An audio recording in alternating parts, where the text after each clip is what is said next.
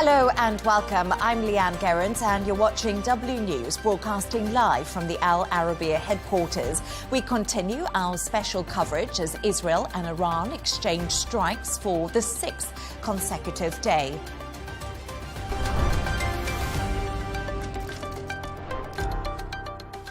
As mentioned, Israel and Iran have continued to exchange blows as the war between the two regional foes continues. From Tel Aviv, our correspondent Trent Murray has more. Well, in the past few hours, the Israel Defense Force has confirmed that it has launched a wave of new airstrikes across the Iranian capital, Tehran. We certainly are hearing of a number of explosions in the Iranian capital, seemingly confirming that new air attack. Israel's defense minister, he has said that they have bombed the internal security headquarters of Iran. He has described that as the main arm of the Iranian dictator's oppression. Now, we know, of course, this follows earlier airstrikes once again by the Israeli Air Force. We are being told around 50 fighter jets were in the skies over Tehran, bombing what they say was a centrifuge manufacturing facility, of course, a key piece in the puzzle of Iran's nuclear enrichment program. We are also being told several military bases were hit, as well as a university, which the Israelis are claiming was linked to the IRGC. We have seen some retaliation here in Tel Aviv from the Iranians, several waves of ballistic missile attacks, but the IDF is saying that the air defense systems here were largely able to intercept most of them. Certainly ambulance crews here are not reporting any casualties or injuries. We are also seeing, I think, what you can describe as a bit of information or psychological warfare at play. The Israelis have started posting messages online in Persian, seemingly calling for dissidents or even people within Iran's internal security system to get in touch with them. They have provided a link to the Mossad website, telling Iranians that if they're dissatisfied with the regime, they can get in touch with Israel's spy agency. Now, of course, this all comes as much anticipation builds here and across the Middle East about whether the US is about to get involved in Israel's air attacks over Iran. Certainly, we are seeing, of course, those US assets being moved into this region. And I think in a sign that potentially the Israelis are feeling now that they are gaining the upper hand. We have seen in the past few hours them downgrade the state of emergency here in Israel. Groups of people will now be allowed to gather, up to 30. Workplaces are going to reopen. We are being told schools will remain closed, but military analysts are reporting in Israeli media here now that the IDF perceives the level of threat that Iran can pose in terms of missile attacks as being degraded following 6 days of heavy airstrikes by the Israeli Air Force. Trent Murray, Al Arabiya News, Tel Aviv. I'm joined in the studio by Mustafa Al-Amar, member of the National Security Committee of Germany's ruling CDU party and political analyst, and Riyad Kawaji, Al Arabiya's military and strategy expert. Riyad, let's start with you and President Trump's increasing involvement. Today he has said, I may not, when asked if the US will join Israeli strikes on Iran. He's keeping us guessing, Riyad, but what is the reality? Well, the reality is that we have forces being mobilized in the region. We have warplanes, we have now 2 aircraft carriers headed to the region. Air refueling tankers already deployed in the region. And we've seen a lot of, in the rhetoric, President Trump yesterday was talking in the first person, in terms of we have achieved air superiority, although the U.S. is not involved right now in the conflict, and it is the Israeli warplanes. But he is talking in the first person, which means that in heart, it seems that President Trump is in this war right now. So this rhetoric could be either as a means of pressure, psychological warfare on the Iranians, but also it could be as to, keep them guessing, as we saw prior to the start of this conflict. Some observers went as far as believing that President Trump was in cahoots with Prime Minister Netanyahu in misleading the Iranians, which allowed the Israelis to launch this surprise attack on the Iranians. So right now, based on the facts on the ground, the U.S. is preparing for a military action, even though they're talking about just possibly attacking Fordow, the nuclear site. However, if the U.S. was to get involved militarily, it's going to be all out. I mean, the U.S. is not going to go in just to strike one target and sit back and wait for the Iranians to fire back at them, because Iran has warned and threatened that it's going to be targeting U.S. bases in the region. The U.S. is going to go in, hit the nuclear sites, but also preempt all the Iranian missile bases that have missiles targeting the U.S. bases in the region. So it's going to be all in, not just a military operation. And I think the world is holding its breath for the moment if it does come to a fruition.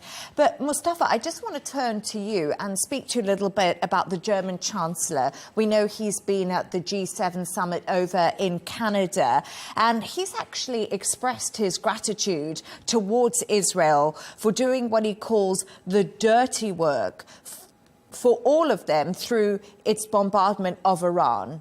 Now, what do you take from that? Do you agree and back that rhetoric? Well, first of all, thank you for having me. And I really fully support our Chancellor, because I've been in his team during the election, and he's doing a great job, not only of defending and changing also the way of our policy, because what we have seen since last 4 years or 3 years, it was a mess, what we have in our Scholz administration. We call it the twins, like Biden and Scholz was in the same level, and which they really put all this conflict in the front right now. Our Chancellor Friedrich Merz did a very good job since 100 days until now. And I think what the press or the journalists mean with the dirty work, I don't see there is something big in that, to put it in such word. Israel defending itself, but it's not only defending itself, it's defending also our values, defending also our strategy, defending our peace and freedom. Iran, what been always playing around, never been listening also never been also respecting the international law, and what we are now seeing, it's a very simple reaction from Israel. But let me also go to one point that always it's been ignored since a long time.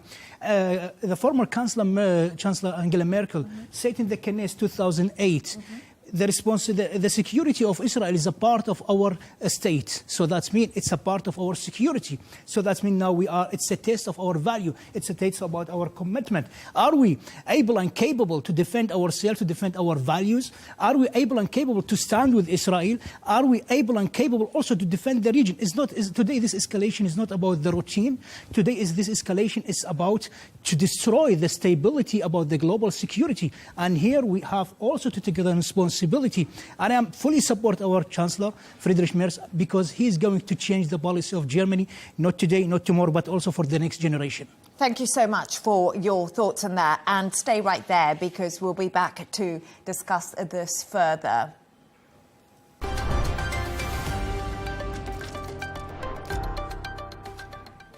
Now, a day after US President Trump urged Iran to back down, the country's supreme leader has addressed the nation, stressing that his country will not surrender.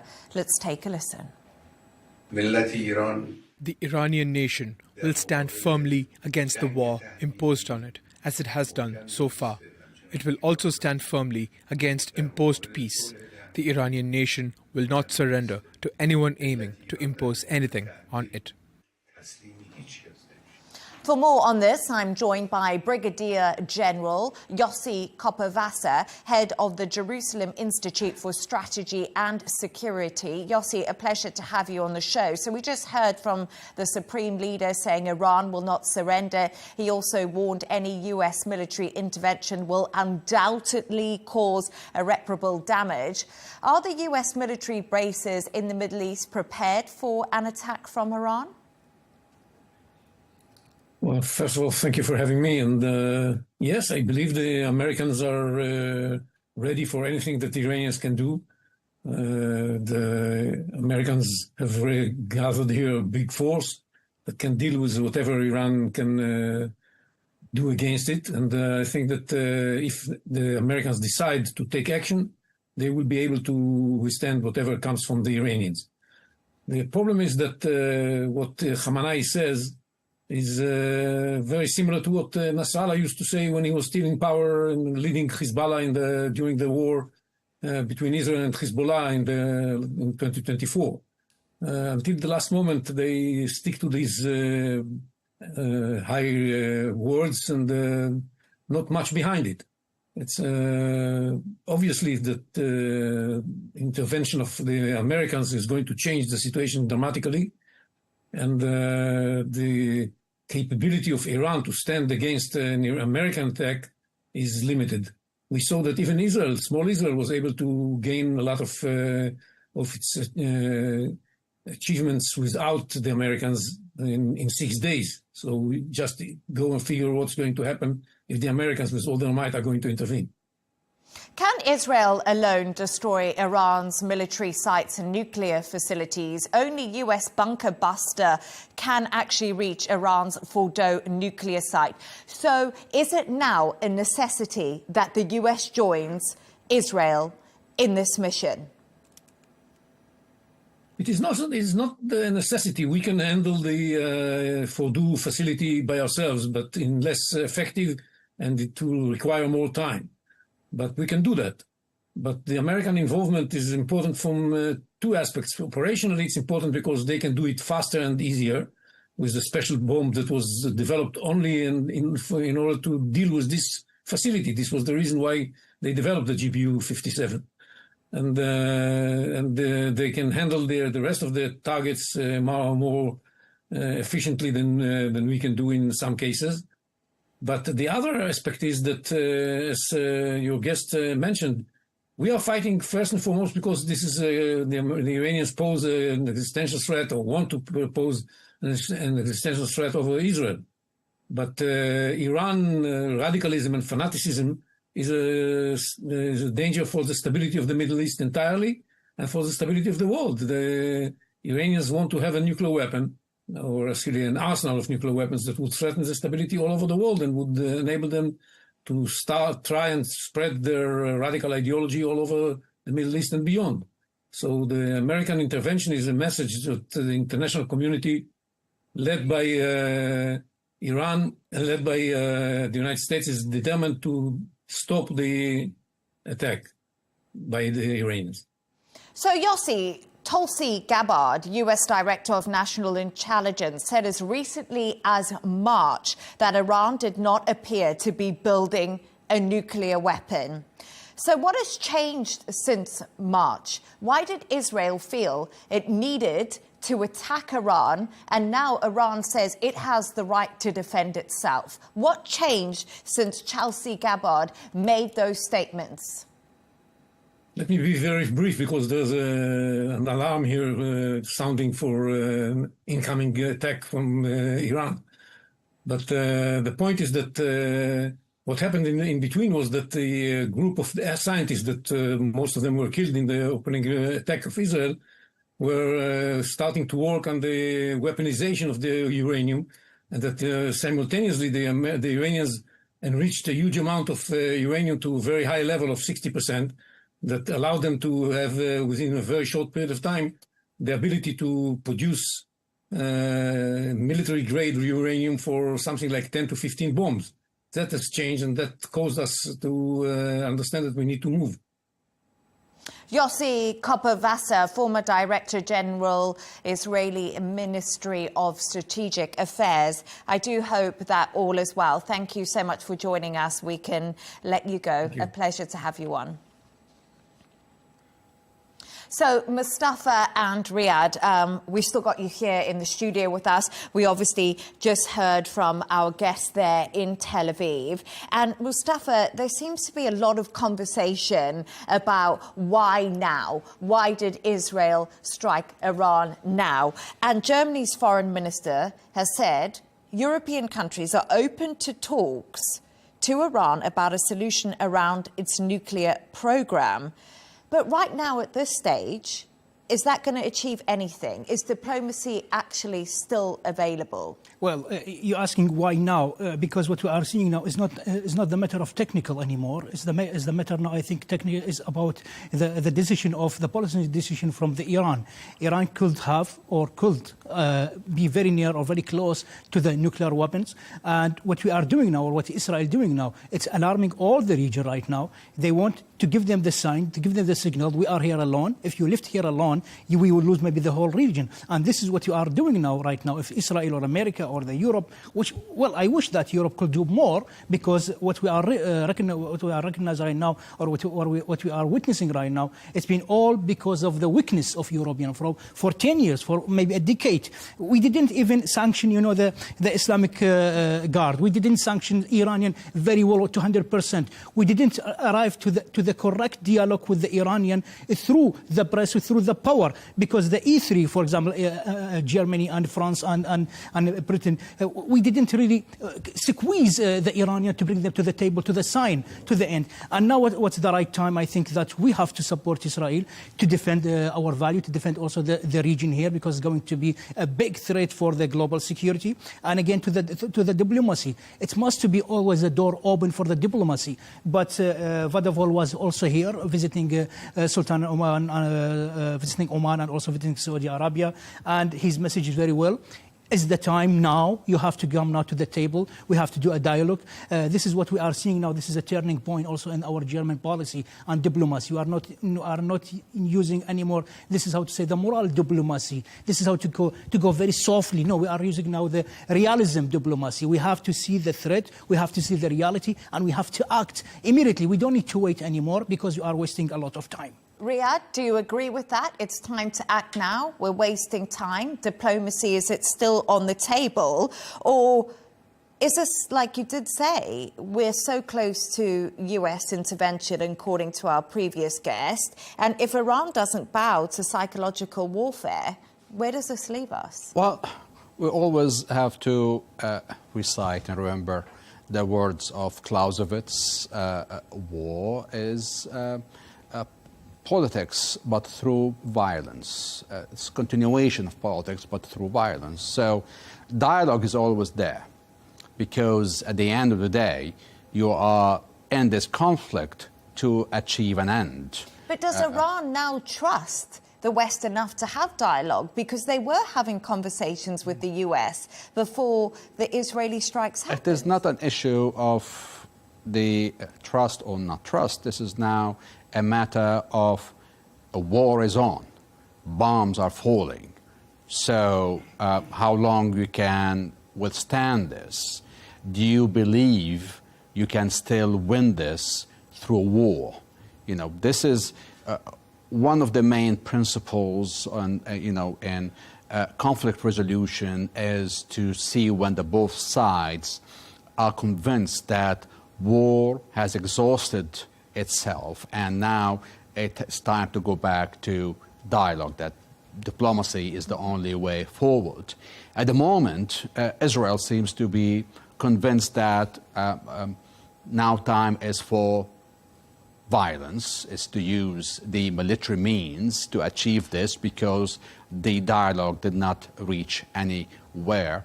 It's now Iran's turn to hear from them that whether they are ready to go back to whether they are convinced that the military option is not going to lead anywhere, that they are not making any gains, but they are on the losing end. And now they could cut their losses by going back, agreeing to terms. But the problem here, as President Trump said, it is no longer the same terms. They have changed. Now they've been asked for full surrender. It is not talking about allowing Iran to keep parts of the nuclear program. Now they're saying dismantlement of the whole nuclear program. Now they're saying the whole dismantlement of the missile program.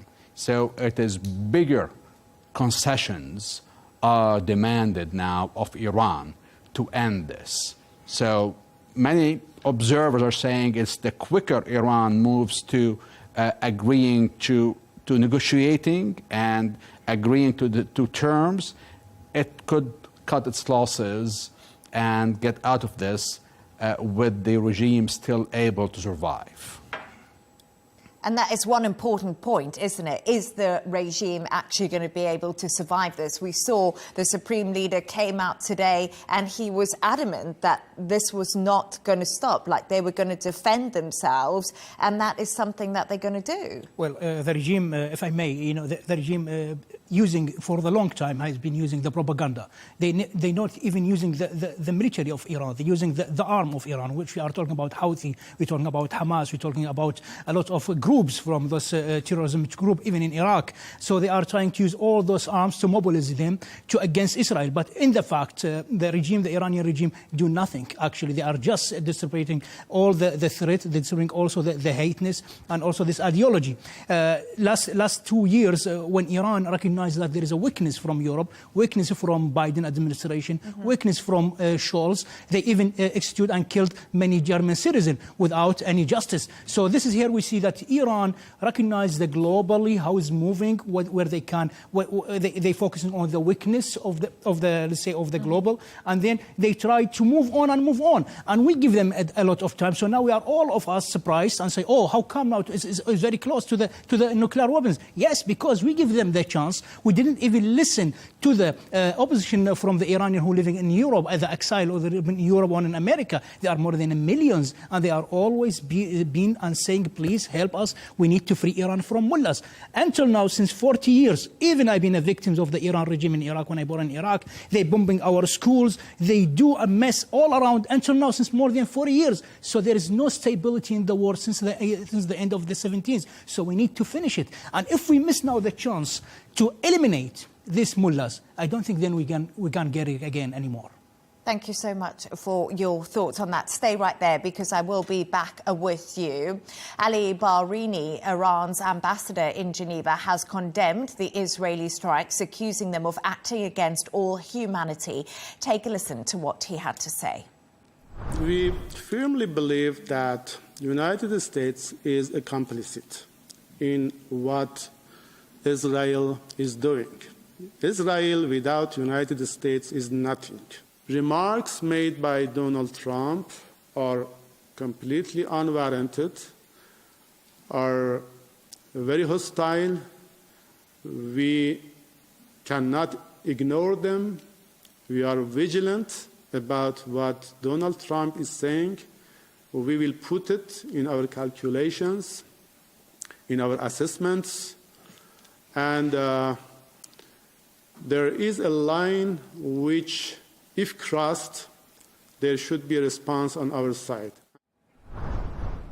For more on this, I'm joined by Norman Rule, a non-resident senior advisor at the Center for Strategic and International Studies and former CIA Middle East official. Norman, pleasure to have you on the show. Israel has continued to attack targets in Tehran today. How much damage has been done to Iran's nuclear and ballistic facilities?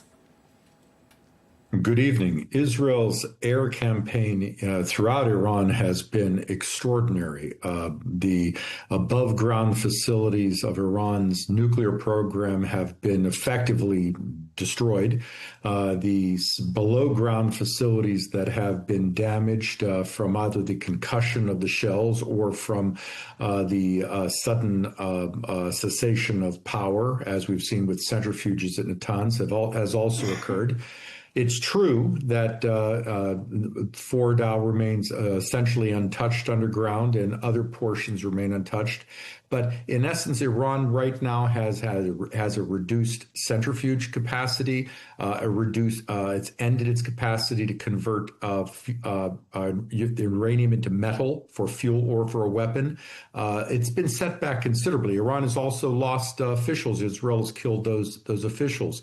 But more broadly, and I think I'd like to note this as well, Israel not only controls the skies of Iran, but it controls the cities and facilities of Iran. At any moment, Israel can choose which city, which bridge, which building it wishes to destroy if Iran does not comply with a desire for diplomacy. So this goes beyond just the destruction of the nuclear program. This is really an extraordinary failure of Iran's air defenses. So, Norman, let's just dig into that a little bit more. You said Israel owns Iran's skies and cities, and there has been Donald Trump on Truth Social saying that the supreme leader, they know exactly where he is. Was that a direct threat? Could we see the supreme leader come under fire, possibly, from the US if they get involved?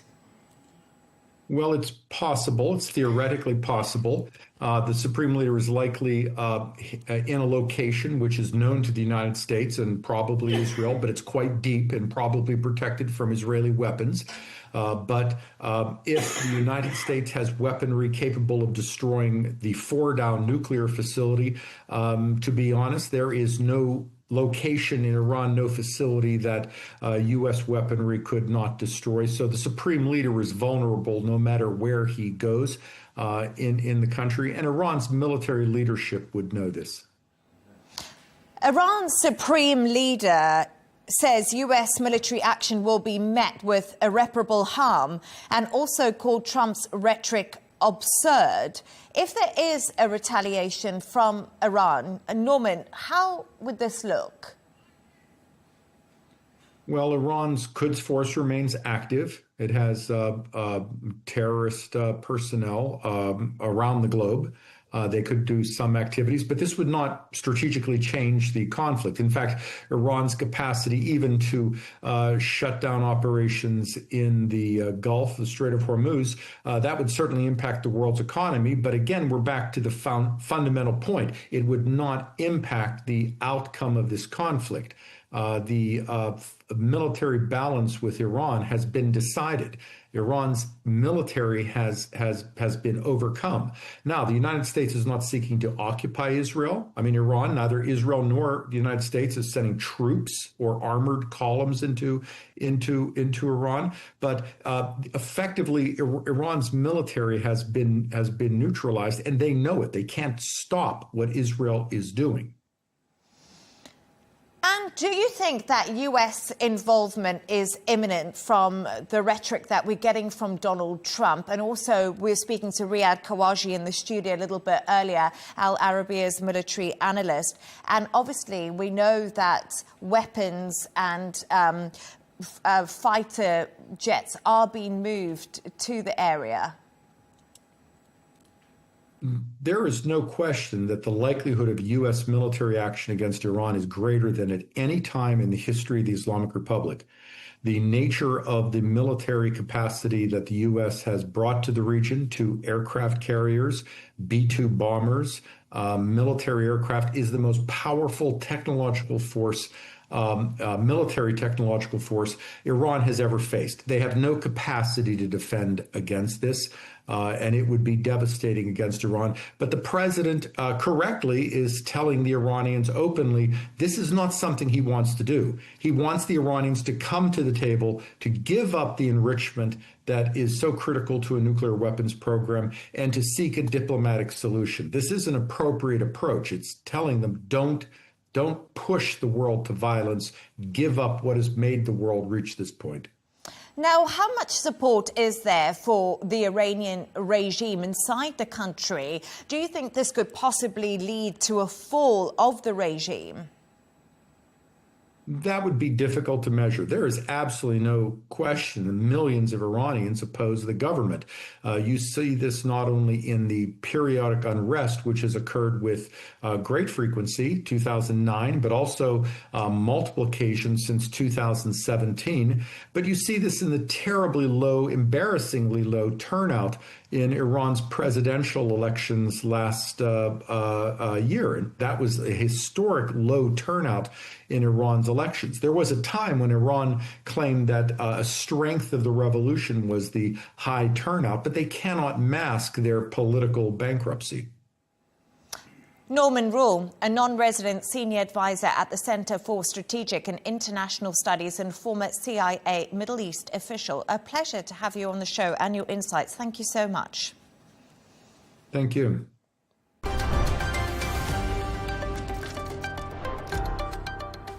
Now let's take a look at some of the other stories making the headlines today. Fresh Israeli gunfire and strikes have killed at least 30 people across the Gaza Strip, including 11 who were seeking aid. Medics and separate airstrikes on homes in Manai's refugee camps and Zaytun neighborhood killed at least 14 people. Israeli forces are looking into the reported deaths of people waiting for food. Now, the US tech giant Meta has expressed concern that Iran may block WhatsApp after state and media claim the messaging service is being used for spying by Israel. WhatsApp dismissed the claims, saying all messages are end-to-end encrypted, with only the sender and recipient able to access them. Iranian authorities appealed to the public to minimize the use of equipment connected to the internet and to take appropriate precautions online. Now, North Korea will send thousands of workers to help rebuild Russia's war-torn Kursk region. The country's leader, Kim Jong-un, has decided to send 1,000 engineers to clear mines and 5,000 military construction workers to restore infrastructure. Pyongyang has already supplied thousands of combat troops and conventional weapons to back Russia's war against Ukraine. And 7 men from California have been charged in the largest multi-million-dollar jewelry heist in U.S. history. In 2022, the suspects stole 24 bags of gold, gems and luxury watches worth $100 million. The heist has been a mystery in California for nearly 3 years after a Brinks Company truck transporting the jewelry was robbed at a remote stop.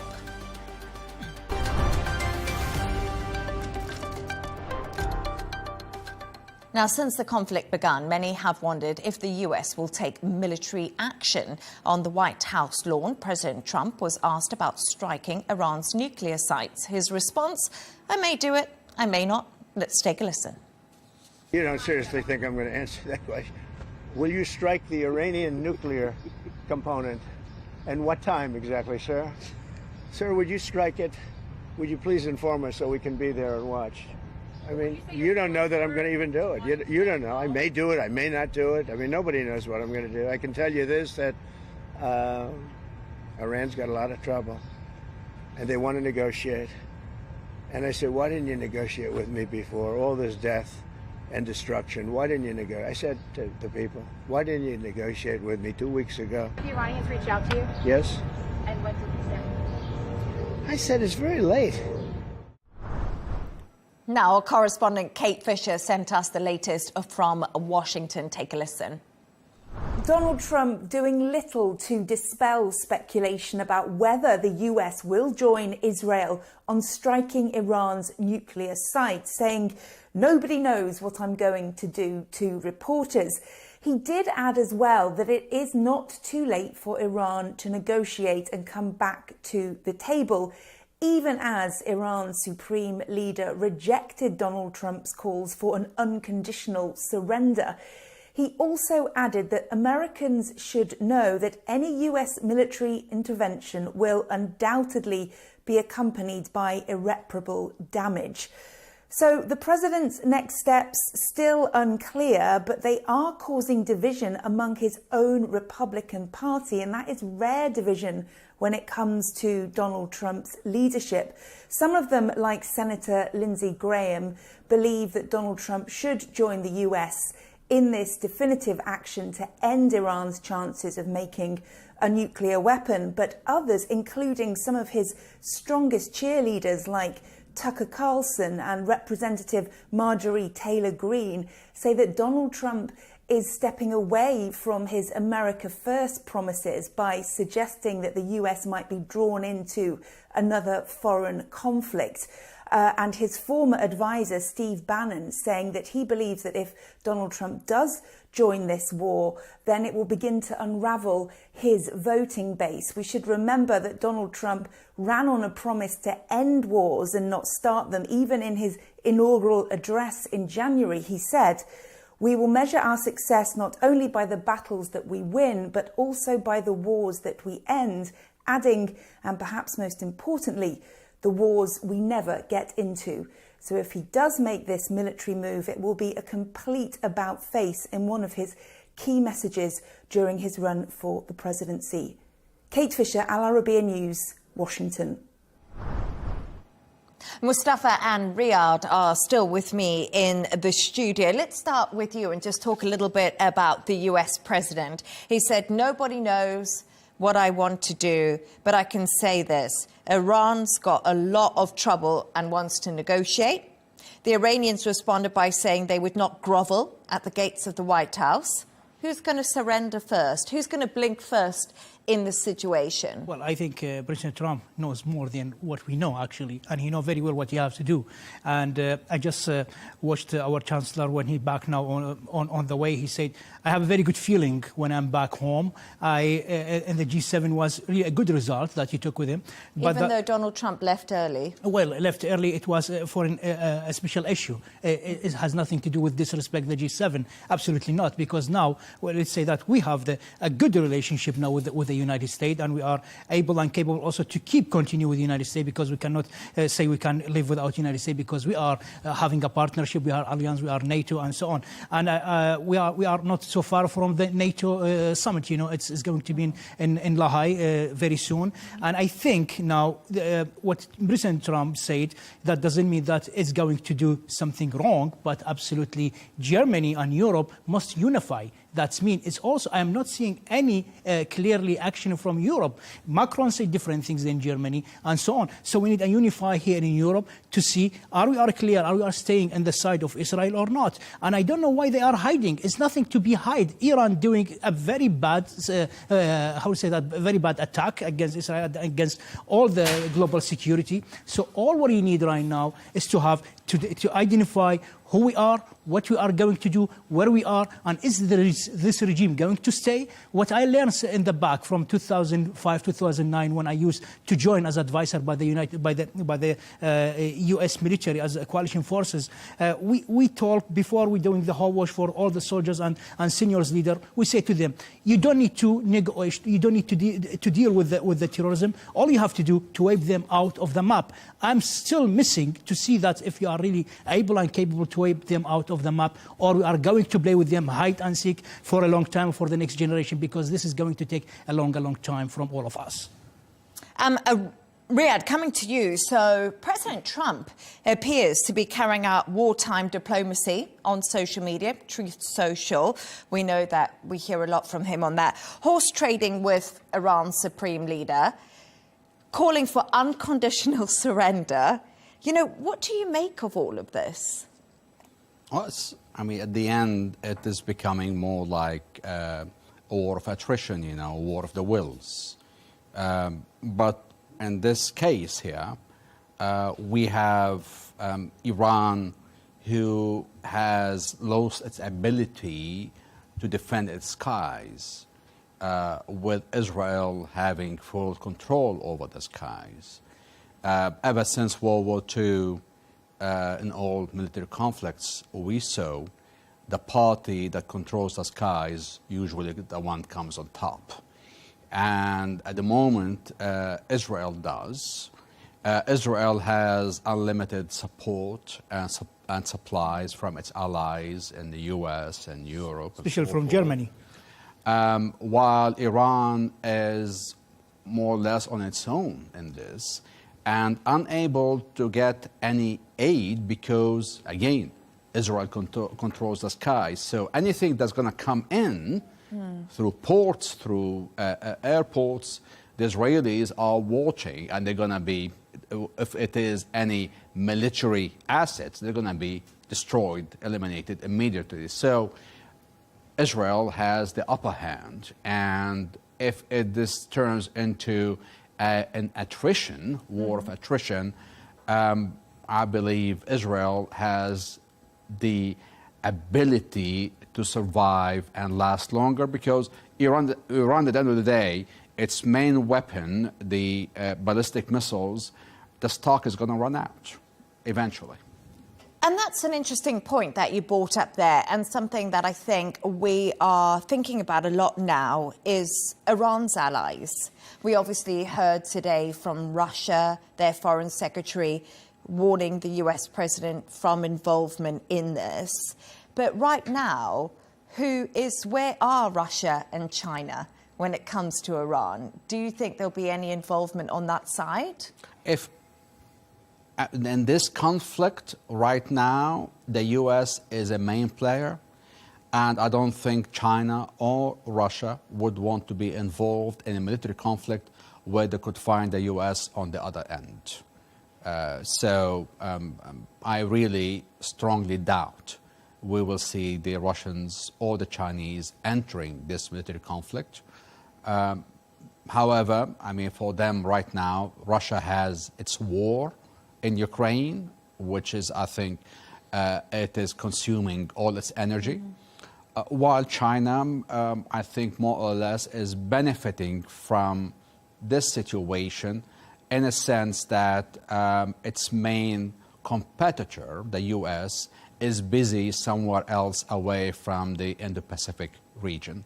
And the trade war that was happening between them too, which is another interesting that we have to bring up. But I wanted to ask you quickly about Europe and about Germany. We're speaking about involvement. Yeah. Could Germany be involved, and could that be something that would happen? Well, they should do that because it's a responsibility. But will they be involved militarily, not just diplomatically? Right now we are really suffering because we have the shortage with the military. You know, we still don't have that capacity enough for our country. But I think if we are gathering together, unify. I said from the beginning, we have to focus on unify. We have to speak as a one voice in Europe. It's not about Germany, it's not about France, but all Europe. If all Europe going together, it's going to be like the population in Canada and America, more than 400 million people. So if we are really want to go and support Israel, we have to speak as a one voice, as a European. It's not about Germany, but Germany taking a lot of responsibility because the war what happened in the past and of the history. And I think it's the time now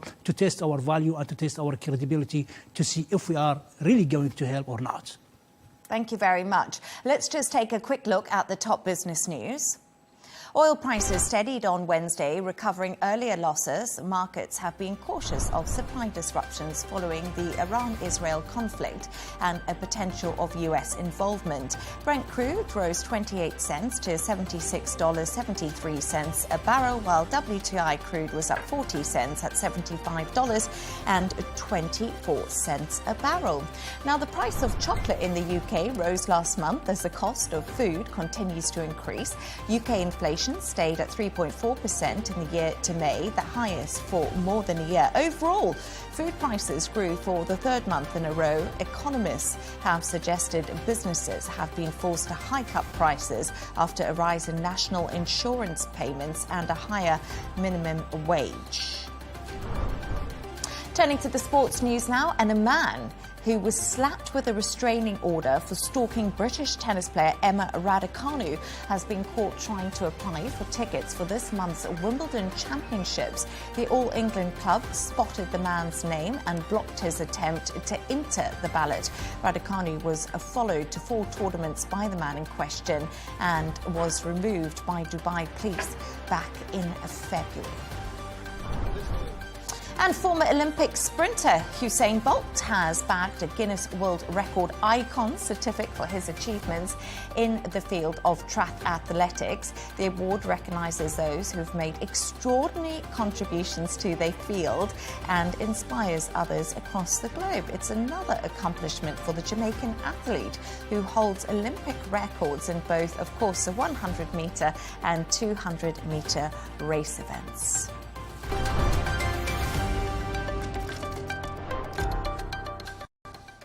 So, Mustafa and Riyadh, it's now come to the end of the show. We've really discussed a lot of different angles to the situation between Israel and Iran. So if I could just get both of your kind of final thoughts to wrap up the whole conversation, which might be something difficult. Riyadh, really, my question to you is, we've been talking about this, 6 days we're into this conflict happening, but how long could this conflict continue between Iran and Israel? A lot of the views on this that did not expect it to go on, to drag on more than like 3 to 4 weeks. I mean, it's the main reason here. Again, you know, the quick major achievements by the Israelis at the start of this conflict, achieving control of the air, and the limited resources of Iran in dealing with this, and the offensive capabilities of Iran are also limited. So the attrition is more on Iran and less on Israel.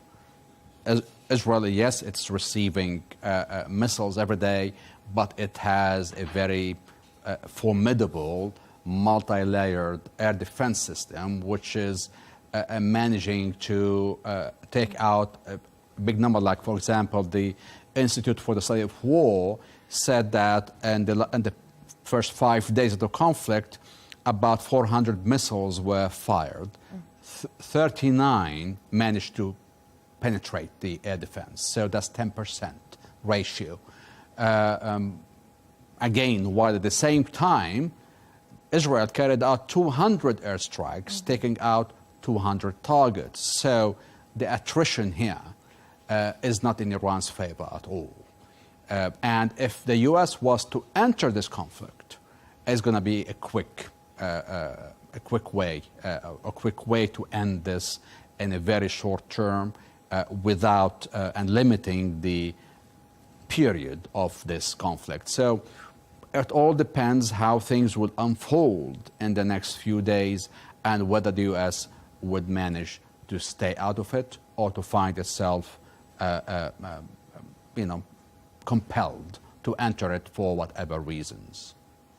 What are your thoughts, Mustafa? I was just wondering, as we come to the end of the show, what's coming? I know it's so difficult, isn't it? Because like Riyadh said there, we've got lots of moving parts and there's lots of elements and it's developing very fast.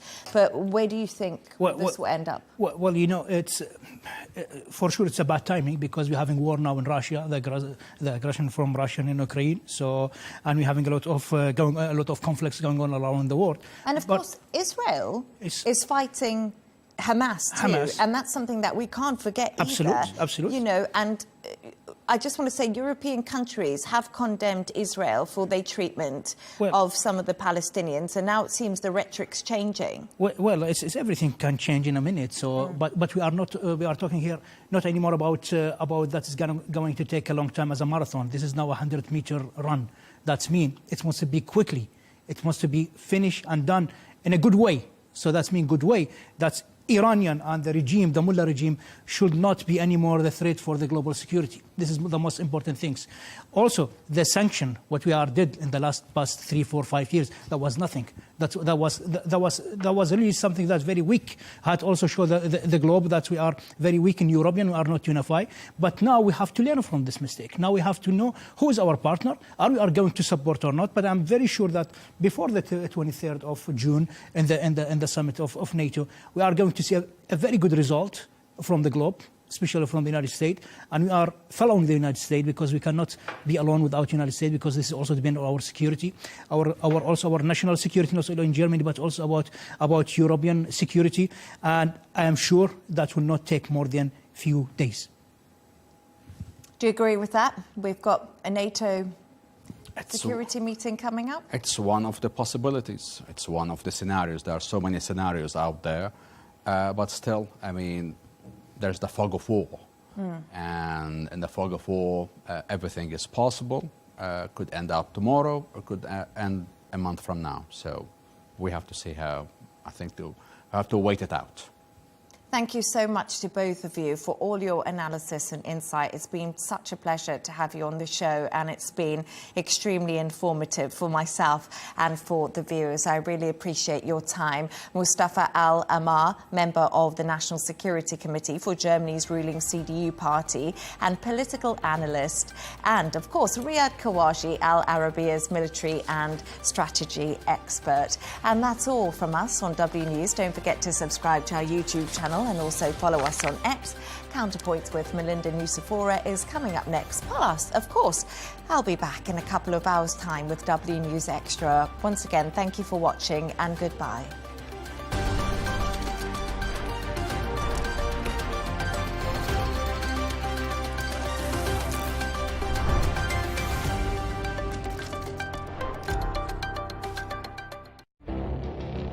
It feels like decades are passing by in a matter of weeks. Seismic shifts in the world order. Never, ever will be part of America. With so much happening and so much noise. Whether it's political upheaval, Canada has been ripping us off for years. Economic shifts or social movements. And no one wins from tariffs. I think America can be more friendly to the rest of the world. For in-depth analysis and all the latest developments across the globe. To have an inclusive policy together. The meetings with Hamas gave me some hope. We're in another nuclear arms race. The most important developments straight to your screen. Welcome to the dressing room. I'm on my own. I need backup. And an insightful look at the issues shaping our world today. It was not going to happen, that war, and it happened. Join us on Al Arabiya News, where the world talks.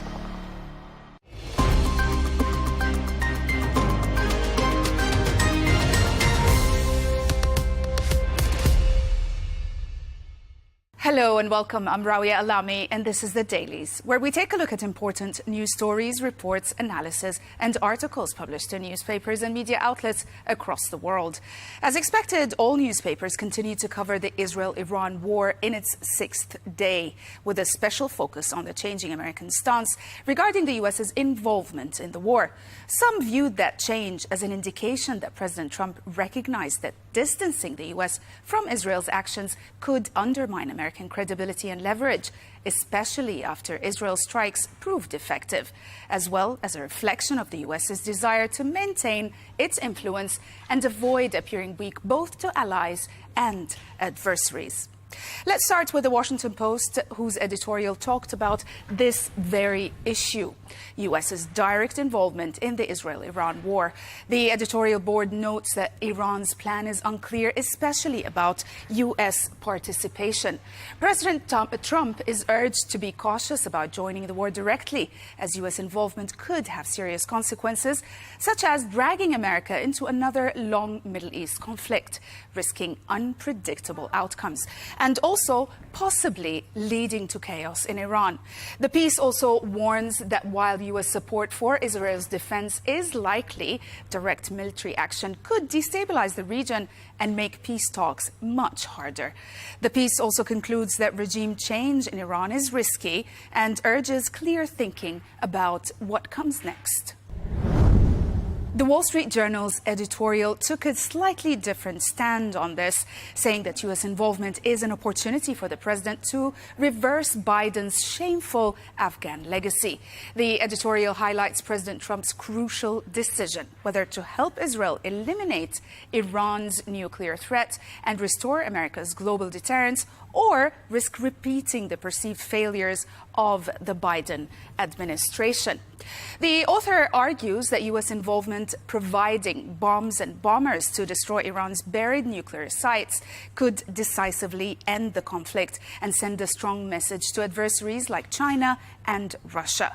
However, the article also warns that aiding Israel could invite Iranian retaliation against U.S. forces, potentially expanding the war. The article concludes that the world is watching closely, as Trump's choice will signal whether American deterrence is strong or weak and could shape perceptions of U.S. resolve far beyond the Middle East. Eric Brewer published an analysis in Foreign Policy saying that Israel's recent strikes on Iran's nuclear program could backfire and increase the risk of Iran building a nuclear weapon. Brewer, by the way, is Deputy Vice President for the Nuclear Threat Initiative's Nuclear Material Security Program. And the analysis highlights that before the attacks, there was no evidence that Iran was rushing to make a bomb. And U.S. intelligence believed Iran's leaders had not authorized the nuclear weapons program since 2003. The Israeli strikes damaged above-ground equipment at Natanz, but the Deep Fordo facility remains intact and operational.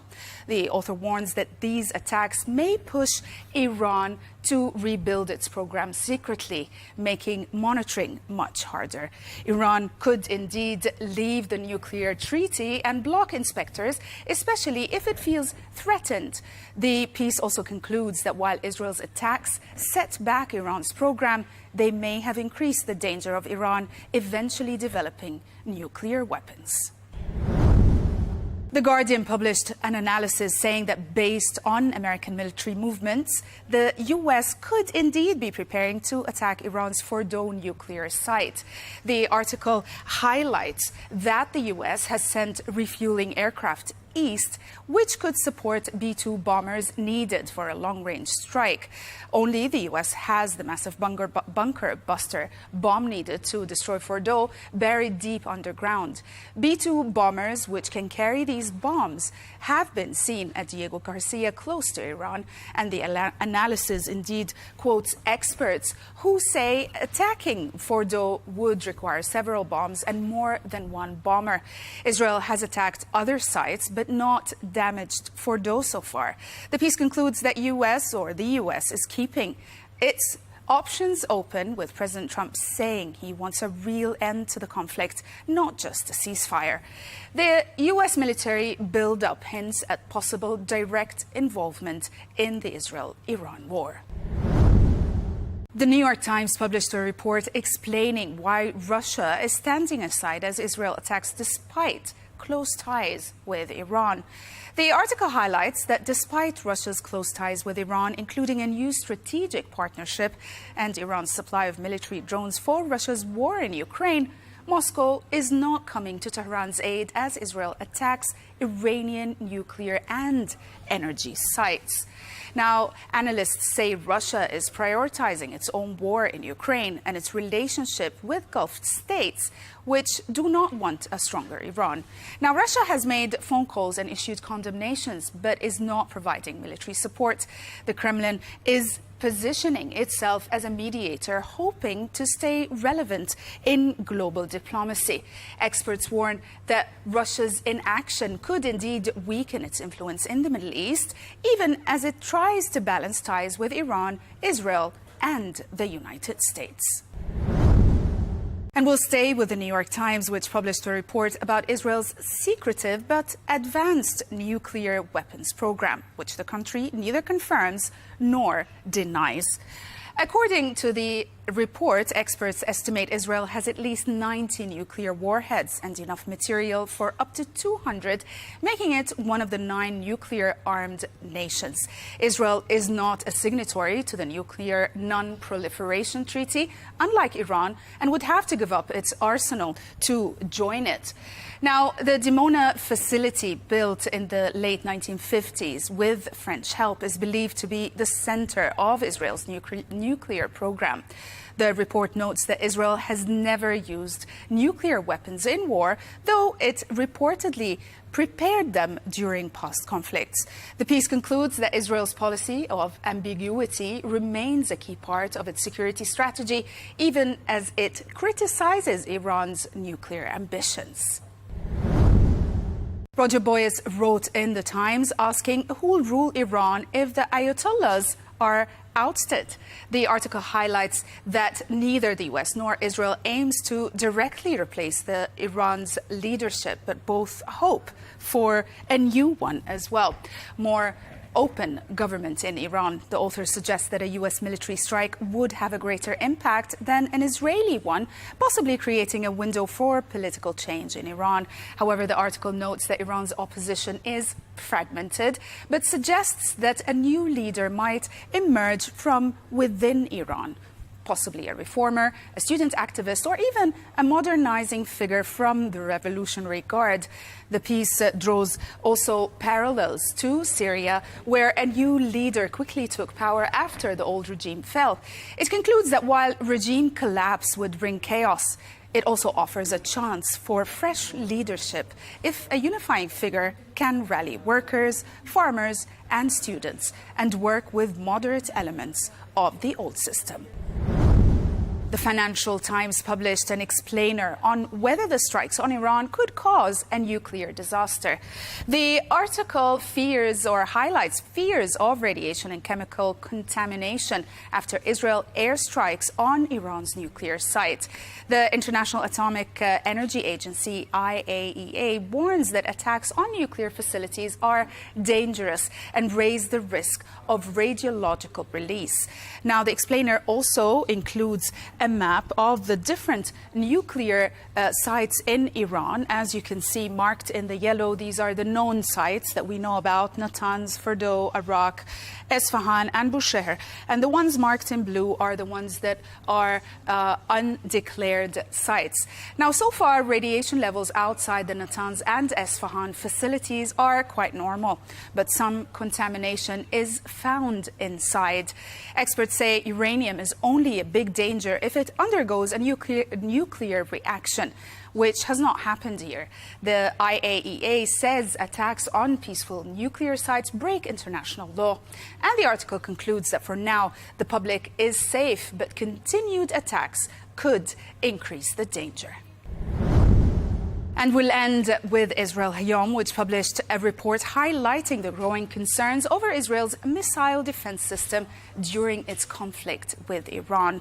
U.S. officials warn that Israel is running low on Arrow interceptors, which are vital for stopping Iranian long-range missiles.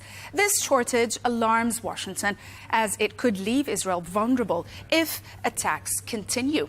The Pentagon has sent more missile defense equipment to help, but experts say neither Israel nor the U.S. can keep intercepting missiles forever.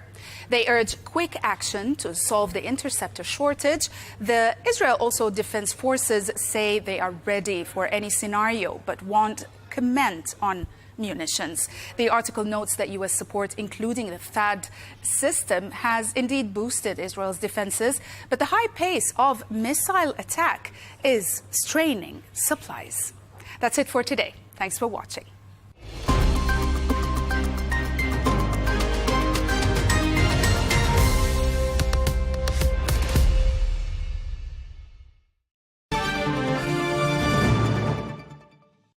Well, my guest today is Francesca Albanese, who is the UN's Special Rapporteur on Human Rights in the Occupied Palestinian Territories. She was the first woman to be appointed to this position in May 2022. Then, 17 months later, we all know what happened on the 7th of October 2023. Well, her role as the UN's Special Rapporteur has just been renewed, extending her mandate until April 2028. Francesca Albanese, thank you very much indeed for joining us. Just first of all, how do you see your role? What does it entail as far as you're concerned? Yeah, thanks for having me. So as a Special Rapporteur of the United Nations, I am appointed by the member states of the UN sitting in the Human Rights Council to monitor, document, and report on human rights violations taking place in the occupied Palestinian territory, so the territory that Israel has occupied for 57 years now. The Gaza Strip is Jerusalem and the West Bank. And I would have to produce 2 reports per year after visiting the occupied Palestinian territory, but I am prevented from doing so by Israel. OK, we're going to talk a bit more about that, and we're also going to talk about your latest report in just a moment. But I just want to ask you to cast your mind back to the 7th of October, 2023. You were in that position already, as I said in the introduction. What went through your mind as that news broke? It was a horrible, horrible day because there was enormous violence against the Israelis. It was quite new as a scene, and it was shocking all the more. And so it was a day of very strong feelings, a day of revolt inside, because I didn't know how I would do this, I would continue to do this job. But it took me a few hours to come back to senses and realize that this event, this violent event, was the product of over 70 years of violence and depredation of Palestine and the Palestinians, and it had to be resolved as soon as possible. This was the opportunity to go and resolve the root causes of all violence in the land between the river and the sea, which is an illegal occupation turned into apartheid, and unfortunately now escalating into a genocide. OK, we're going to talk about some of those legal definitions in a moment, like genocide, because I know you have a legal background. But I just want to ask you before that, we were saying in the introduction your mandate has just been renewed. Obviously, in Israel, not everyone is happy about that. We heard Dani Danon, the Israeli ambassador to the United Nations, saying, quote, "The renewal of Francesca Albanese's mandate is a disgrace and a moral stain on the United Nations. Albanese is a notorious anti-Semite who has repeatedly expressed not only biased views against Israel, but also hateful rhetoric targeting the Jewish people as a whole." I'm sure you saw that. What do you say to that? No, I didn't. I hadn't seen it. But, I've been receiving these attacks since even before becoming a special rapporteur. First of all, the real disgrace for the United Nations is that there are 60,000 people who have been killed in 20 months, and Gaza has been turned into a meat grinder, and it continues under our eyes. And while member states start uttering words of condemnation while trading with one hand in weapons and trading with goods and with the other. So this is the real disgrace. Then Francesca Albanese being an anti-Semite, not really. Criticism of the state of Israel is all the more necessary given the crimes that it commits institutionally and structurally against the Palestinians. It's not my fault. It's a fact, and it's a responsibility I have from the United Nations. Then the weaponization of anti-Semitism is vile, because anti-Semitism exists. It's real as Islamophobia and anti-Palestinian racism, but weaponizing it to justify crimes against a virtually defenseless populations, it's really ludicrous. You talk about the current reality in Gaza, and we've been reporting extensively on that here on Al Arabiya. We heard an official at the ICRC describing the situation there as worse than hell. Is that roughly how you view the situation there? Yeah, I think. Look, again, I've not set foot in Gaza in the last years, but I've had my eyes and ears on Gaza for over 600 days, and it's been horrible. I really don't understand how we keep functioning with all what we have seen, which is not just, and I'm not saying just in order to downplay what I'm saying, but I've seen on the one hand the brutality, unleashed against the Palestinians as a people in all its forms. It's been really vicious. But on the other hand, I've also collected evidence on the people who have done it. And the executioners of this genocide are really young people and young Israelis, and who have been turned into political pawns in an ideological war in order to gain what? Land. It's all about the land. And as you said at the beginning, this is a land that you're not able to visit. And I'm just assuming that in your capacity as a special rapporteur, I mean, that must be extremely frustrating for you, isn't it? Well, what is frustrating is the fact that this is a situation that is not new. This has been ongoing the occupation has been ongoing for 57 years, 57 years during which Israel has been allowed to build colonies after colonies, which are a war crime, to forcibly displace the Palestinians, which amounts to a crimes against humanity, in perpetuity, without ever being accountable. This is frustrating. It's also frustrating to see member states condemning but not following suit with words, and we know why, because Israel is so entangled in our economy through the United States, but not only. It's very difficult to disentangle Israel from the purchase of weapons that takes place from India to Europe, and from the financial interests that are connected to this. It has very much to do with profits. This is frustrating. And of course, it's also frustrating to see member states that nowadays the best thing they can come up with is the two-state solution. What an affront to the Palestinians who are dying. What an affront to the Israelis who have died. What an affront to those who really want peace and know that peace cannot happen without full respect of human rights of everyone, and keep on talking about a political process that they don't even believe in, because we know that many European countries are not ready to recognize the state of Palestine. They're just ready to put money on the capacity building of the Palestinian Authority, which means kicking the can in the air in perpetuity. So this is what is really frustrating for me. Are there any historical parallels that you can draw in your mind to what's happening in Gaza right now? Oh, yeah, absolutely. Absolutely. Well, I don't think that this is, to understand this, what is happening to the Palestinians, one needs to understand what 500 years of colonialism, of European-led colonialism, have done to the world. Millions of people have been genocided from Australia, Canada, the United States. What we call liberal democracies today are all countries birthed from genocides of indigenous people, controlling the land, controlling the resources, displacing the indigenous, replacing them with the settlers. It's so different from what's happening to Palestine. What is shocking is that it's happening in 2025. We have had 70 years plus of international human rights system, and again, the international law is as strong as the will of states to implement it. And it's clear today that, again, commercial interests come before the life of people. But if I have to think of a parallel as well, as a European, I'm very, I was brought up with a lesson learned, what we thought were the lesson learned from the Holocaust that we committed, from the genocide that we committed in our own land, on our own European soil. The Jewish people, together with the Roma and Sinti, and together with the disabled people, were exterminated because they were the other, compared to the idea of the pure race.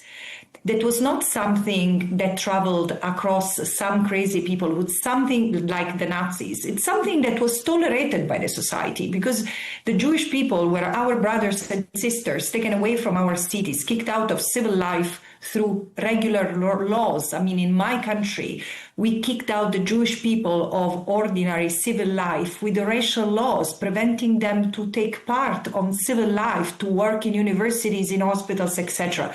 This is how genocide starts. It doesn't. We fail to understand that genocide is not about the means, the concentration camps, rather than the machetes.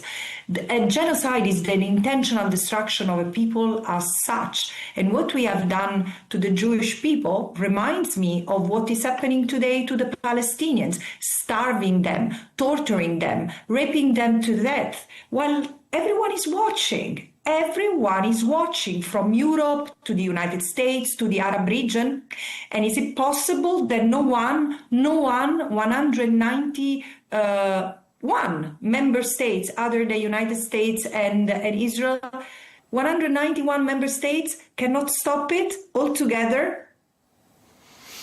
You raised some interesting points, and I wanted to get back to the word genocide because you've used it on a number of occasions already, just a few short minutes into this interview. I want to ask you, you've got this background as a legal scholar, and I'd like to ask you what legal basis supports this claim that Israel is committing genocide in Gaza? Just in terms of the label and the terminology, talk us through that. Yeah. First of all, I mean, had we had this interview in March or April or May 2024, I mean, I would understand your question, because back then I was pretty much a lone voice together with other special rapporteurs talking of genocide. But today, there seems to be a growing consensus about that. The Commission of Inquiry on Israel-Palestine of the UN recognized acts of genocide. The Special Committee of the UN on Israeli practices has recognized that Israel is committing genocide. Amnesty International has produced a 300-page report saying that Israel is committing genocide. Forensic Architecture has provided a 800-page report documenting the cartography of a genocide. There are Israeli genocide, Holocaust scholars who are saying that we cannot avoid the reality that Israel is committing genocide. So let me unpack it. What constitutes genocide is explained at Article 2 of the Genocide Convention, which refers to the genocide is the intentional destruction of a group as such. And the Palestinians are a group as such who's been recognized at risk of genocide already by the International Court of Justice in January 2024. Israel has been ordered measure to stop its genocidal acts that could be genocidal, like acts of killing, infliction of severe bodily and mental harm, like torture or sadism against the targeted group, or creation of conditions of life calculated to bring about destruction among the group, or the prevention of birth, like destroying the fertility clinic. So this is what constitutes genocide. Israel has received provisional measures ordered by the ICJ in January, in March, in May. There have been resolutions calling for a ceasefire already in June last year. Nothing has stopped.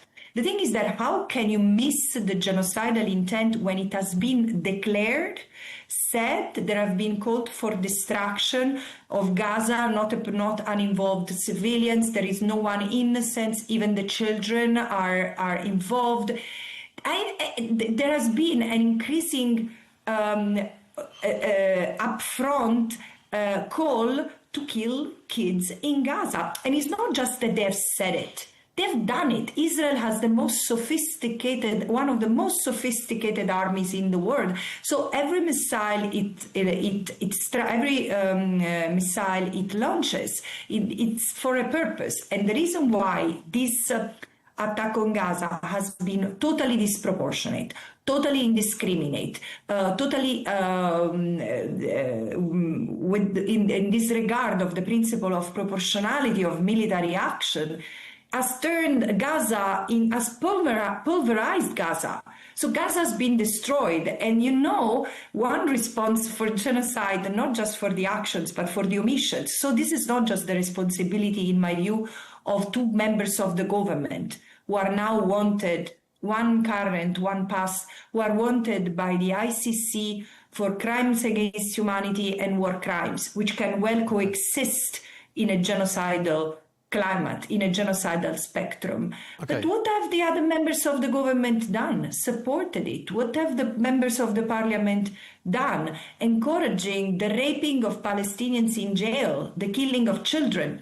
And what has the judiciary done? What is the population, the majority population in Israel doing while a minority protests against it? So again, I don't know what else does Israel need to do to be found guilty of genocide. Okay, so let me ask you this. Who, in your opinion, bears the greatest responsibility for the humanitarian catastrophe which we can see on our screens in Gaza?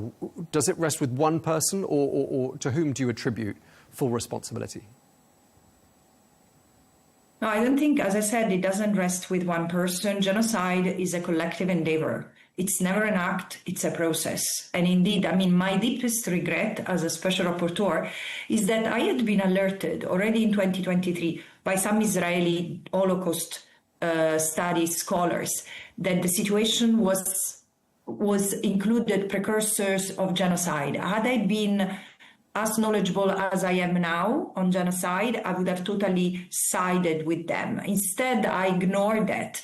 But what Israel was doing to the Palestinians, the extrajudicial killings without accountability ever, the forced displacement, the segregation, the mass incarceration, the dehumanization against the Palestinians was one of the extreme. So the responsibility for it rests first and foremost with Israel as a state. There is no question about that. And it's just, unfortunately, it takes time for people to come around and realize what they're doing. We have never been good at complying with that with that obligation in the Genocide Convention, that is to prevent genocide. How do you prevent genocide if people deny that? Even when there was the ICJ advisory, even when there was an ICJ set of provisional measures saying Israel risks to be committing genocide, or there is a plausible risk of irreparable harm for the Palestinians under the Genocide Convention, no one really halted the transfer of weapons.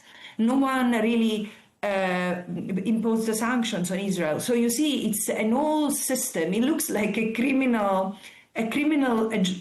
criminal enterprise. Of course, there are states who are very responsible, like the United States, and of course, its responsibility should be assessed on a judicial level. But at the same time, other states, what are they doing? There are states who are continuing to provide weapons, and they should be their governments should be investigated for complicity with genocide as soon as possible. Now, it's reported that you have been targeted because you're outspoken. We can hear that. You've got strong opinions, and you're extremely passionate about this cause. Tell us about those threats and the fact that you've been targeted. Who's targeted you, and what form have the threats taken? I push back on the fact that I have strong opinions and I'm passionate. First, because they're both incorrect. They're both mischaracterization. I don't have strong opinions. I have a strong sense of what is international law, and I take seriously the commitment to serve the Human Rights Council as I've been requested. The sense I don't have a cause. I'm not committed to a cause at all. I mean, I've never engaged on the question of Palestine as an activist. Yes, I've dealt with the question of Palestinian refugees, Palestinian forced displacement, but I didn't know as much as I do know now on Palestine itself, like the occupied Palestinian territory. Even if I've lived there, I've been there serving UNRWA and serving Palestinian refugees. So the thing is that I'm not passionate. I am disgusted. This is what I am, by the failure of the international system for which I, like many, have given really my best years. I've really believed in it, and I want it to work. So it's quite different. Okay, I stand corrected. Firm, objective, and speaking with integrity, I'm threatened. Yes, but like many. But tell me about the threats that you faced. I wanted to ask you specifically because it's reported that you have been threatened for expressing the opinions you express and for doing the work you do. Just tell us about that. I think it's pretty obvious, the fact that I'm accused of being an anti-Semite, while on the other hand, having the support, the appreciation, really there is a cocoon of Jewish organizations, Jewish scholars, Jewish people around me. So this has been a real source of strength for me from the very beginning of my mandate. But being accused of as an anti-Semite, as a European, with the past I have, with the sense of consciousness that I have of what we have done, what is our past, it's very heavy. So this has been, or saying that I'm a pro-terror, that I've incited terrorism against Israel, or saying that I have not condemned the crimes that have been committed against Israelis on October 7. These are pure lies, or that I've taken money I'm doing what I'm doing as a volunteer. I've even put my teaching and my work aside to deal with this, because genocide is something as enormous as anything I've ever done. So because of this, I do receive threats. There are individual threats that have come my way, various means. And then there are the threats coming from member states who create a violent environment against me, because they really point at me like an evil person, and this is a situation. This is incitement to violence against me. I've arrived to the United States, and for days there were billboards in Times Square and other places with my face, and I was accused of being an anti-Semite or a pro-terrorist. And again, it's very heavy, but at the same time, what can I do? This is what everyone, from students to faculty members to journalists to activists, this is what everyone daring to criticize Israel and the system that today is covering up for Israel as to endure. So I take the point, and you face threats and harsh words, and I can imagine that can be frightening as well. And I'm wondering if it puts you off. But there are people, obviously, large numbers of people who support what you're doing. What do Palestinians say when they meet you? What sort of things do they say to you? Thank you.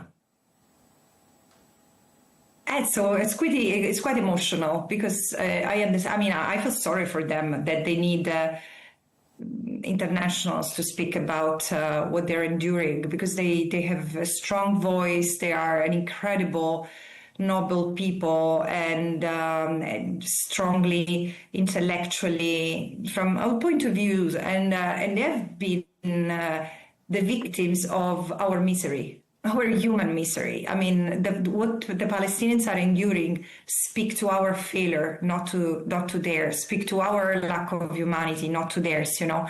No, absolutely. There is a total outpour of love wherever I go. So this is why I'm saying, yes, the threats are there, and I don't want to talk too much about that, because I don't want to give even more ideas to people to become vile toward me and. Let's say my private life, there is so much love. Where I live in Tunisia, where I travel to other Arab countries, or in Europe, wherever I go, there are people really crying when they see me, which is pretty astonishing. But this is the reality. It's a time that has broken many souls.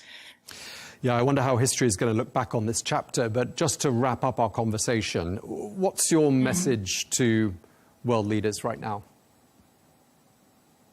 Why are you doing that? It's not yours. The planet is not yours. The world is not yours. Try to think that you're not going to be here for a long time. This is what I would say to the world leaders, knowing that they wouldn't care much. What I feel like doing is sending a message to those who are not traditional leaders, like those who do not control armaments, do not control huge capitals, who do not control algorithms, and have only to lose if they stay in this watching passive mode in the time of a genocide. Yes, as you say, how will history look at us? The point is not how history will look at us. How can we look at ourselves in the mirror when another people is really losing everything? It's time to sacrifice a little bit of our time, a little bit of our comfort, in order for these people not to be completely annihilated. But also, if we think that what's happening to the Palestinians is going to be limited to the Palestinians, we're really naive. Our societies will be next.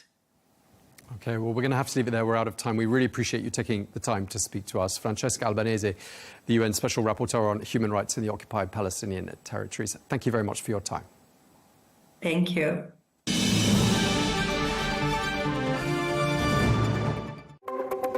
Destroy Iran's nuclear capabilities or destroy Iran's regime?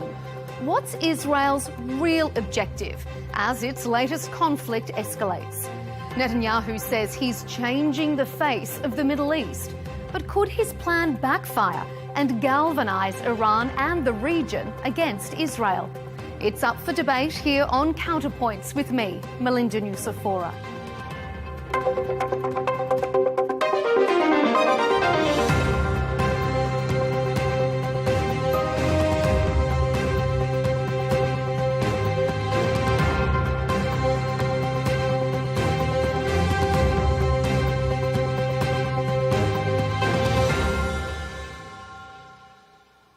The Israeli Prime Minister has told the Iranian people he's clearing a path so they can reclaim their freedom.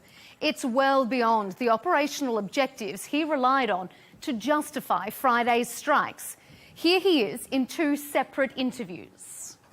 We are changing the face of the Middle East, and this can lead to far-reaching changes even within Iran itself. But U.S. officials tell us that the president flatly rejected a plan, an opportunity that the Israelis had to take out the supreme leader.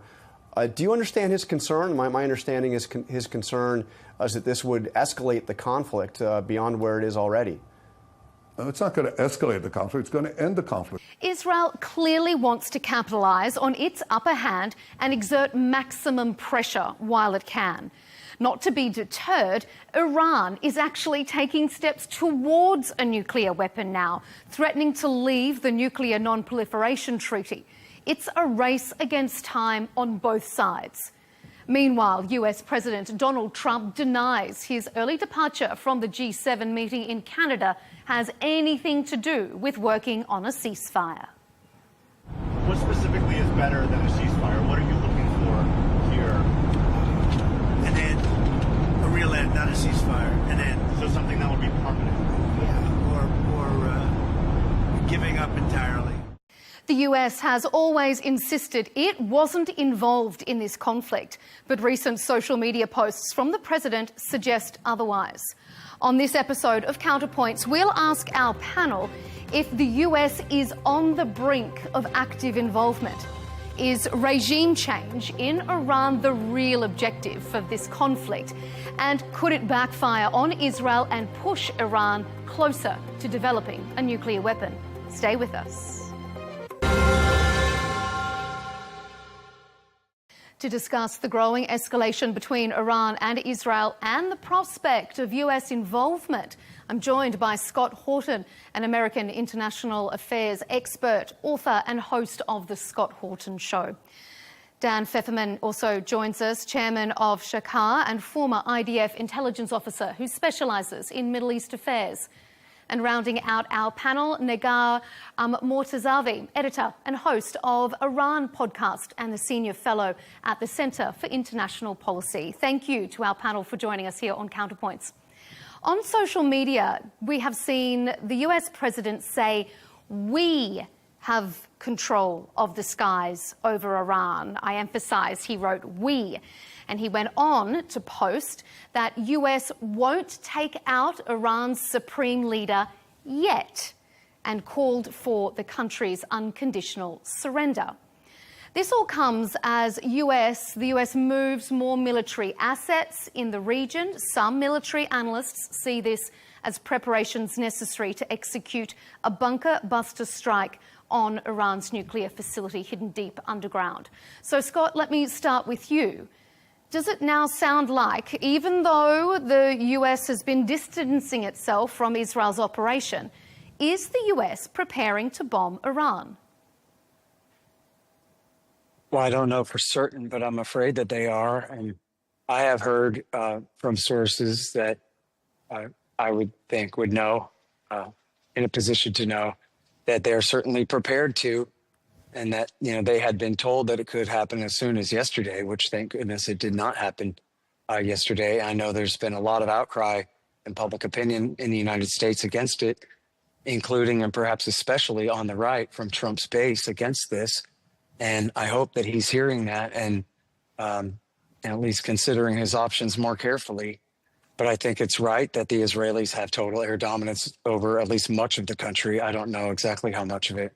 And I'm sorry, because I have been traveling and I'm a bit out of touch on the very latest reports, but I don't believe, from what I've heard, that Israel has even attempted yet or succeeded in completely destroying the underground facilities at Natanz and Fordo where the centrifuges are. And so there's the possibility, I'm not a military expert, but it seems possible that they need American heavy bombers to bring in big enough bombs to accomplish that mission. And so it could be that the Israelis have, to some degree, cleared the way for that at this point. Dan, we're hearing those words from President Trump. We have control of the airspace. We aren't going to take out the supreme leader yet. Is this Israel's conflict, or is this the US's war? This is a conflict that, unfortunately, Israel was burdened in dealing with for the entire free world. And when I say free world, I mean many parts of the Middle East who have been under Iranian terror and subjugation since 1979. President Trump, of course, campaigned on a platform of ending U.S. involvement in foreign wars, limiting U.S. participation, and rightfully so after America went into Afghanistan. Very correctly so, but it didn't go well. It was poorly managed, poorly planned, and in the end, America left, and the Taliban came back in office. And of course, the Iraq War in 2003. The reasons for it are under dispute to this day, whether it was smart or not. Certainly, the execution of it didn't go well. Iraq is not a democracy today. So I get it that Americans are burned by the concept of regime change and bringing democracy to the world, and I do sympathize with that idea that Americans don't need to be playing regime kingmaker or matchmaker in the world. That said, nobody's talking about right now, at least, a regime change. Israel is certainly not talking about regime change. And if Israeli leaders are entertaining any kinds of those thoughts, I would caution them against it. That said, Iran has been very declaredly so the greatest enemy of Israel, of the West. It literally chants death to Israel, death to America as it parades them on intercontinental ballistic missiles through its streets. It has threatened in word and in practice. It backs virtually all of the proxies that attacked Israel on October 7th, since October 7th, and for the past 30 years. And so Israel is really fighting this war, first and foremost, for its own safety and security, but really for the stability, safety, and security of the region and of the free world. And there's a reason why virtually all of the region's powers are not rushing to condemn Israel in this, because almost every country now in the Middle East and most of the G7 and the European and Western powers are very happy to see a degraded Iran as far as its nuclear and ballistic missile program. And I don't think anybody would shed a tear to see this regime gone. Negar, what's your assessment? Well, I don't know what the strategy and the end goal here is exactly, because if the problem is with Iran's nuclear program, that issue was being resolved at the negotiating table with the United States, and U.S. intelligence just yesterday in a reporting reiterated that the program remains civilian. And yes, the Iranians had expanded the program, but that it wasn't weaponized, and they didn't seem to have any plans to weaponize the program. So if that's the issue, that was being done through diplomacy. In fact, there was a round of talks scheduled on Sunday in Oman, which now is called off thanks to the Israeli attack that started 2 days before. And it seems like actually diplomacy was one of the main targets, because the Israeli Prime Minister Benjamin Netanyahu actually has been on the record, it's no secret, on and off the record, has been trying to sabotage any form of diplomacy between Tehran and Washington, any form of normalization, the removing of pressure, of sanctions, of this isolation that one political camp, at least in Iran, has been pushing for 2 decades. Netanyahu tried to sabotage diplomacy under President Obama. He tried to sabotage it, even though it wasn't going anywhere, under President Biden. He tried to pressure the U.S. for the past 2 decades to go to war with Iran. Since the invasion, the U.S. invasion of Iraq, Netanyahu has been calling for a war in Iran on its nuclear sites, etc. So this seems to be, it's been out in the open. He wants a war with Iran. He doesn't want diplomacy normalization. And I don't think the nuclear program is really the problem. The other thing I want to add here is the experience of these regime change wars for the Americans. The reason poll after poll has shown in the U.S. that there's no appetite for another big war in the Middle East is because of the failures that's in front of everyone's eye. $1 trillion wars, Afghanistan and Iraq. After 20 years, the U.S. had to give the keys back to the Taliban and return. In Iraq, U.S. interference, invasion brought more instability, more chaos to the entire region and not just Iraq. Beyond that, I mean, look at the birth of ISIS, the more instability that has been spread across the region. And then finally, the Iranian people, the Iranian people, a lot of them, as we've seen in protests, are not very happy, big fans of this regime. But at the same time, bombs falling from the sky on their homes, hospitals, ambulances, a TV station that's having a live air show, gas stations, all of these civilian infrastructures being bombed. This is not something nobody wants their family to be bombed when they're sleeping at night. So people are essentially being clear-eyed about what is happening to them, even though they may not be fans of the regime, and they may, in fact, not care so much about the attacks on the nuclear sites, but it's way beyond that, just nuclear, political, military targets, and the civilians are essentially paying the price for this too. Dan, I just want to... jump in, Scott. Yeah, I just want to agree with what she was saying there about it precedes Netanyahu. If you go back to the 1990s, Yitzhak Rabin, in fact, intervened when Bill Clinton wanted to normalize relations with Iran back then, because his strategy was to deal with the Arabs, including a sort of pseudo-Palestinian state, at the expense of the Iranians, and turned on the Iranians then, before Iran ever started backing Hamas in the Gaza Strip. And so it was a huge part. And then, of course, during W. Bush, it was actually Iranian-backed Iraqi exiles who helped lie the Israel First neoconservatives into lying the American people into war. And it turned out that that war was to benefit the Iraqi National Congress, it was called, which had a base in Tehran.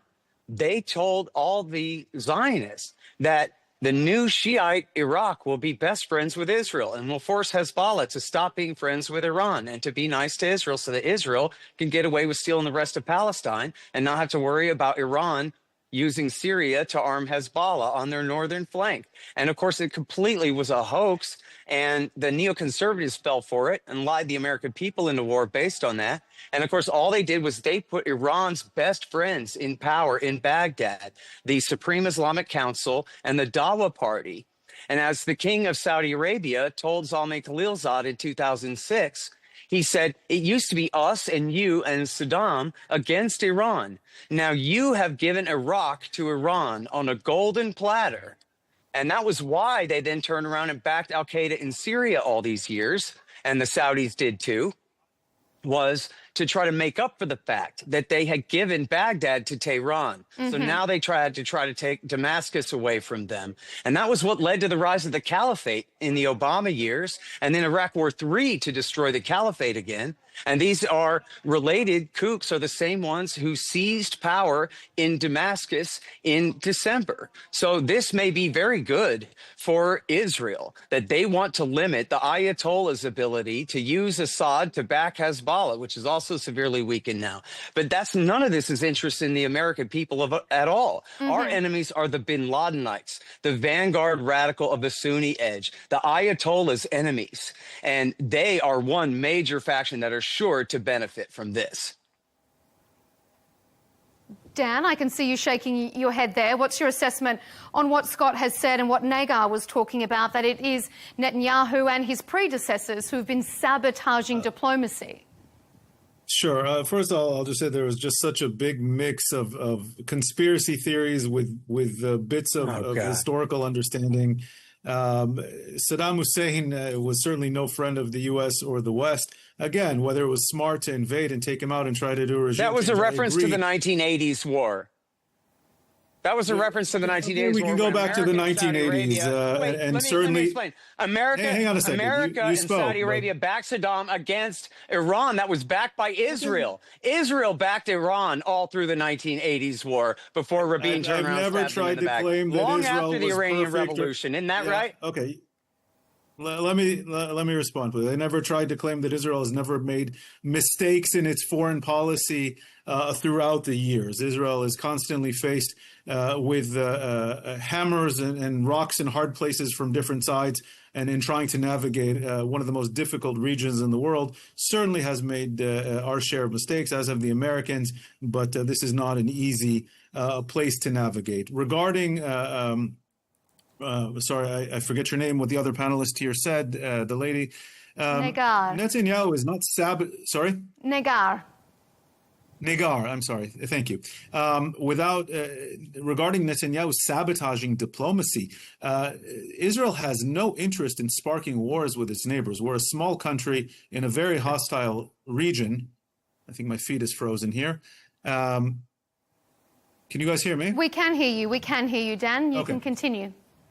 It's not about sabotaging diplomacy, hardly. It's that the JCPOA and other attempts at reaching agreements with Iran are short-sighted, and they rely on Iran standing by its promises, something that it's shown consistently over the last 20, 30 years that it never does. And so if there's an actual agreement through diplomacy that ends Iran's nuclear program, Israel will be the first to get in line and welcome that. If there's any actual diplomatic agreement that brings Iran back into the international community, with Iran stopping the incitement against Israel, attacks against Jews worldwide, anti-West rhetoric, backing proxies all over the Middle East, most of whom attack Israel, Israel will be the first to get in line. However, that's not what we're seeing. That's not what we've seen. The October 7th attack, by the way, with Iranian proxies in Gaza, Iranian proxies in Lebanon, Iranian proxies in Yemen, was actually a deliberate attempt, as exposed by the Wall Street Journal,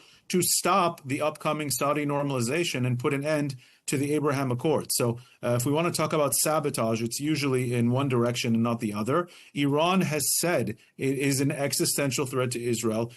We in Israel have learned to take seriously threats to our existence. We're too small of a country and too traumatized from our history to sit back and let it attack. We're not like those in the West whose enemies are thousands of miles and oceans away.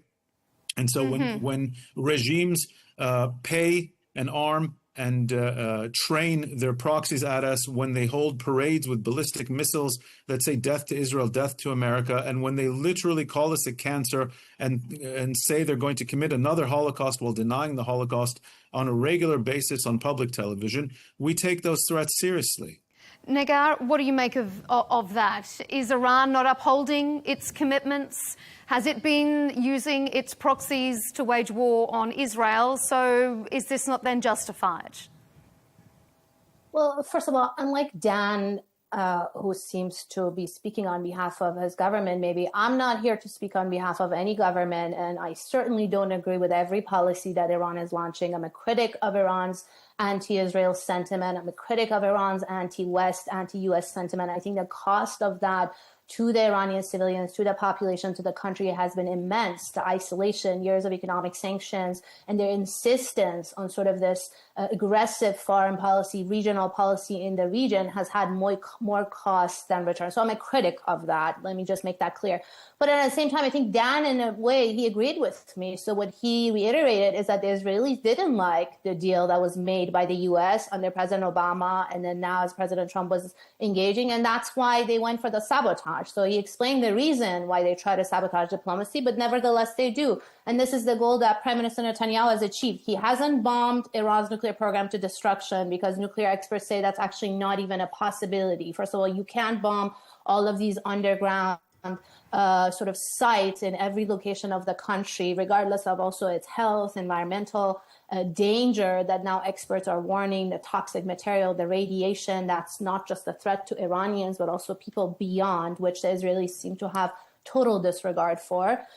He hasn't achieved that, Benjamin Netanyahu. He's attacked or targeted or at least killed civilians. The casualties high on the Iranian side, over 200 killed, 1,500 injured. I'm also very sorry for the civilian side on the Israeli civilian loss on the Israeli side. I think the October 7th attack against civilians was a horrific attack, and I've condemned it. I'm ready to condemn it again. But again, what is the end goal here? Is this a regime change war? Is this trying to destroy the nuclear program through bombing? It hasn't achieved any of that. What it has achieved is calling off the nuclear talks and potentially destroying the prospect for diplomacy. And if in the long term, in the future, Iranian hardliners take the upper hand and they eventually actually weaponize this nuclear program, which they have threatened that they may do if the nuclear program is attacked, then we have Benjamin Netanyahu to thank for it, because he attacked a civilian program and essentially prompted the Iranians, in defense of their homeland also, to weaponize and go for the nukes. That's exactly right. And the Israeli here is saying, essentially conflating them having a nuclear program at all. He said, oh, Israel would love a diplomatic deal where Iran gives up their entire nuclear program. Just completely conflating it with a nuclear weapons program, which they do not have. They mastered the fuel cycle at the end of 2005 and have been enriching uranium and have proven essentially that they could enrich up to weapons grade for 20 years now. And they haven't this whole time. And as the Director of National Intelligence in the United States, Tulsi Gabbard, reaffirmed in writing in February and in testimony in March, and apparently there's a brand new report that says that the intelligence agencies in America put out a new report last week telling Trump that Iran still has not made the political decision to try to break out and make a bomb. And if they did, it would take them approximately a year to have enough weapons grade fuel, fissionable fuel, to do it. But then the CIA estimated it would take them 3 years to have a deliverable device. And even then, almost always a miniaturized nuclear bomb that can fit on a missile, on a ballistic missile, is virtually always a plutonium bomb, and an extremely extensive, extremely complicated implosion system that no one thinks the Iranians have the ability to do. The threat here, and they have no plutonium route to the bomb. They have no reprocessing facility that they would need to purify their plutonium waste in order to make weapons fuel. So their uranium route to the bomb is a route to a gigantic gun-type nuke that America dropped on Hiroshima, which they had no ability in the world to deliver to Israel other than maybe in the back of a flatbed truck or something. So the whole thing is completely a hoax. And there is nothing saying, other than Netanyahu's ridiculous, completely unverified claims, that there was a recent change in Iran's nuclear program, that somehow now they're breaking out towards a nuclear weapon. And when someone confronted President Trump about this, a reporter asked him about this and said, your Director of National Intelligence says that nothing has changed, that here you are in the middle of negotiations, and America's demand is no enrichment at all.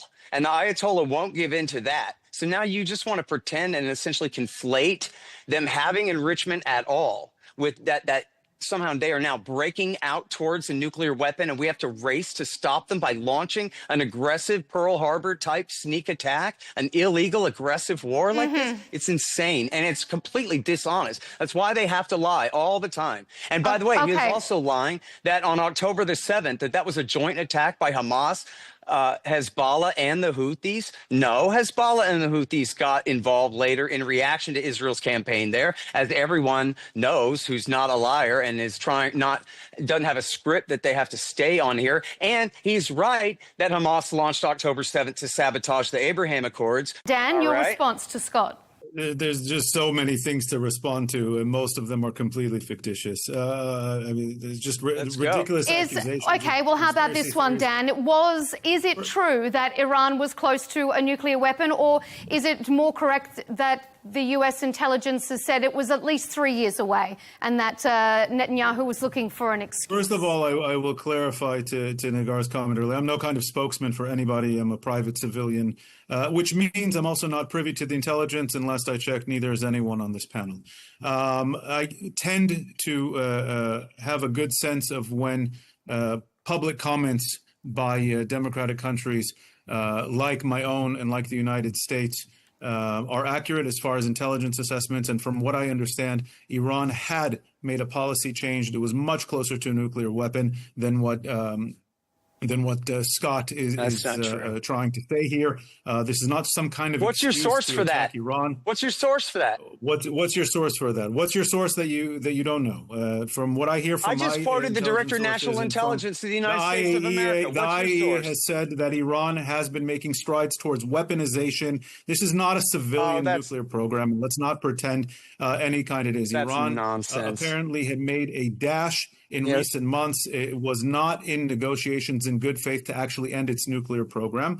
And this is a regime that constantly threatens. Yeah, no, of course they weren't. Again, you're conflating having a By the way, nuclear I don't know where program you at live, but I have, excuse me, I don't know where you live, but I have dishonest you actual are. ballistic missiles falling on and near my house on a regular basis and on my children. This is not some kind of maybe your government should have threat. launched an aggressive I don't get to war sit in against your ivory neighbor then. towers wherever you live in the United States. I don't get to sit in ivory towers and wax poetic about some potential conflict. This is a real threat on my family, my country. Your country started an aggressive war. My country started, right. We started on October 7th when we had left Gaza in 2005. Okay. We left Gaza in 2005. There was a ceasefire in place on October 6, 2023. And we somehow started a war against Iran and its proxy armies.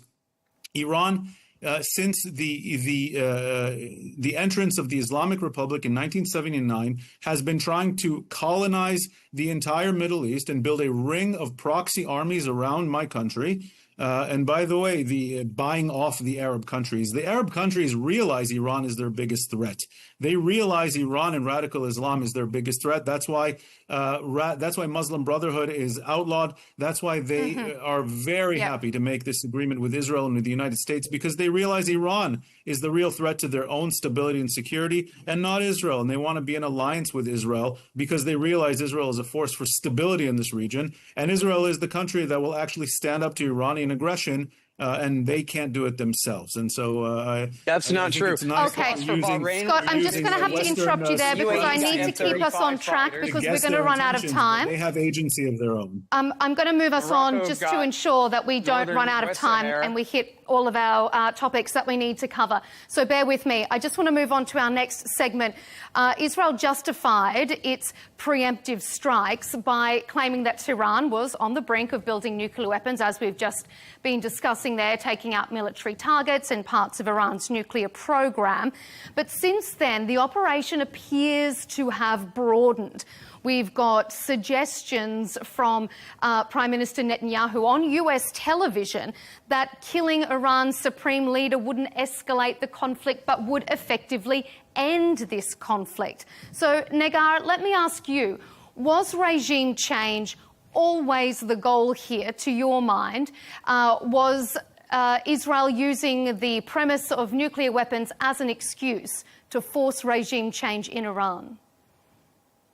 Let me first explain a term here that the Israelis are using, and it has legal, international connotations, and that's the word preemptive strike. Preemptive strike in legal terms means when an enemy is about to imminently attack you, and you figure it out, and you go for the attack first to prevent that imminent attack. It's self-explanatory. Preemptive strike.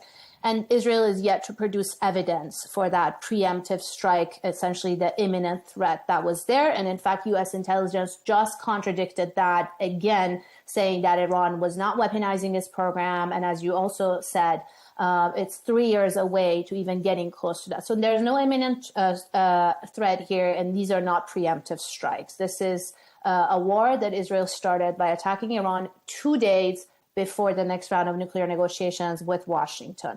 As far as regime change, again, I want to go back to Benjamin Netanyahu's own public and private commentary in the past 2 decades. He has been on the record in the U.S. Congress, all over.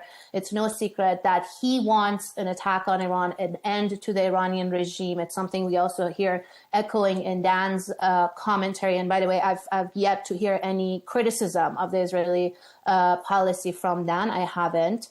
I'm sorry that you and your family are in harm's way. My own loved ones are in harm's way. I was up all night trying to help my family navigate how to evacuate Tehran after the U.S. president basically ordered a city of 10 million people to get out of Tehran immediately. So these are real life consequences and we're I wish talking them about. safety. And yes, thank you. And yes, we see that regime change seems to be very much embedded in the commentary, the public commentary of Israeli officials. In fact, you see a sense of sort of hope or even encouragement by the Israelis, sort of encouraging Iranians to now take matters into their own hands and essentially bring down the regime. And this is while people have bombs flying in the sky onto their house, car bombs going off, et cetera, et cetera. And so, yes, I think regime change is one goal. I don't think Israel can do a regime change with just sporadic aerial strikes. They haven't been able to destroy the nuclear program. Experts say they're not going to be able to.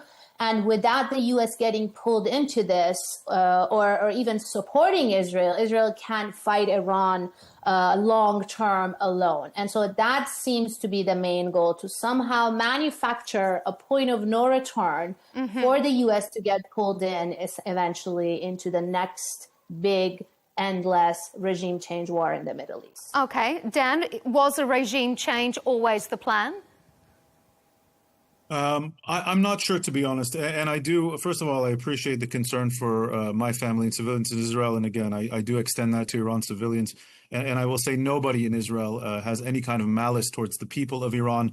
And the people of Iran are not being targeted in this strike. However, I don't think regime change is the goal. I honestly hope regime change is not the goal, not because we want this regime to be around. I think this is a regime that has been an absolute terror to its own people and to the peoples of the region, the peoples of Lebanon, Syria, Iraq, and certainly the people of Israel. However, I don't think Israel is equipped to do a regime change. I don't think we certainly don't know how to do it in the Palestinian areas or in Lebanon, which is much closer to home. We definitely don't know how to do it in a much more sophisticated country of 80 million people that's 1,500 kilometers away. The goal is to dismantle or at least set back, because I agree with you also that while we know how to harm the nuclear program, I don't think we know how to take it out entirely, because Iran has the scientific know-how and the sophistication to build this program again and again. The best Israel can hope for is to set it back significantly. I would agree with you that it might be foolish to bomb and hope that a regime change takes place. And that might be a sentiment, certainly in much of the Israeli public and in certain parts of this government. I just don't think it's a good strategy. So I'll agree with you on that part. I think the most important thing is the Israeli leaders sensed, and from their perspective and from their intelligence assessments, that Iran was dangerously close to a nuclear weapon, that there were indications that it might try to hand off some kind of strategic weapon to their proxy armies, especially the Houthis, who also have ballistic missiles that they've been firing nonstop at Israel. And I'll just say, this is not just an Israeli attack out of the blue on Iran. Iran and its proxies started a war unprovoked against Israel on October 7th. Let's not try to hide and say that the Hamas did it on its own. That Hezbollah fired continuously dozens and dozens of rockets and missiles at Israeli civilians every single day. The Houthis have been firing every day. Again, it's me and my family having to run to the bomb shelter. There are buildings in my own city that have been hit. I think what Israel should be going for, and what President Trump seems to be saying in his strategic communications, is that there needs to be a surrender by this regime to give up its nuclear weapons program and ambitions. And then if the people of Iran want a regime change, that's up to them. That's not something Israel can impose. Okay. Scott, should the Iranian regime surrender? Have they been effectively weakened to the point of no return? Well, no, America should stop its involvement in all of this immediately. I also don't know whether the goal ultimately is regime change or not, but it goes to the question of the latent nuclear deterrent. The whole point was, for now, we only have a civilian nuclear program. Don't make us weaponize it. If you bomb us, we'll weaponize it. Well, now we've bombed them. And that could have been the basis for the deal, was that sort of permanent standoff. Now we bomb them. By the logic of government programs, it only makes sense to keep going and get regime change, because if you leave the regime in power, now they're going to repeal the old fatwa, or certainly they're more likely to go ahead and pursue a nuke now, especially if they kill the Ayatollah, replace him with somebody younger and angrier, which is usually how those things go. They're more likely to pursue a nuclear weapon now and in a deeper bunker under a taller mountain somewhere, and go ahead and achieve nuclear weapons capability that they have, again, thus far spent 20 years not developing, when all along they could have, and we knew that they could have. Okay. And speaking of the Wall Street Journal, it's just not true that Iran attacked Israel on October the 7th. I'm just going to interrupt you, Scott, there. Okay, but that's a lie, and so I had to refute it. It's just not true at all. And the Wall Street Journal showed that U.S. intelligence doesn't say that that's true. Yes, I agree with Scott. And the Iranians have said publicly, I mean, and implicitly calling it an independent Palestinian operation, which means they have nothing to do with it. In fact, I don't even think they knew what's coming. Negar, I'm glad you jumped in, because I want to ask you, Prime Minister Netanyahu is saying that he's clearing a path towards freedom for Iranian people. Is that something the Iranian people even want? Do they want leadership change? Well, this is your freedom invasion of Iraq, freedom invasion of Afghanistan, freedom bombing, nation building, democracy post-invasion. This is the same rhetoric. This is the regime change rhetoric. This is what I was talking about as far as Prime Minister Netanyahu, and taking his word at face value. He has basically done everything he has talked about and pushed for. As far as the Iranians, I want to be clear here. Of course, I don't speak on behalf of all Iranians. It's a big country, 80 million people, very diverse. You sometimes have disagreements within the same family. A big part of the population, I can say with confidence, is not happy with the regime. They're opposed, they criticize, they protest, they have economic, political, social grievances, and the government hasn't addressed that. That, however, doesn't mean you want bombs flying from the sky on your homes, on your family, on the road when you're trying to flee or evacuate, on ambulances, on hospitals. So Dan says the Israelis are not trying to target civilians. Then how come the toll is so high? There aren't so many civilians living next to the nuclear sites. Why is a television station being bombed while it's live? Why are ambulances burned? Why is the civilian toll over 200, 1,500 injured? And so I feel like the Iranians, even those who thought that they would be saved and freed from the regime with sort of a foreign intervention, are having a clear eye, because from the beginning of that night, there were about 80 civilians killed. From the beginning of the attack, the Israeli attack that night, residences were attacked. They were calling it homes of these commanders and political leaders. What about their neighbors? What about the families, women and children who were sleeping with these in these units? Entire apartment buildings that were leveled. So it's certainly not just the war on the regime or regime officials. And now I feel like even the part of the population which is opposed to the government and its policies is having a clear eye about how this sort of freedom bombing is going to impact them and their families.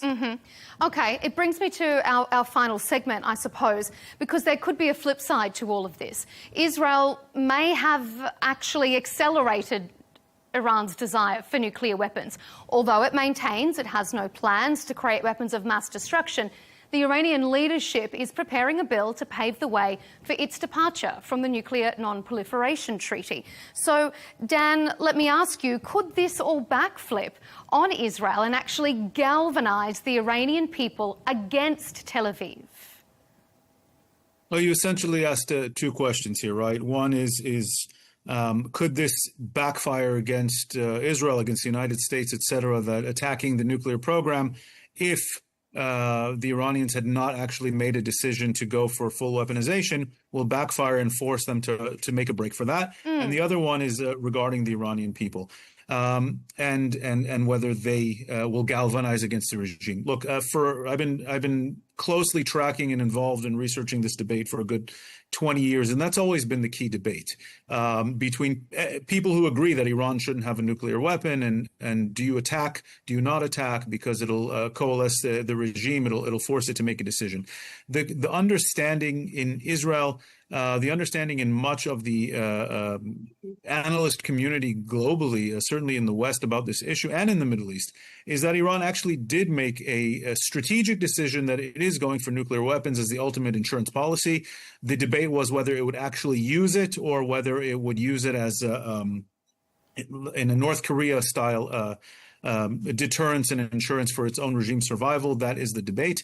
But I think it's clear that it has patiently and cautiously made its way towards a nuclear weapon, getting as close to it can over the years without actually crossing the nuclear threshold.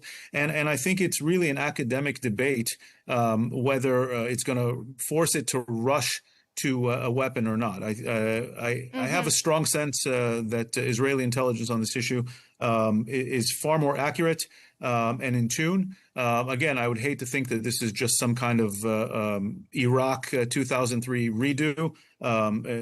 Speaking about what the Americans did as rushing towards a regime change regarding Saddam Hussein, I agree with my co-panelists here that I think that while morally correct would be a strategic mistake on Israel's part, just because I don't think we can pull it off. Okay, Negar, I can see you raising your hand there. Can I just make a two-finger here? Yes, just very quickly, because this is not said enough and many mainstream audiences don't actually know it.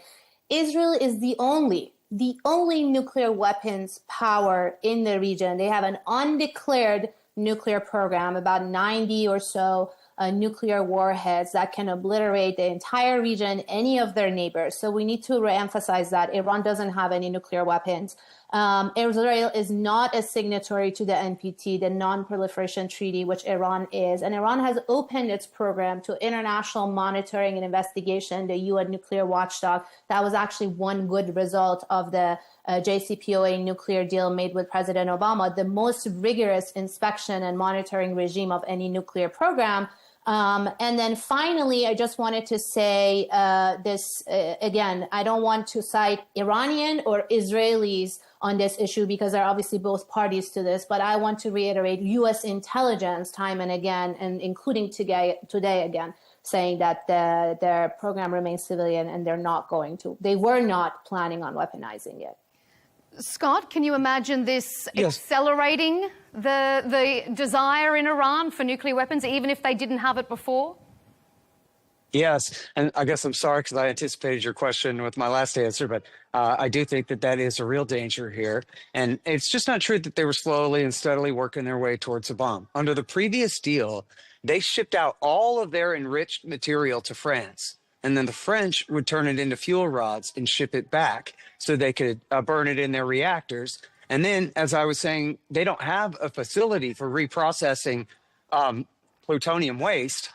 And so they had no plutonium route to the bomb, and the Russians under the deal would come and get their plutonium waste and take it out of the country for them. And so their uranium route to the bomb was limited to the point where they would have had to withdraw from the NPT, withdraw from their safeguards agreement with the IAEA, kick the inspectors out of their country, beat their chest, and announce that now they are beginning to make nuclear bombs. And everyone would have known it. There's no way in the world that they could have done it in secret. And so in the meantime, on the surface, it looks like, oh, they're getting closer to nuclear weapons, and you'll hear this propaganda. Well, they have this stockpile of 60% enriched uranium-235. But that's the bargaining chip to negotiate away. Again, we're in the middle of talks here. And again, they have to conflate the Ayatollah's insistence on the ability to enrich and conflate that with the ability to make a bomb or even progress toward a bomb, when in fact, the Ayatollah has already proven 10 years ago, this summer, 10 years ago, he had proven that he was willing to negotiate away any stockpile of enriched uranium, that all of it would go out to our European allies, America's closest allies since our revolution against the British, the French, and that they would be the ones to turn it into fuel rods, et cetera, et cetera. So in other words, the promise of the deal was, because again, they were already members of the NPT. They already had a safeguards agreement full of additional protocols and subsidiary arrangements. And the JCPOA 15, all it did was add more protocols and more arrangements, expand the inspections regime, and roll back their program. They poured concrete into their Iraq heavy water reactor, and they made this deal to severely restrict their amount of their enrichment. A bunch of their centrifuges at Natanz right now are inactive under the old deal that they're still abiding by. So it's just not true that they've made this breakout toward a nuclear weapons capability. Your audience should know that is a lie. Dan, a final response for you, and then we'll go to Negar, and then we'll be out of time. Yeah, it's not a lie. And if you believe everything that Iran has been saying in regards to how it abides by the NPT, then as the old saying goes, I have a bridge in Brooklyn to sell you. I didn't say anything about Iran believing has what consistently they said at all. lied. It shoved a number of Iran clauses is not into the source for my claims. Excuse me, you just had your chance. Let me finish and talking. the Let me finish DNI. talking. You had your chance. Give me a break. All you in can the do is obfuscate JCPOA because at you the have last no minute, truth you Iran can stand shoved in on. and pressured the Americans for a number of clauses that made the JCPOA next to a useless agreement. The fact that you had to have a month notice before inspecting any site, it wasn't anytime, anywhere as it was supposed to be. The fact that there were sunset clauses that didn't demand any kind of actual good behavior and actual substantive changes on the part of the regime. And in 10 years' time, they can go back to enriching. And we know now that there was weaponization work going on under the table. You seem to place a lot of trust in the regime in Iran that nobody else in the world. You got nothing but claims from your prime minister. I will just say in response to what Nagar said, Israel Israel, according to foreign sources, supposedly has nuclear weapons. I've lived in Israel most of my life. I don't recall ever seeing a parade in Israel calling death to any other country in the world with ballistic missiles. And so it's one thing if no, they just send their neocons to do it. And something that the West should take very seriously is if there is a regime that calls for your erasure, that calls for your destruction, and then continues to work towards getting the capability to do that, we take that threat very seriously. Okay, final comment from you, Nagar. Well, I just want to say a part of the political system in Iran is actually very critical about that policy of chanting death to this and that. And they have been trying to at least reform or change the system for the better, for something that I think me and Dan would agree on. But the Israeli actions and also sort of the neocon US actions have actually weakened that part and emboldened the more hardliner and more militaristic core of the regime. And if we want to sort of turn this around, if Iranians chanted on the street, which by no means I'm super critical of that, Israeli officials have been saying similar things about Iran, and they are the only, as I said, nuclear weapons power, 90-something warheads that can obliterate the entire region, if not the entire world. So if we want to talk about threats and the capacity to sort of obliterate the other side, it goes very much both ways, if not so much. And then Israel just launched this war on Friday and started it against Iran. And now we're seeing civilians being attacked on both sides. So at the end of the day, I think civilians are not being attacked in Iran, and this war was started by Iran and its proxies 600 days ago. This is not a war that began on Friday. Let's get that straight. Well, if you want to keep going back, Dan, then I think the Palestinians would beg to differ. You have to go back 70 years and talk about every single piece of history. The history also didn't start 2 years ago. Anyways, let me just talk about an off-ramp, hopefully less killing and bombs on civilians, including Dan's own family. I think the off-ramp here is for the U.S.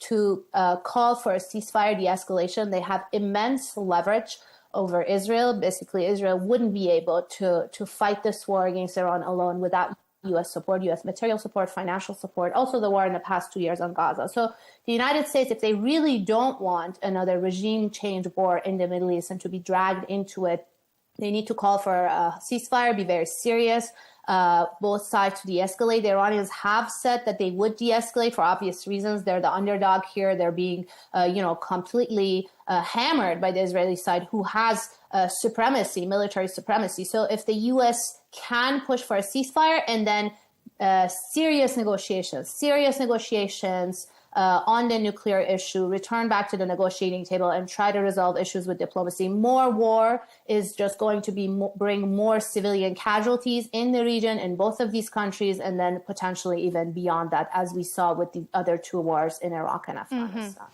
Well, on that forward-looking, hopeful, peaceful off-ramp, we will have to leave it there because we are out of time. We appreciate everyone's contribution. Our panellists, Scott Horton, an American International Affairs expert and host of The Scott Horton Show. Dan Pfefferman from Middle East 24, who specialises in Middle East affairs, and Nagar Mortazavi, the editor and host of Iran podcast. Thank you for your analysis here on Counterpoints. And thanks to you at home for watching us here on Counterpoints on Al Arabiya English. You can, of course, catch all our debates and interviews, and make sure you avoid missing out by subscribing to Al Arabiya English on YouTube, and be sure to follow us on X and TikTok. Thanks for your time.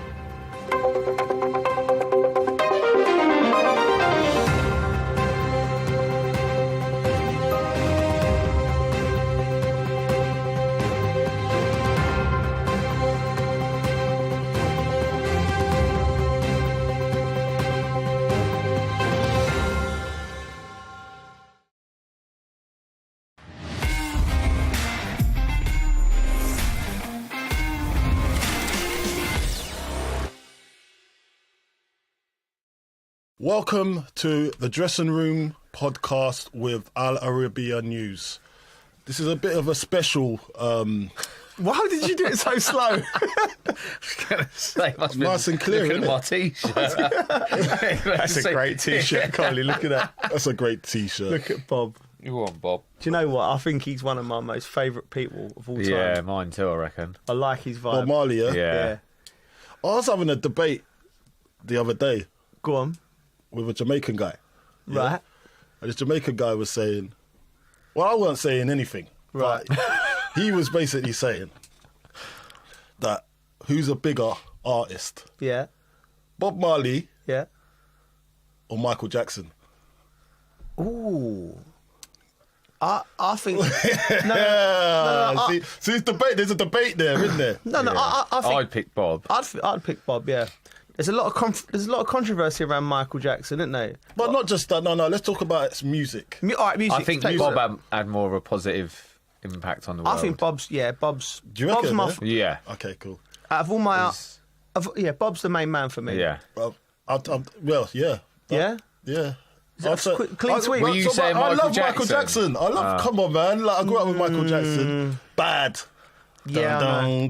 The moonwalk. Yeah. But I didn't say Michael Jackson. I was just listening, and I was thinking, do you know what? It has to be Bob, because when you're thinking, I think Bob happened more organically. King Charles plays Bob regularly. Does he really? Do you know that? No. Oh yeah, One Love and that. Yeah. Go on. So I'm saying, man. So Go Bob's on, Your Royal Highness. Go on, Your Royal Highness. You know what I mean? Go on, Your Royal Highness. Really? But Imagine him just bouncing around the palace, listening to a bit. Why wouldn't you? I reckon Bob gets played more than Michael, surely. Do you reckon? No, here's my thing, right? I think Bob Marley it's happened organically. It come from another realm, that music. I think Michael Jackson's music was like, you hear about the stories about his dad. Yeah. And how they drove them into like him in the Jackson 5 drove, There's something a little bit sinister about that. Do you know what I mean? I think Bob was just a man on a beach, just getting the tunes coming from wherever they're coming from. On a mission to spread the love. Just on a mission to spread love, yeah. Okay. So that's my... So Bob's bigger. Bob's bigger. All right, then. Who's bigger? Here's my one to you. Elvis Presley or Bob Marley? Whoa. No. Have you seen the Elvis Presley film, by the way? Have you seen the film? You have to watch it. Yeah, I've seen the film. Oh, good film. Mate, yeah. he's a G... Like... I'll put Bob above Elvis but the story of Elvis, right? So there's a documentary, please watch it. It's on one of the streaming sites. It talks about, right, so he was just corporatized within an inch of his life. He got so many people just making money from him, right? But when he was young, he was all about the music, right? And he just lost his way, right? And then he made his comeback thing, and it's a famous concert in '68. He made his comeback. They made a documentary about his comeback, right? And it showed the backstage things where he was like nervous, right? And it was all going wrong. And they were like cut, and he would have backing dancers and all that. And he was trying to do what everyone else was trying to do. And then he just went. He had a moment. He went, right, now I'm just going to sing and let it come through me, right? And he's just done this concert, mate. Blew my mind. Yeah. He just, and you see like... And you started growing in confidence during the show, you saw it. Mate, you see him just, So, I still put Bob above Elvis, but... That's crazy, Everyone has different opinions, though, don't they? Yeah. But Elvis, there's nothing in it. Imagine them two together. Did they ever meet? I wonder if they ever met. Probably. If there's a picture of them out there. No, I just if I ever saw both of them. I love Bob Marley anyway because he used to play football over at Battersea Park. Like, that's crazy, isn't it? Mate, him and all his mates. Exactly right. I know. I walk past the house. I live in Chelsea now, and I walk past the house. They got the blue plaque. Yeah. And I just said to Carly, I want to buy that house. I would love. Imagine looking at that. If it ever comes, I've got a guy who buys houses. If it ever becomes available, buy that house. I want to buy that house. Oh, that would be wicked. Just strolling it. Oh, Yeah, imagine that. nice, Mate, the vibes in that house must be crazy. Just love in there, isn't it? Oh, just love. Yeah. Well, that was a strange start to a show. This is a football podcast. Yeah. But listen, it all ties in. Yeah, you know what I mean? all ties in. Listen, Joe, we've got to talk about some transfers. Right, okay. Yeah, transfer experiences. Yeah. Okay, this is nice. What? Like personal experiences. Yeah. Yeah. Yeah. Where do you want to go with this? Where should we start? Because you started at West Ham. Yeah. Should we go our first transfers? Let's do that, right? Yeah. Okay. So, me and Bridgie's first transfers were at the same time, weren't they? Really? Yeah.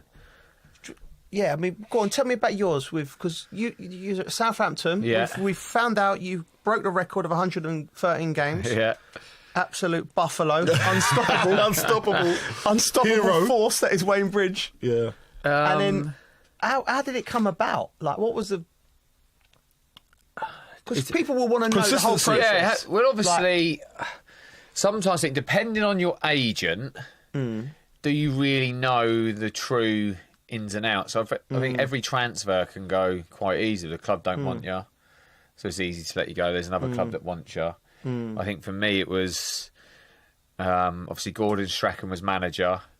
I had an agent who I ended up leaving just because of things which and in the end trust I think we both left them. I think trust ends up getting lost really and realise you can't trust them. But I remember I was supposedly handing that transfer request, which do players actually really need to do that? I'm like, you're an agent, you should just be able to go and deal with that yourself. And where I was still quite young and probably you trust these people to look after you, I don't think that's really needed, is it? No. So like, I should have just said no, but just being young, I go in to see Gordon Strachan and say Chelsea have come into me. Hold on, so sorry, so your agent told you had to put a transfer request in because he was speaking to Chelsea. Yeah, and probably Southampton. And Southampton. You don't really know, do we? So you don't know if Gordon. So you have I don't to go even know into... what he said to Rupert Lowe. You don't actually really truly know when all trust is. Yeah, players don't know, do they? You don't really know. You're advised. So we're on. That always happens. Yeah, we're on pre-season, so I go and knock on Gordon Strachan's door, nervous as. Yeah. Like, and just telling him about Chelsea apparently coming in. And then I can't remember exactly how the conversation went about me leaving, and I said about handing a transfer request, right? Did you have a piece of paper? Yeah, no, but I kind of said it like, what's going to happen? And he just battered me. And then it was just, he told a story about when he did something with Alex Ferguson and that. Yeah. And he basically just threw it back in my face. Wow. As if to say, you ain't going nowhere, mate. Really? Wow. Yeah. And but I got on really well with Gordon Strachan, do you know what I mean? Right. I understand where he was coming from. And to be honest... Sorry, Bridgie, did he expect it? Like, or did you feel like he was shocked that you'd been approached? I don't think he was shocked, but it was basically like, he doesn't want to let me go. Right, You're his best player. Of course. And I had a partnership with Chris Marsden at the time who... He just complimented me. It was a left midfielder that always tucked in, so I was constantly bombing. Yeah. Do you know what I mean? We worked well. Worked well together. Not. And he basically just said, "Well, I'll rip it up and throw it in the bin." That's about it. But when it how did you feel about that at the time, though? When he said that? Oh, do you know what, mate? It's really hard because I was so at home at Southampton, and I was so happy that. The actual thinking about the change, it wasn't something that I was thinking, I want to go. In my head, it wasn't, I want to go. No. But I think in terms of football, it's like... It's inevitable. It's another step, and if you want to go and play for the best team, you've got to take that, go and win that things. Step. Yeah. And it really, what it come down to is Southampton have always been a selling club, so it didn't matter what he said or whatever. It was going to happen. Rupert Lowe was like, yeah, we're getting money, you're going type thing. Which it was an emotional day. But like I said, I don't really know what went on with my agent and the club or Chelsea or anything. But that was basically, that's how it just happened. A few days later, I was, going home. And did you get a phone call saying they've accepted the bid? From my agent base saying, yeah, you're going. And then I had to go. Then I had to go and tell Gordon Strachan I'm going. I was like, oh, for Christ's sake. I just had this conversation. I had to go and speak to him, and he just basically said, I was basically doing everything I could to keep you. Really? Yeah, and he was obviously a bit gutted. And what he did do, we had one more training session. He said, "Well, you're still training." Really? Being probably like the little kid I felt like at the time. Went, oh, okay. And then he just run the hell out of me. No way. He run the hell out of the team, right? So all the team knew it was because of me. And they were going, "This is your fault. This is your fault." But I could run, couldn't I? Yeah. So basically, I was just getting abused by all the lads. And we did this thing where you're running in a circle, and then but then you're opposite people. So if you're not allowed to catch them. And obviously, I'm thinking, what do I do? I can't let him catch me. So I was catching people, and I was just like, you're being the best. I was just getting absolutely battered. And there was tears when I left, to be fair, because I was so close to everyone there, and I loved it there. But like I said, I think in the way transfers are handled, you take advice from your agent. Because you trust them. Yeah. But there are agents out there that I don't think are trustworthy. Handle things the right way, I'd say. Yeah, it's the role of an agent's funny because it's a sort of a necessary evil to a layer of protection around the players, but whether they've actually got the players in their heart is not. There needs to be something. If it's just left to the clubs, then you're down to like the American system where the players are going to be the bottom of the pile. No, I get what you're saying. What do you think? No, because as you're saying, coming up with agents, and listen, agents, there are good agents out there, there are bad agents out there. It just depends what type of morals the agent's got.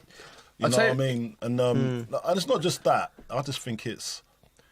It was a little bit like the Jermaine Defoe scenario when he got told to put a transfer request in, when really and truly shouldn't need to be told to go and do that. You shouldn't. You would have been getting sold anyway because you just got relegated. Yeah. And it's just sometimes the wrong advice does shape up how people perceive you and see you in the future. Yeah. And then you're walking with that for the rest of your life. Yeah. Because if it goes wrong, not even it goes wrong, people are willing for it to fail. Yeah. You're not leaving with like anyone's blessing. So that's why sometimes when you're young, you just get kind of misled. So I have to say it when it's on mine, because I forget. That same agent, when I broke my leg, so I dislocated the ankle, broke it in half, and broke my leg, they were telling me, don't worry, you'll still get a new contract. Really? That ain't something you can tell to someone if they've done that. And then that's when I ended up changing agents not long afterwards, because then Chelsea were chatting with Ashley Cole. Yeah. And we had the same agent. So you had the same agent they had the as same Ashley. agent, but so that's a conflict of interest. Conflict of interest, but they said it never happened. Right. But then 2 weeks later they come along and go, oh, well, the meeting did happen. It's like, well, why did you lie? Wow. And then when they were telling me about getting a new contract, obviously I knew big stuff who then become my agent. Why are they telling you that, mate? You're sat in a hospital bed with a broken leg. Like, The last get one a you new contract. You're like, you've got to get back playing and see what happens. And that's basically how I ended up changing agents. But then when I did move from Chelsea, the advice I got from Big Stuff about leaving was so different in terms of going to speak to the manager. Right. What did he say? Well, he was, why don't you just go and have a chat with the manager and see what he thinks? Yeah. Rather a chat with the club more about what they think. Like, do they want you? Would they rather sell you? Have a chat with them. Dialogue. Yeah, rather than go, I want to go. Yeah. At the end of the day. Because it's a two-way thing, isn't it? Yeah. Really and truly. Because if you go in there with that attitude, that I want to go, sometimes they'll say, well, you're not going anywhere. We can afford to keep you. Yeah. So it's our terms, not your terms. Yeah, so we got to be the winners here. You know what I mean? And it goes against you, and then you're just ended up there twiddling your thumbs because you ain't going to... They're just doing that out of spite now because you told them, listen, I want to leave, trying to put player power on them. That's one thing clubs don't like. When somebody's coming in, you're just a player. It's a negotiation. You've got to negotiate. Like, if I'm surplus to requirements, then... And I feel that way, then it's a conversation. Yeah, but it's surplus to your requirements. You might be fulfilling a requirement of your role at the club. Like, they might go, right, we're happy to have player A there because we only need him for 20, 30 games, you know what I mean? And we only have to pay him that. That's the whole thing. It's a negotiation between you personally, as your personal needs as a footballer, the club that wants to sign you and the club that you're at. And then the agent sits in the middle of all of that, and he's got needs. He wants to get. His only needs are, I want to get paid, mainly. You know, if he's a good agent and he does things right, and he has your best interest. He goes, right, I've got these 10 players. I'm going to look after these 10 players as best as I can, right? But every player's got. There might be a player who goes, I just want to play my career and I just want to earn as much money as possible, and have a cool life. There might be one player who goes, I want to play for my country. Or that's ambitions. There might be one, you know, and there might be one that sits in the middle. So he has to treat every different player differently. Do you know what I mean? Like, he'll go and advise and guide accordingly. But unfortunately, the role of an agent attracts quite nefarious characters. Usually, in any case, you know what I mean? And I feel like there's loads have come out since, or near the back end of my career. It's like everyone wants to be a football agent. Yeah, I know. Like, they've become loads. Yeah, I know. No, well, that's because they made it easier at a stage to become an agent. And why do you think they made it easier? Family members are allowed to, you know what I mean? Well, why do you think they did that? Think about it. The federations. Go on. Sorry. I'll tell you why they did it. He's asking you, but he's going to tell you, mate. Go on, mate. I'll tell you, right? Let me tell you, right? You just set up your volley. Go on, then. Set up your overhead kick. This is what it is. Right? You're wrong. What do they want? I didn't even start to answer. They want, right? The clubs want more control, right? The agency world was growing. Yeah. They become more powerful. They get more money. Yeah. The best thing to get control, if you let the families become agents, because listen, my dad was part of my agency. Yeah. He knew what his role was within that. He set it up and he was just looking there. If anyone robbed me, that's when he was coming on. Yeah. He knew what he was there for. Enforcer. But he just wasn't a football person and he wasn't a financial person, but he did a great job looking after me and putting the right people around me, right? But it's very, very family members becoming agents is very popular at the moment, and it's also, you want to keep the money with your family and people, but then the emotions come in, they make bad decisions, and it rips families apart. It really does. Yeah, money does. Money rips families apart, right? So, but from the football clubs and the federations, they want families involved because they're easier to control. Yeah. They have less knowledge, less experience, and they can be controlled. They can be controlled. That's why they manipulated. I think they should make it harder to become a football agent. You need to should be stringent. It should be stringent, really stringent. The tests apparently are like diabolical. Really? Yeah, so hard. Good. At the moment. Good. And I think it is harder. But there's a loophole. You just get one guy that's passed it. Yeah. And you just run everything through him. Yeah. Do you know what I mean? And that's the way of getting around it. Yeah. You just give that guy that's got the certificate. Yeah. Some money out of a deal. So you tell him, I've got this player for you. Yeah. So, I didn't pass my test, but I've got the player. Yeah. I've told the player that I'm an agent. Yeah. But you go through, you know what I mean? So there's loopholes of everything in life. And look, not dissing agents, but it is as you say, it's a grey area job. Yeah. Where there's you can change the dynamics of it to suit what you need. But at the same time, there are great, and I know some great agencies out there, and we're not going to just talk about agencies. Yeah. But I think I've had a bad experience you've had a bad experience with agents, and sometimes it is our own faults because we might be a bit naive as when we're younger. No, what you don't know, Coley. It was like we know a little bit about your stuff and your stuff. Well. It's not 100%. Well, I'm not a business. There was always an older player in the team you're at. That would want to introduce you to their agent. It's always that.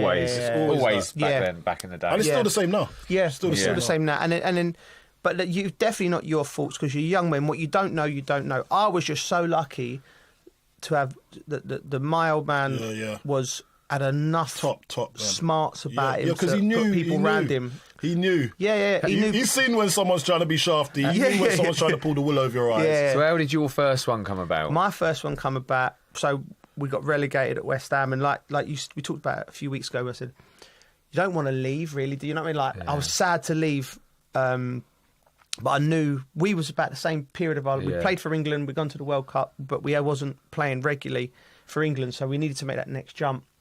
So West Ham come to me, they needed to sell me, so they needed to get money, and so I knew that, so I didn't have any of that awkwardness. Do you know what I mean? It was like West Ham were like, we need to sell you. And I was like, yeah, well, I'm quite happy to go because I want to play for England and win things. So I didn't have that awkwardness with the manager. So, but I got to pre-season. You was at Chelsea before me. Yeah. You went before me, and I'm thinking like, Jono went to Chelsea, Bridgie went to Chelsea, Damien Duff went to Chelsea, and I'm thinking, I'm going to be left on the merry-go-round here. I'm getting ready to play in a championship, and I'm like, oh no, like, and it was Manchester United were interested, Arsenal and Chelsea, like, and Chelsea were new, weren't they, with all the money, and I was like, and it's just weird. Like I was going to training, and my agent just rung me one day and went, you need to be at Stamford Bridge in an hour for like medical. So I just drove down there, and then I sat in the Bluebird Cafe on the King's Road, and I had some breakfast, and I was just waiting for them to do the deal. It was like, your head's in a spin because you're like, what's going on here? Yeah. Like, what's going on? So 4 hours, I had a couple of breakfasts. And then my dad rang me with my agent, David Geis, and said, like, the deal's been done. And I was like, but then my dad, smarts, he's gone, hold on. He said he ain't even spoke to the manager. So we agreed the deal. And then I had to go and meet Claudio at a service station because they was playing, I think you lot were playing that night, a friendly somewhere. And I went, and my dad, well, why are you going to sign that? Chelsea want him, but does Claudio want him? So he said to me, go and speak to Claudio. And I was like, right, what am I going to ask him? Like, and then I went and met him at the service station, and he was just, Claudio, just like, what position he's going, yeah, you'll play here and you'll play here, and and he, you know, I think looking back now, I think Claudio didn't really know what was going on because he's bringing in so many players. You know, like, so I think he's gone, yeah, it's like you or Veron, and then, do you know what I mean? Yeah. And so I've gone.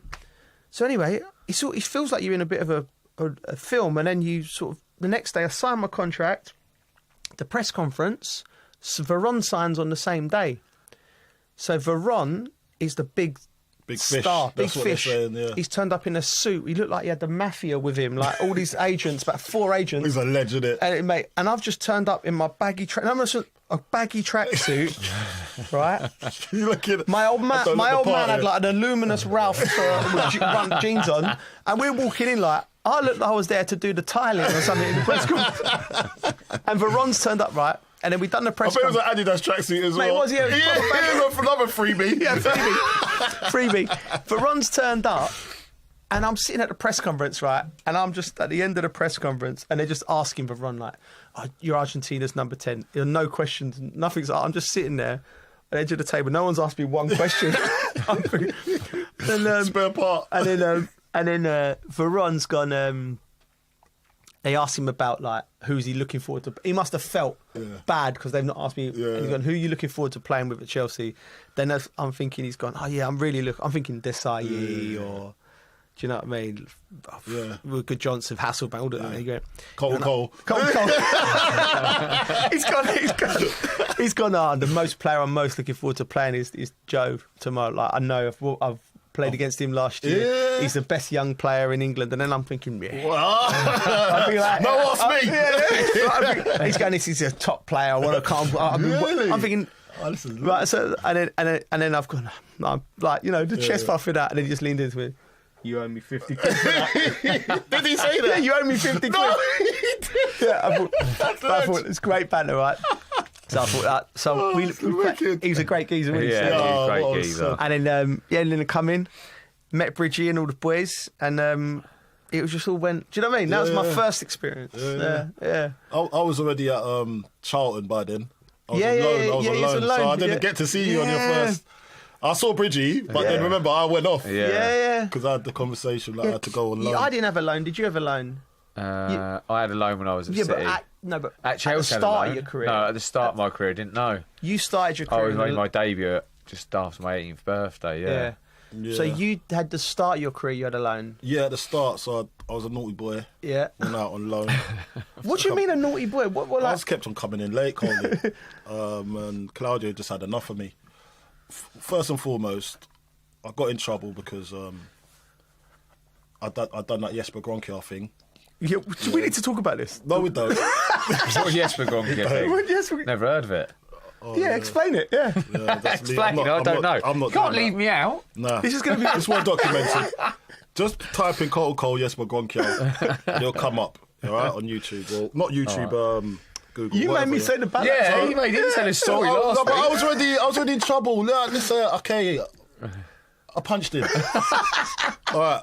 To be fair, I think the nicest man in football. Was you there when I done that? I remember being at Southampton, and it was one of them things. If someone was naughty, as he says, I weren't naughty. I was a good kid. You called yourself naughty a minute ago. I done a naughty thing. Naughty thing. Yes.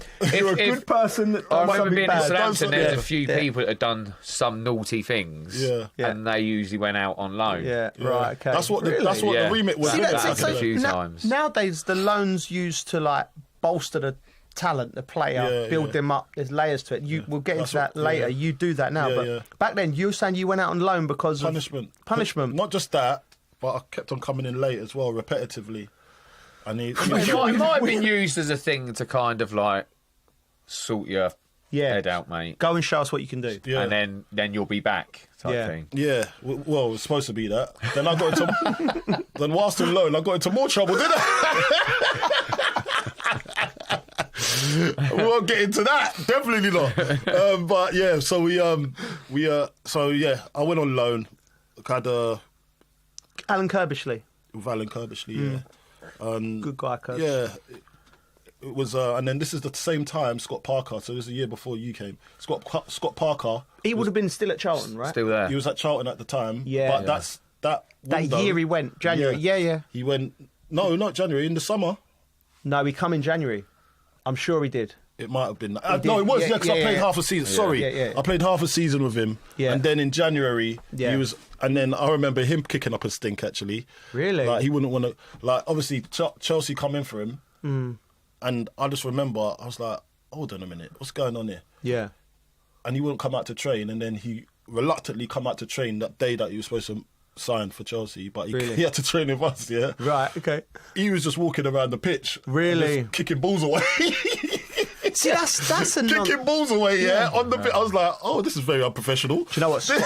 Scotty would hate that because he's a manager. Yeah. Now, oh, yeah, he's changed that. Do you know what I mean? Like, I couldn't imagine Scotty doing that either. No, nor can I. No, mate, I saw that side of him. Yeah. And he wouldn't talk to Alan. I think he had a tear-up with Alan Kirbishley just before training. He's gone out, he's sulking and then kicking balls away, whatever. And then he just got sent in. Yeah, it's a mad and thing. then after that, come off the after training, I think he got told he can go. Right. So he kind of fashioned that himself. And it was good. So I saw that part. But apparently, when we talk about agents, I was part of the deal. Really? Apparently, I was part of the deal for me to stay a second year. Right. Yeah.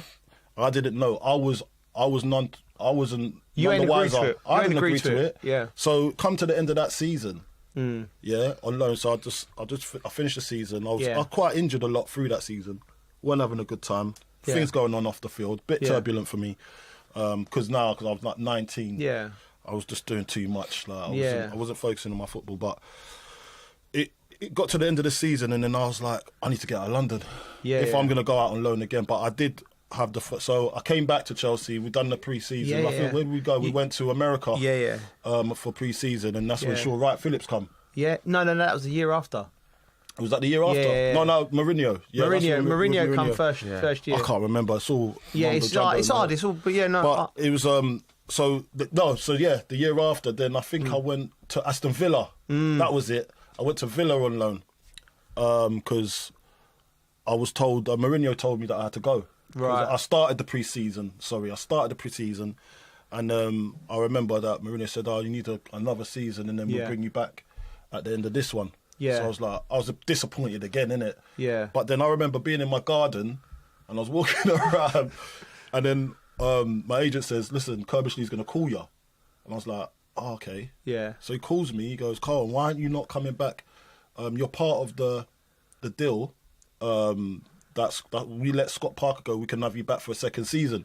I didn't know all of this. Yeah. So I was, you know what, I dig my heels in. I said, well, I'm definitely not coming now. I've got to be privy to the conversation. Were you just doing the deal behind my back? Yeah.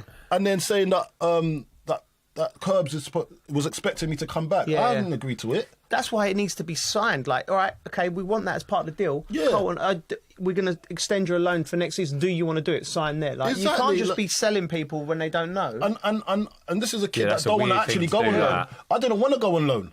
Yeah. I want to just chill and then flip and try and learn from the best. Yeah. Why am I going out on loan at that time? And I was like, nah, but they just wanted me away. Yeah. So I was like, I didn't feel wanted at that time. Do you know what I mean? So anyway, I go to Aston Villa. I said, no, do you know what? I'm going to Aston Villa. Just reluctantly. And I was like, I'm even going to prove that I'm going to go up the motorway and go to Villa because I wanted to get away from London at the time. Yeah. And that didn't work out for me because my head wasn't in the game. Yeah, I just wanted to come home, man. So I was so headstrong and stubborn. Really? I just didn't even use the loan as I should have at that time as an experience to be playing Premier League week in, week out, but I wasn't there mentally. And that's why I always look at how these loans actually work and what you're supposed to do on a loan and what type of support you got on the loan as well. Everyone goes for different reasons, don't they? Yeah. So, but I went to Villa because I was being stubborn. I didn't want to go back to Charlton. When really I should have gone back to Charlton, but I wasn't getting advised the right way. Yeah. Do you know what I mean? No, listen, Coley, and no one at Chelsea, because there's so much going on at Chelsea at the time, no one really cared for the youth coming through at that time because everyone wanted instant success. Yeah. So you guys were coming in the door and then I was like on my way out. I just thought, hold on a minute. Yeah. I've got ambitions too. Yeah. I want to get certain places as well. But what? Because I'm homegrown, I'm out the door. Which was a bit upsetting for me at that time. What's happened there is, I think, you've come through. You're obviously the star player in the youth team. Got into the first team. You know, you should have been. Right as well. Yeah, you've done well in the first team. And the thing about if we didn't have the money, if we didn't get to Champions League that year, if we didn't get to the Champions League that year, I would have been. Abramovich would have bought us, and because we was struggling for money as well with Ken Bates and everything. I was going to be put in to be one of the main guys, one of the front three. I had a rumour, and I don't even know how true it is now, but during that time, if Chelsea didn't get to if Roman didn't come into Chelsea, there was two signings that were muted, was me and Scott Parker, who eventually came later down the line. And you're right, it was like, because the money would have come in from the Champions League, but not the Roman money. No. So if they didn't have a load of money, so they wanted to buy two young, good English players and work with the young players. But I think what's happened with you there is the club was just going through such a transition, and you were just probably. Oh yeah, we was focusing on him for a bit, but now we've got all of this. Yeah. So the world opened up. But and again, it shows you football clubs how players are just disposable. Yeah. You know, and then. So it really annoys me when they talk about loyalties and things like that because it can be done. But we'll get back into that after the break because that's all we got time for part one. Thank you for listening to The Dressing Room with our Arabiya News.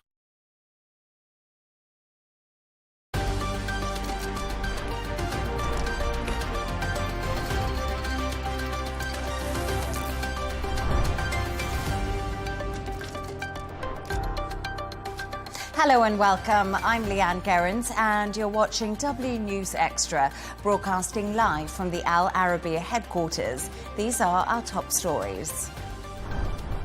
President Trump says Iran wants to negotiate and he may or may not get the US to join Israeli strikes. North Korea sends thousands of workers to Russia to repair the damaged Kursk region. And the sole survivor of the Air India flight attends a funeral of his brother, who's laid to rest.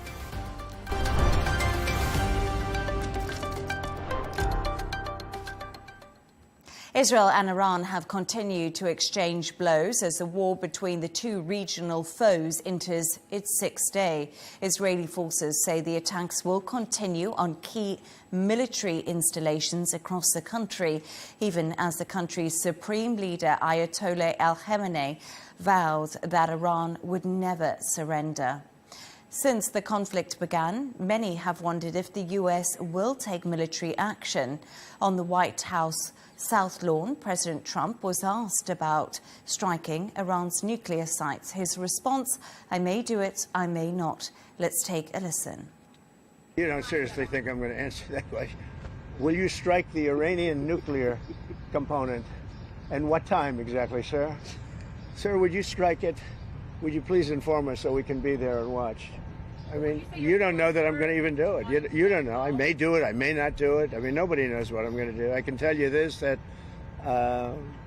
Iran's got a lot of trouble, and they want to negotiate. And I said, why didn't you negotiate with me before? All this death and destruction. Why didn't you negotiate? I said to the people, why didn't you negotiate with me 2 weeks ago? The Iranians reached out to you? Yes. And what did you say? I said, it's very late.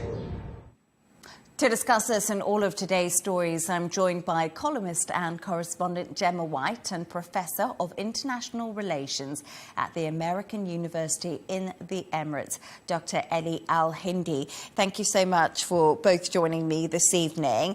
Dr. Eli, let's start with you. There we are, Donald Trump. He may not. He's keeping us all guessing. That's something he's doing for sure. But could we actually see the US enter this war?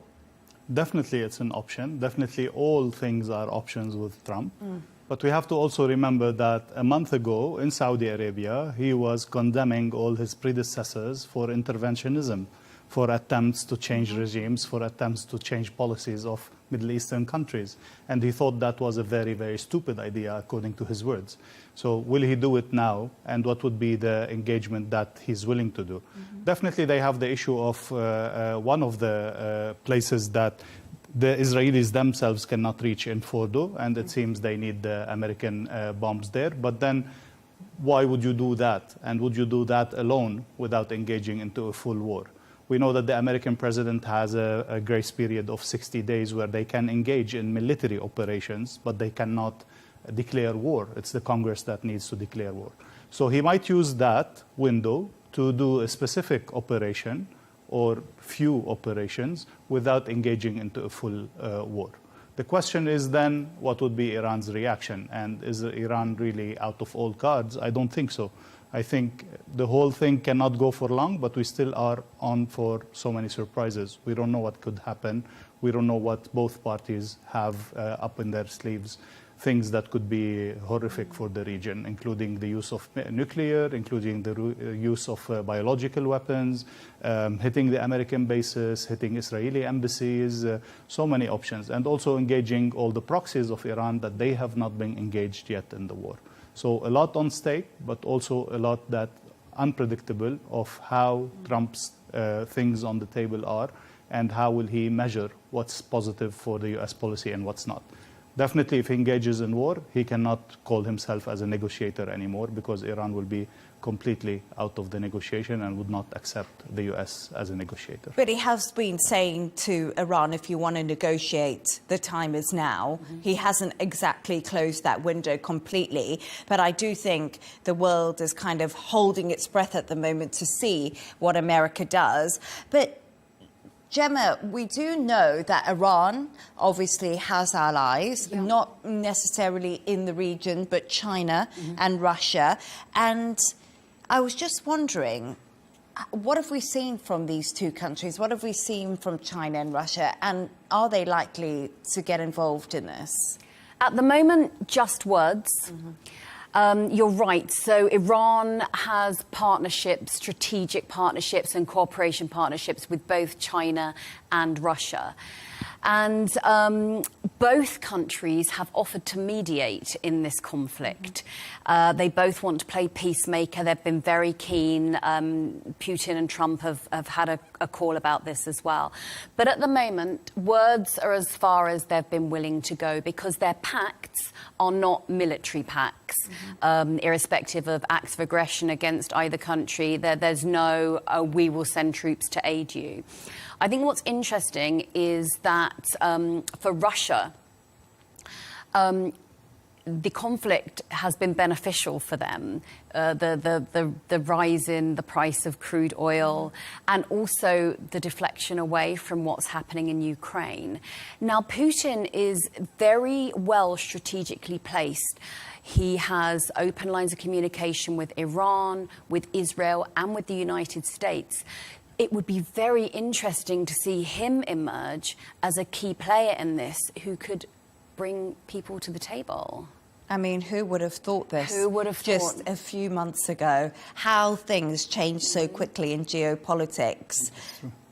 And I think just to mention the negotiations, the US is not offering anything for Iran. They're just offering a complete surrender after what Trump was putting before. Now maybe Russia or China can present some window there and present something new on the table. It remains to be seen. We have to remember that China was able to auspice a deal between Saudi Arabia and Iran and cool that tension out. So they might be able to put something on the table, and actually we need it, because without such a breakthrough, things are looking very bleak. I know, and it's the fog of war at the moment that we all seem to be stuck in and trying to second guess what could possibly be coming. But interestingly enough, you mentioned the cost of this. $230 million a day this is costing Israel. So how much longer can they keep this operation going? Well, we have to mention this is only the cost of the actual missiles, not the expense of the economy altogether that is shut down for so many days, day after day. Both countries cannot go for long, but then there's no way out for both of them. What would Israel say? I have achieved the goals? They have not. What would Iran say? I surrender? They cannot. So, yes, both of them have very short time to go. They are having extreme cost and expenses. But definitely Israel, we know, has support by the US and other allies that could make it survive longer. And this is, biting nails or biting fingers and see who's going to last longer. In that game, Iran is on the receiving end, is a weaker position. But we have to wait and see. I don't think the few days that were mentioned in the social media, like 10 days and maximum for Israel, I don't think this is sustainable, because they could get more missiles, they could get financial support from the US as they usually do. Yeah. And it's a difficult position right now, because we have to remember that we've just briefly touched on the proxies that Iran have in the region. They have the Houthis. Hamas, we know they've been weakened. Hezbollah, the same situation. The PMF in Iraq. Exactly, but they haven't played all their cards. They haven't played all their cards. The proxies haven't actually been engaged. They've declared, even Hezbollah declared, we don't need to get engaged. But I assume that if Iran feels enough pressure on the actual survival of the regime itself, it will have nothing to lose, and it will engage in any way possible and play all the cards, including the closing of the Hormuz, including operating all the proxies. So, yes. And I actually spoke to Riyad Kawashi earlier, who's part of, was my show, Al Arabiya, obviously, and he was saying to me that if America gets involved, America are going to go big. So right now, I think everyone is just waiting to see what happens. But thank you so much for your thoughts on that. Stay right there as we move on to another story. And North Korea has said it will send thousands of workers to help rebuild Russia's war-ravaged Kursk region. Russia's Security Council secretary has described the deployment as a fraternal assistance. It comes after months of military collaboration between the two countries, following reports that North Korean soldiers were fighting for Russia as it continues its war with Ukraine. So, Gemma, we just spoke about Iran and its allies there. North Korea has been a long-standing ally to Russia, so this shouldn't really come as much of a surprise, should it? This is not a surprise at all. Obviously, there have been North Korean soldiers fighting in Ukraine. This is just additional. There's around 11,000 North Korean troops, which is Western estimates. So they've said they're going to send thousands of workers to help rebuild the Kursk region. Now, Kim has said this takes... they recently, in November, signed a pact. There's lots of pacts being signed. I'm not sure if they're worth the paper they're written on. Yes, lots of agreements, hasn't there? Now, this is a mutual defence treaty, so this has a bit more than the other pacts that we've talked about, because this does guarantee that if there is aggression from an outside nation, that they will go to the defence of one another. Kim has said this is a new level of alliance. So, yeah, these people are being sent. Are they being sent against their will? Who knows? But we know that they're not going to be the ones who, earn money from this. Obviously, Pyongyang is going to be doing quite well economically from this. But, yeah, when they say send, send or forced. Yeah, it's a really difficult thing to sort of tap into. And we have to keep in mind also that, in comparison, Iran is a country who claimed to have a nuclear power or to aim for nuclear power, same as North Korea. So them seeing Iran being attacked this way, are they thinking we might be next? So let's have a defense alliance with Russia that could at least put us with a strong ally somewhere. Yeah, that makes sense, actually. Yeah. Like, they could be one step ahead of what we're thinking at the moment.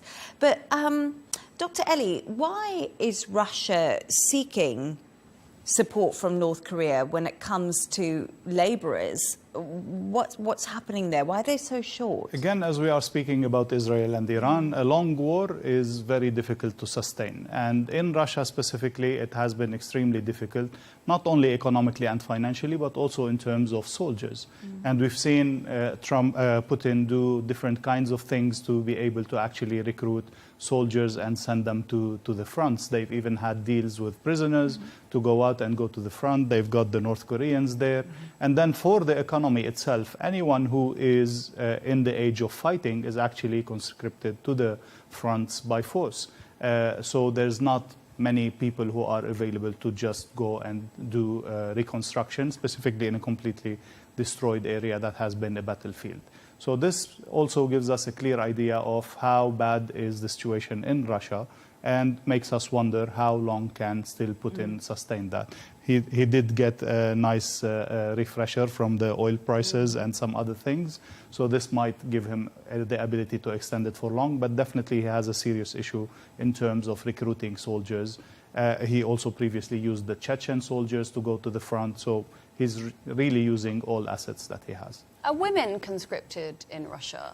I don't think so. Because not, usually actually, not the forced conscription, but they might be volunteering. Yeah. Usually a country would draw then on the female resources, like we see in World War II when women stepped up and did the jobs that the men had left because they'd gone to war. Yeah. That's an interesting point, actually. That's something I couldn't answer. But do you remember when Trump does his yearly address and he came out, there was a lot of female actual soldiers with him, but I don't know if they conscripted to fight or what their place or what their role is. They could be, they could be doing intelligence. It's something that's a good question. I wouldn't, because that's a whole a huge section of society.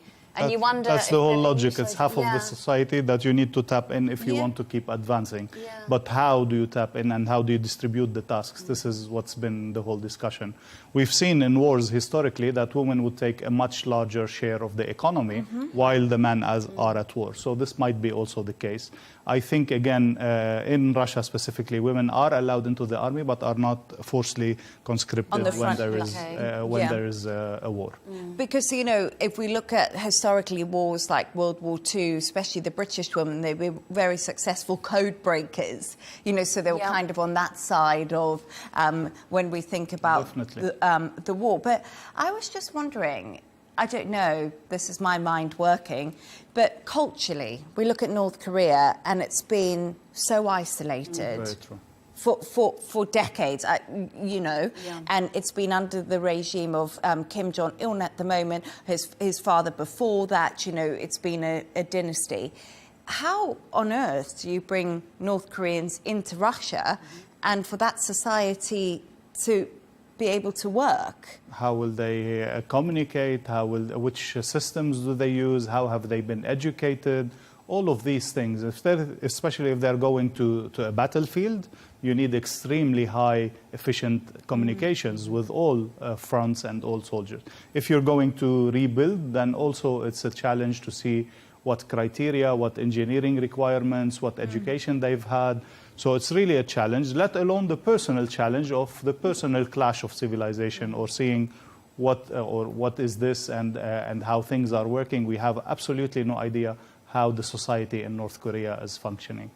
I'd be interested in what stories they take back as well. Could Exactly. there be the possibility of dissent spreading? Because you go back and you say, oh well, this country has this and they have this and this, and that was a big factor in the collapse of the Soviet Union. People who have been educated in the West and who returned and who had that sentiment. Look where the world is and look where we are.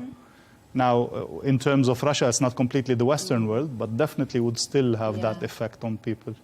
It's going to be really interesting. Yes. Thank you so much for your thoughts on that. And we're going to move on to another story. Now, the sole survivor of last week's Air India plane crash has attended his brother's funeral in Western India today.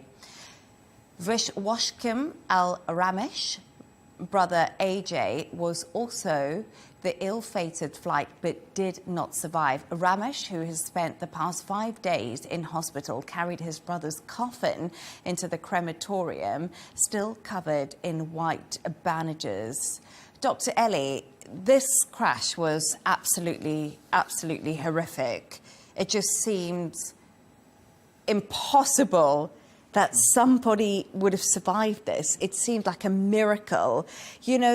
Do we know how he managed? Not really. Nobody really knows exactly what happened. We know some facts that not all the plane exploded. We know that he was sitting on an exit seat. We know that, he was able to get out somehow and then get out of the building while the explosions were happening.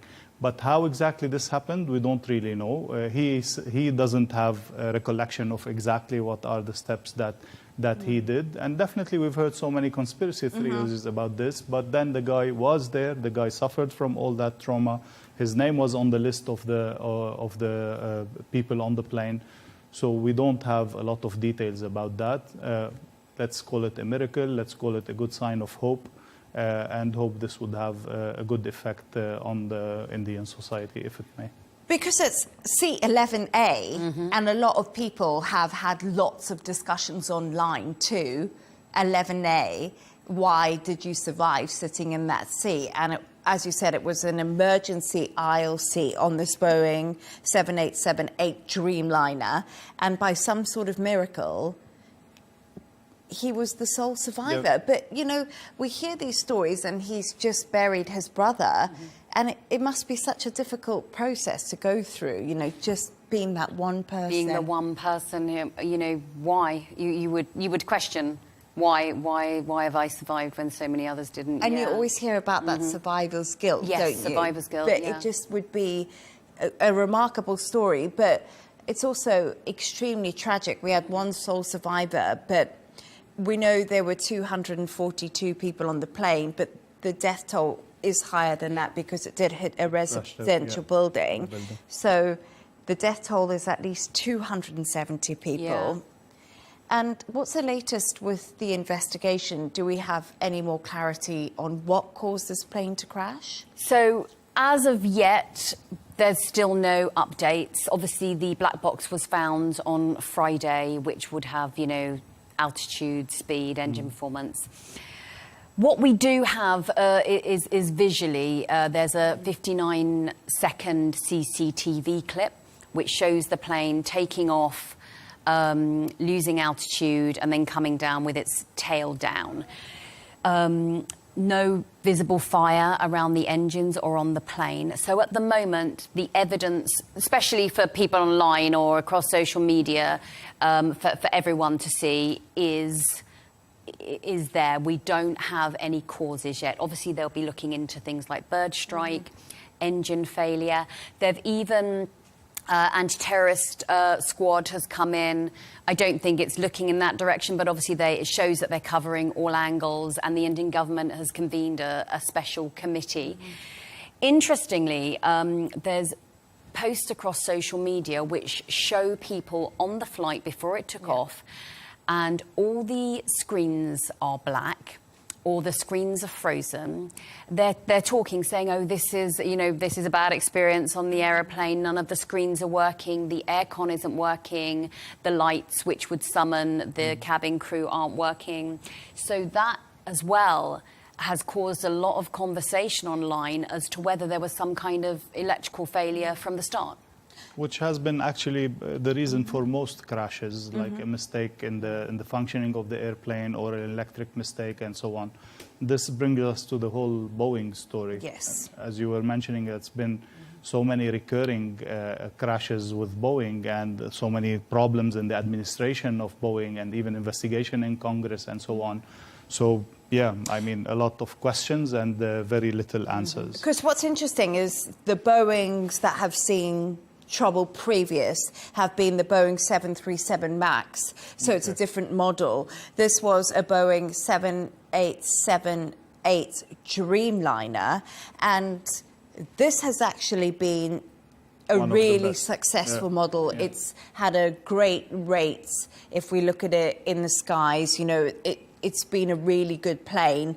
So I think it's going to call into question maintenance of Boeing. You know, Boeing also had a change of leadership, so it's going to call into question all of these different things. But the reality is most of the planes we fly on are either Boeing or they're Airbus.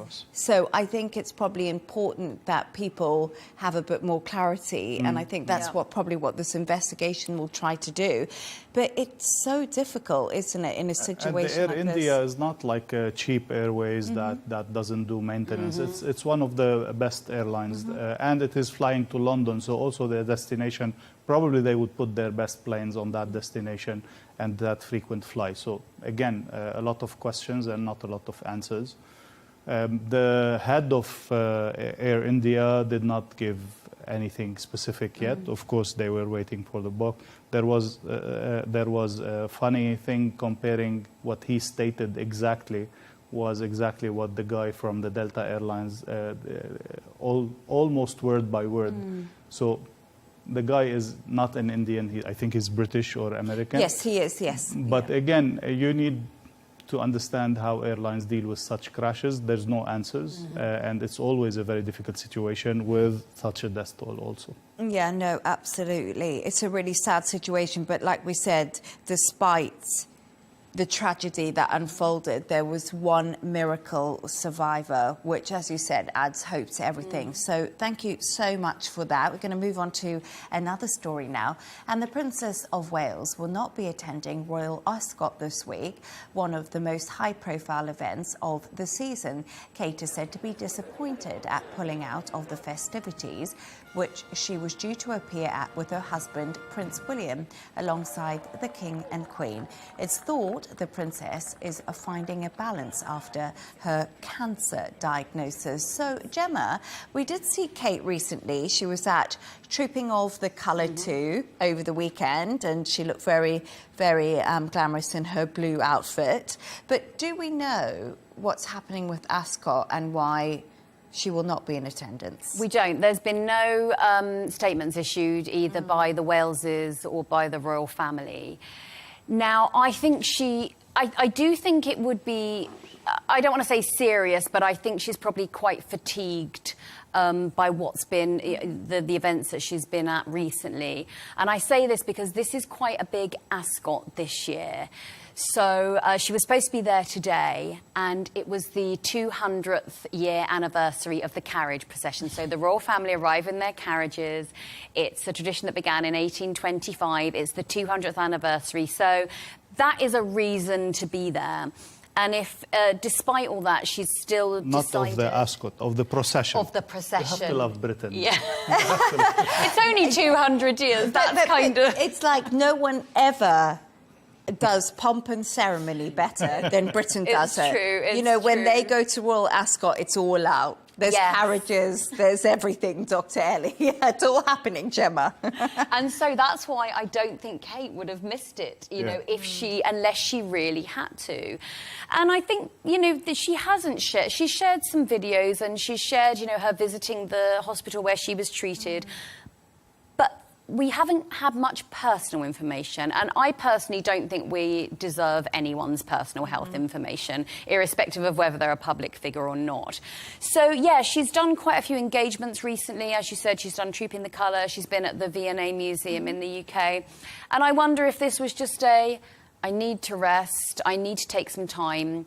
But yeah, we're not privy to that information, and it's truly up to this woman to decide what she feels comfortable doing. Yeah, absolutely. And like we did say, you know, her cancer battle, she's also been having the treatment. Once again, we don't really know where we are with that. But, you know, we've got to think about it, Dr. Ellie.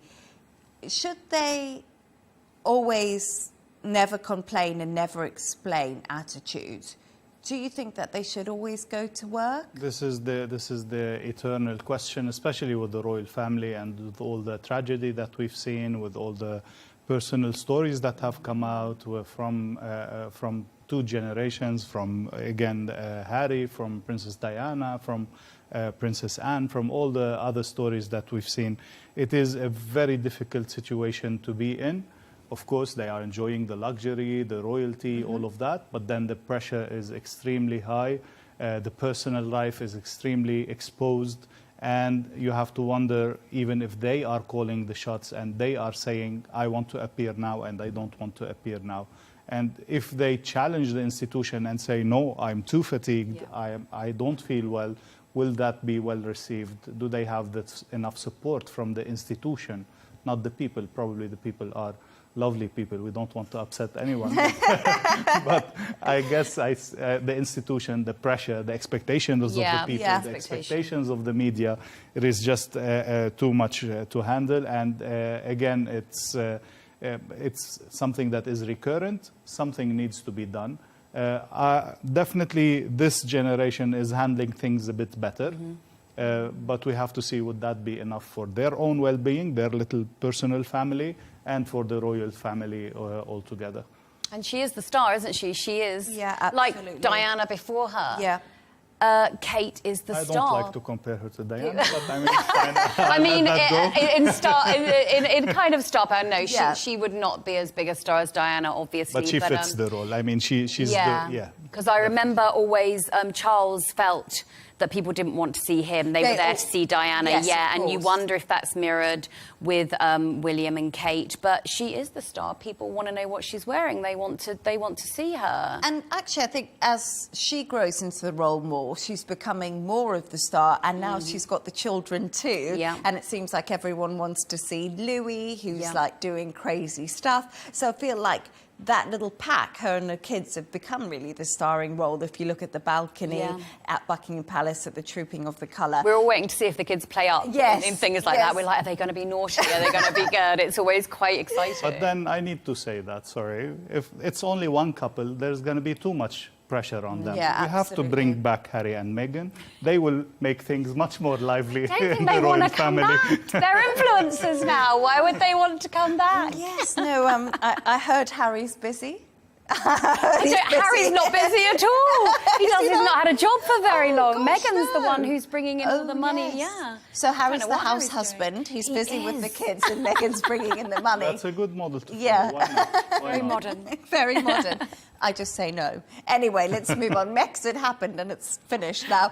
And finally, Gemma and Dr. Ellie, you've come up with a couple of quirky stories of the day. Dr. Ellie, yours is absolutely nuts, the story. I can't even go into it, but a man sat on a precious piece of artwork at a Van Gogh exhibition. Yep. I mean, what was he thinking?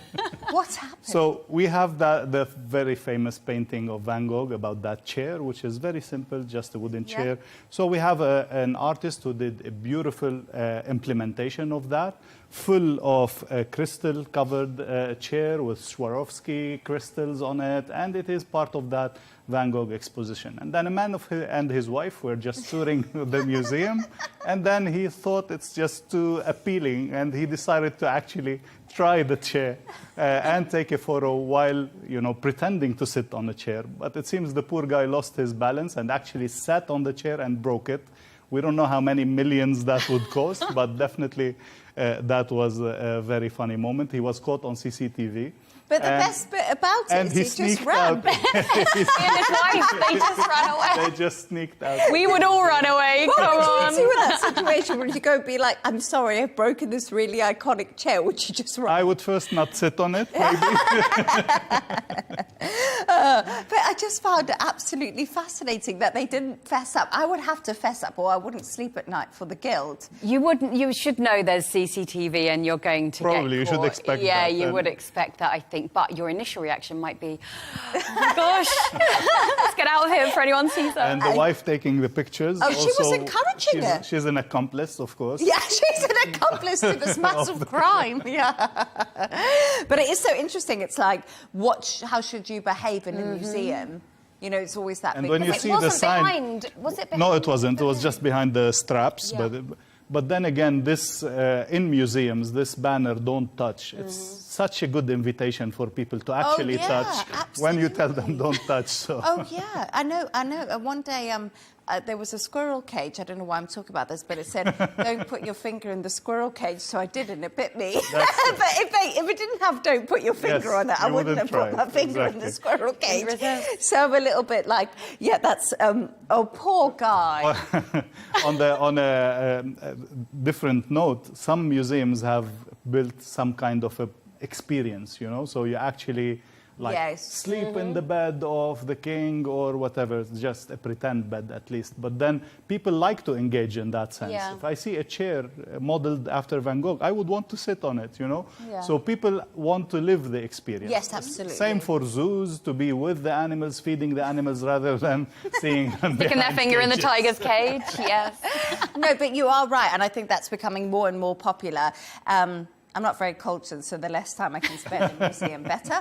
And Gemma, Amazon founder Jeff Bezos has been causing absolute chaos in Venice. Yes, we're sticking in Venice because the exhibition was in It's in Verona, in Italy. Okay, but yes, so we're sticking in Italy. Same Italy. Yeah, there's been activists in Venice. They've been hanging banners around the city saying no space for Bezos. Because his wedding to Lauren Sanchez is taking place there from the 23rd to the 28th of June. The list of celebrities who are rumoured to be going is the most A-list thing of all time. We've got Oprah, we've got Katy Perry, we've got Leonardo DiCaprio, we've got President Trump has been invited. It'll be interesting to see if he does go. Obviously, Ivanka Trump, the Kardashians, Anna Wintour, because I think the wedding will probably be featured in Vogue. Absolutely. So... Why not? It sounds beautiful. I know, I agree. I would love to be I would invited. love to be Well, invited. she has 27 outfit changes. Wow. So they're not going to be low on copy and images. So, yes. Wow. But remember, all of this is still rumours because they've kept it very tightly locked down. But that hasn't stopped activists taking to the streets in Venice to protest at what they see as, Why? Come on. a billionaire coming to their city and taking over as his own personal Disneyland. But you know what? Why can't two people get married and be happy? They can be happy. No one's going to take away their happiness. But I do wonder, you're coming to this beautiful place. Mm-hmm. Are you actually going to interact with the culture? Are you going to go and spend money in local artisan shops? Or, are you actually going to benefit the city beyond? Maybe they could come to them. Maybe they'll have, I think that's unlikely. You're going to be... probably. Oprah Winfrey, and they're going to be ferried around from place to place. But this has quite angered the mayor of Venice, and you think it's because he's got an invite and he doesn't want to upset anyone, but also you feel that he doesn't want to stop future celebrities from coming and having their weddings in Venice. And he's insisted that the city has to apologise to Jeff Bezos. And I think, but, you know, people have the right to protest and you can't apologise on their behalf. If they feel that way, that's great. I think by the time the wedding comes round, they might be quietly kind of shuttered away because I think the level of security is going to be absolutely immense. I mean, that's fine. I don't see a problem there. Dr.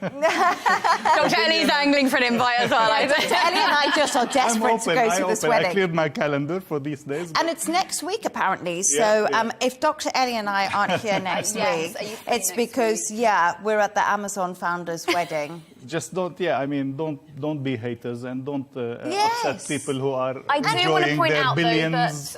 No one protested George Clooney and Amalda. And exactly, they got married in Venice. And they got married in Venice. That was a big to-do as well for quite a few days, and no one. So it's the character of the people, you think? I do think so. Makes sense. Oh, maybe, but I think why not? If we go, I wonder if I'll catch the bouquet. If I do, I'll bring it back for you. But thank you so much. Thanks to today's guests, columnist and correspondent Gemma White and Professor of International Relations at the American University in the Emirates, Dr. Ellie Al-Hindi.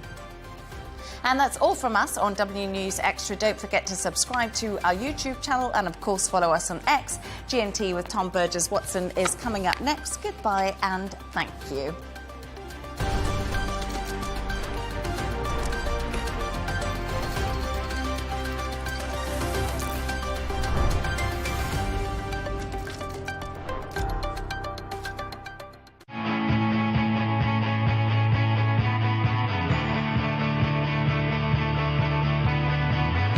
Welcome to the metropolis, the big city. This is where tech, trends, and culture meet. Meet the people. See the sights. Walk the city streets. And experience the lifestyle.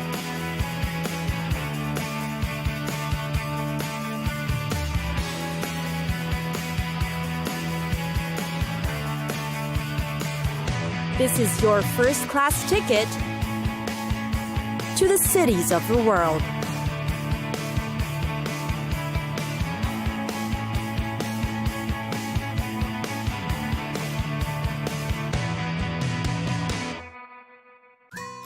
Budapest. Many would consider Budapest a favorite city in Europe.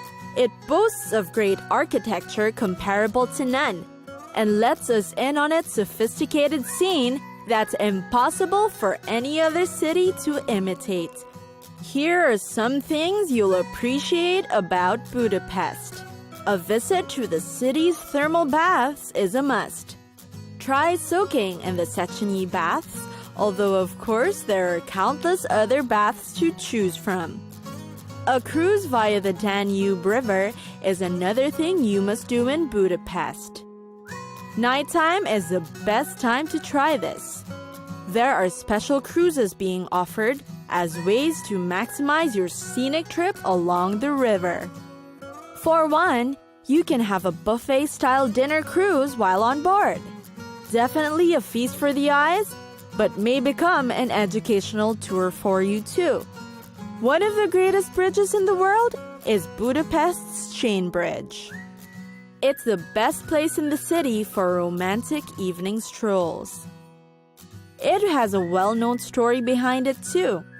The architect who had created it was greatly proud of his work that he challenged anyone to find fault in the bridge.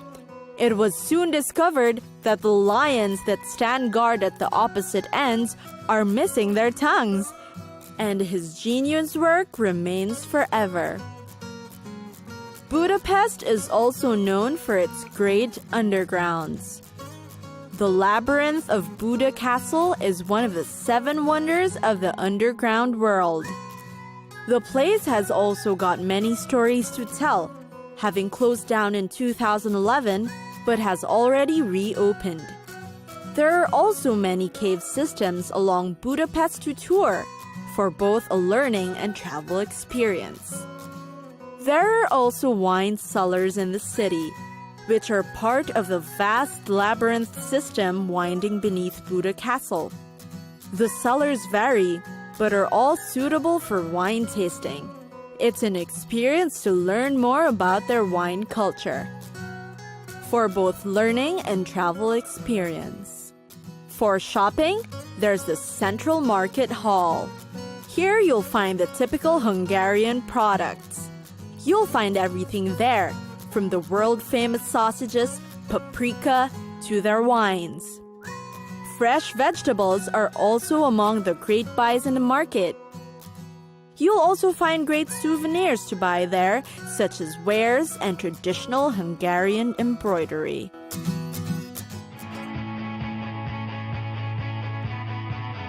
It's time for us to go. Pack your bags and get your tickets ready. And we'll see you on the next destination. Catch us again next time on Cities of the World.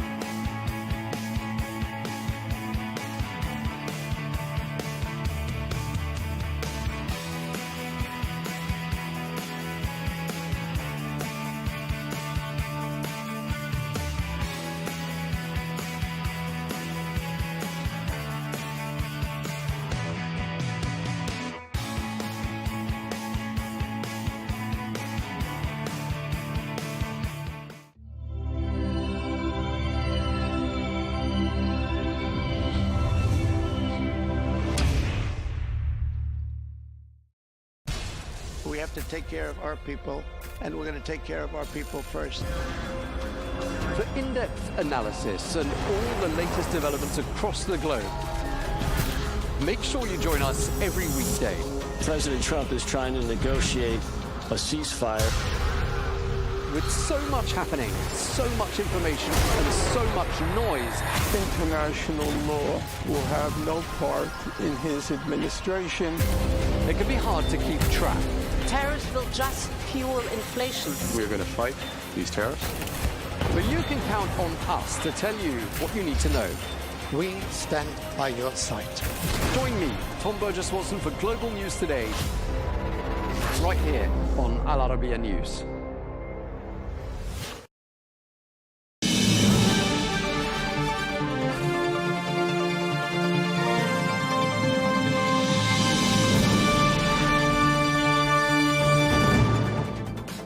Hello and welcome to Global News Today, bringing you exclusive interviews with leading experts every weekday here on Al Arabiya English. I'm Tom Burges Watson, and coming up on today's programme, on this, the 6th day of hostilities between Israel and Iran, we bring you analysis from Beijing, Moscow and Washington on how events could unfold. Plus, we'll have the latest from Gaza, where dozens of people have been killed in fresh violence. This as they collected food aid. We'll be speaking to Tom Fletcher, the UN Under-Secretary General for Humanitarian Affairs and Emergency Relief Coordinator, about the agonising choice of the growing number of humanitarian crises to support with a significantly reduced budget.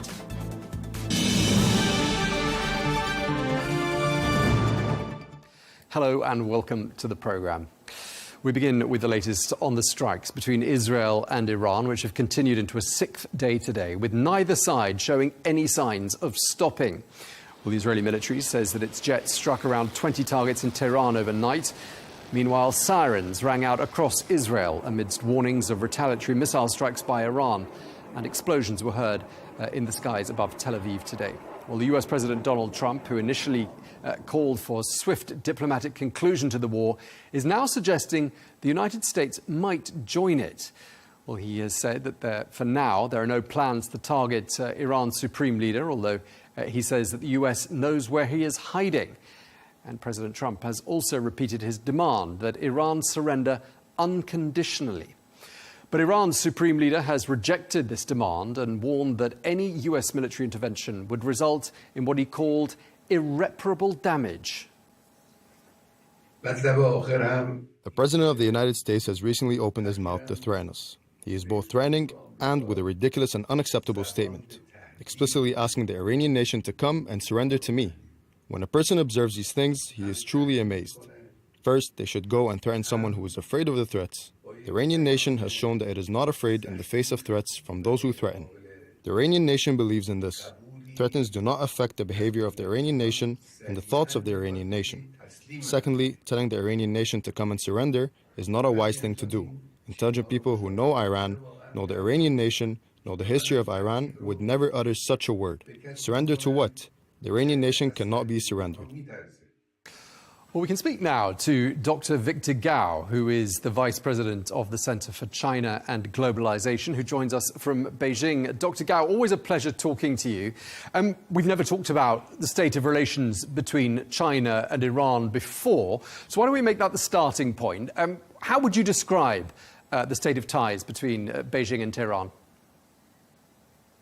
Thank you very much for having me. China highly respects Iran as a sovereign nation with territorial integrity, and the two countries engage with each other on equal terms. And China does not recognize the extraterritoriality of any other country's one-sided and self-imposed sanctions against another country or against China. Therefore, when China deals with Iran, we deal with Iran in all spheres of relations, including energy cooperation. And I don't think this is a problem. And if a third country cries foul, the problem is really with itself, with its attempted extraterritoriality of its unilaterally imposed sanctions. And I think once this Israel-initiated war against Iran started, the Chinese government's position is very clear. Israel is in violation of a self-imposed war against a member of the United Nations, against its sovereignty and territorial integrity, and China really deplores Israel's military attack on nuclear facilities inside Iran and considered it as a very serious offense against world peace and security. Okay, I mean, just to give you the Israeli line on what you just said, what we're told by Israeli officials repeatedly on this channel is that Iran is very close to being able to build a nuclear weapon. It might already be able to do so. And they're constantly calling for the destruction of Israel. So they say what they're doing is preemptive self-defense. What do you make of that argument? It is of high hypocrisy for a country like Israel, which violated international convention in possessing nuclear weapon to start with. And now it's accusing another country, Iran, for attempting to acquire nuclear weapons. I don't think there are any higher level of double standard and hypocrisy for Israel to accuse another country of trying to possess nuclear weapons. I think the Middle East will be much better off if Israel arms itself with nuclear weapons, and no other country will want to possess nuclear weapons. That will probably create a better level playground for all the countries involved in the Middle East.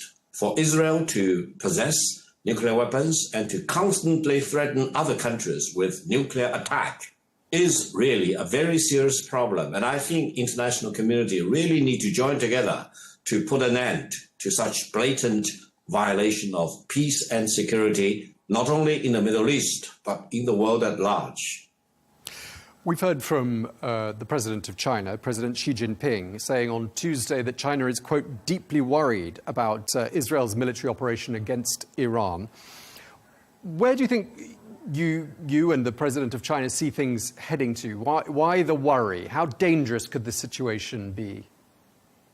Well, as a general point, China is always worried if a war breaks out. And this time, this war is a complete surprise attack launched by Israel against a sovereign and independent country like Iran. And the fact that this surprise attack took place when the United States and Iran are still engaged in discussions about how to end this nuclear problem is particularly surprising. It's, in my best judgment, it's like the Japanese surprise attack on Pearl Harbor in the Second World War.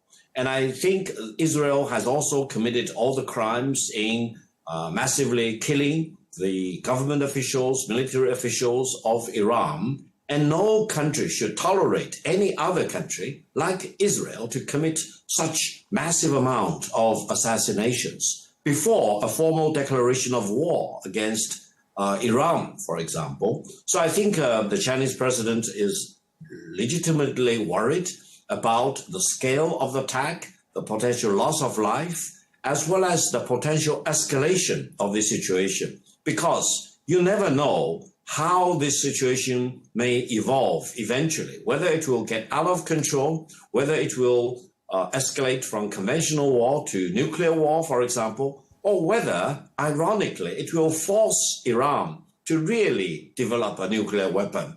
And what will be the consequence for Israel and Iran to both have nuclear weapons? Do they really want to use nuclear weapons against each other? What will be the consequence for peace and security in the Middle East and in the world at large? Therefore, it is time to call on Prime Minister Netanyahu, stop all the craziness. He probably wants to save his political skin rather than really serving the fundamental interest of the people in Israel to launch such unilateral, self-imposed surprise attack on a big country, a great country like Iran. Dr. Gao, on Tuesday, China accused the US President Trump of pouring oil on the conflict there between Iran and Israel. Why and how does Beijing see the United States making things worse with regards to this situation? Well, I think evidence points out to a joint operation by the United States and Israel against the country of Iran. They probably have a division of work. The United States was not very much involved on the surface of the situation, but no one should be surprised if the United States highly coordinates its information gathering, etc., with Israel. And the fact that Israel has kept saying that the United States is involved from the very beginning of the war, etc., illustrates the level of cooperation and collaboration between the United States and Israel against Iran. And the United States still keeps saying that they are not involved, but then they need to come up with a proof that they are not involved. And not being involved is not sufficient. And the United States really need to pull all their levers to force Israel to stop this war against Iran, and also to stop Israel from misusing the United States, creating all the misinformation about that the United States and Israel are working together to, for example, destroy Iran or to create a regime change in Iran, etc. So I think it is time for the United States. My personal concern is that if the United States really gets bogged down in this war against Iran, no one knows what will happen to the United States in the coming years or coming decades. Well, that could be beneficial for China, couldn't it? Because if the United States spends large sums of money, a considerable amount of time and attention on affairs in the Middle East, that leaves China to do what it wants to do in a more, let's say, unrestrained way. Allow me to emphasize one point. China always benefits by protecting peace and stability anywhere in the world. And China will feel very much at a loss if peace and stability and prosperity anywhere in the world will be damaged by especially unilaterally imposed war of one country against the other country. Therefore, such benefit, if any, that China will enjoy is not for China's own benefit. It is for peace and stability and the well-being of mankind. It is time to stop Israel in this war against Iran and to prevent the United States from really joining this war together with Israel, which may escalate the situation and create unprepared consequences for mankind as a whole. You mentioned regime change in your earlier response, and I want to pick up on that because we heard from President Trump on social media saying, quote, "We know exactly where the so-called supreme leader is hiding. He's an easy target, but he is safe there. We're not going to take him out, at least not for now." How would China react if the United States did, or if Israel did, kill the supreme leader? This is exactly the confusion that President Trump is creating deliberately or unintentionally. I don't think assassination of a head of state or head of government or political leaders or military leaders of another country is the right thing to do in the world of today. I think countries need to have the minimum decency and the protocol in dealing with another country. Assassination is the bad thing, and assassination may serve as a boomerang, eventually may come back to hurt yourself and haunt you.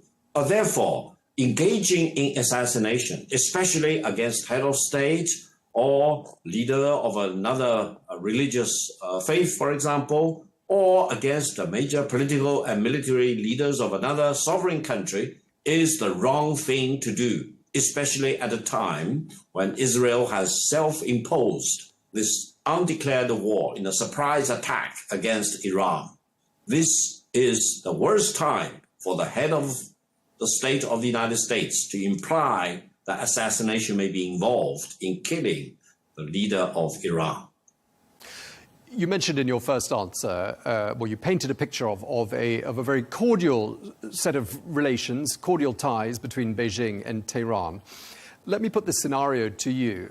If Iran goes the same way as, for example, Syria, and the assassination that you mentioned or otherwise brings about a change of management, shall we say, in Iran, I mean, that would be a loss for China, wouldn't it? Because you'd have lost an ally, a key ally in this region, because if a pro-Western government replaces the government that's there already, that would be a loss for China, wouldn't it? No, I don't think so. I think China has always the long perspective and historical perspective to look at any contemporary events, like what had happened in Syria and what is happening in Iran. We are not confused by the events on a day-to-day basis. We look at the situation in 10 years, in 100 years, sometimes 500 years, if not even longer. Therefore, in the historical perspective, if you really look at the situation in the long-haul perspective, war is bad. For Israel to impose an undeclared war on Iran is an aggression. And whatever Iran is doing is justified because they are defending their own sovereignty and territorial integrity. They are fighting back against aggressors. And if the United States wants to join Israel to become an aggressor against Iran, well, history will eventually have its own verdict. Therefore, I think all of us need to work on with Israel to stop the war as quickly as possible and come up with peaceful ways to negotiate with Iran. And I personally will completely support the ending of whatever nuclear weapon program, if any, by Iran. And I do hope Israel will also dispossess nuclear weapons and Middle East will become a nuclear-free zone. That will be in the best interest of all the countries in that particular part of the world. China will do its best to promote the real justified result for any such tension or conflict of war, and China will do its best to prevent the war from escalating or from spreading out, impacting on more countries and hurting more people in that part of the world. The United States and some of its allies view China as being part of what it now calls CRINC, which is this new acronym which is being bandied around quite a bit by foreign policy talking heads on television channels all over the world. CRINC meaning China, Russia, Iran, and North Korea. I don't know what you think of that acronym, if you've heard it used much before, but let me just ask you this. Were the United States to intervene and join forces with Israel in a very overt way and join that conflict, do you see a day that China or Russia or other actors could perhaps join in support of Iran? Well, imposing a war on a great country like Iran with 1.66 million square kilometers and with up to more than 90 million people, and a country which has tremendous amount of spiritual leadership among the Shia people throughout the world, is really poking for more disaster if it is not stopped right away. And if other countries want to join the fight on the side of Israel, I will urge them to stop that right away. And if, for example, other countries want to join the fight against Iran, you never want to exclude the possibility that other major countries want to fight together with Iran, because the war imposed on Iran is the unjustified war. It's a war of aggression. It's undeclared war. It's a surprise attack. And any people, any country under such surprise attack, an attack of aggression, has full legal justification to fight back. But therefore, stopping the war right now is the best way. Allowing it to escalate and to get out of control will most likely hurt the fundamental interests of the people in Israel, as well as in Iran and in many other countries in that particular part of the world. And I think China is doing the right thing, urging on Israel to stop the war, urging on Iran not to escalate, for example, try to wrap up the situation so that all parties involved can talk about peace rather than war and war and war. China does not like war of any kind, and China does not want to see any country launching a war of aggression against another country. And just lastly, that acronym, CRINC, viewed as being a group of hostile or adversarial nations by Washington and some of its allies. What do you make of it? What do you make of the acronym?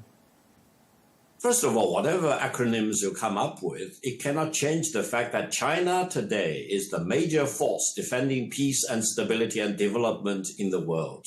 And the fact that China is the largest trading nation with more than 140 countries in the world speaks eloquently about what China really cares about.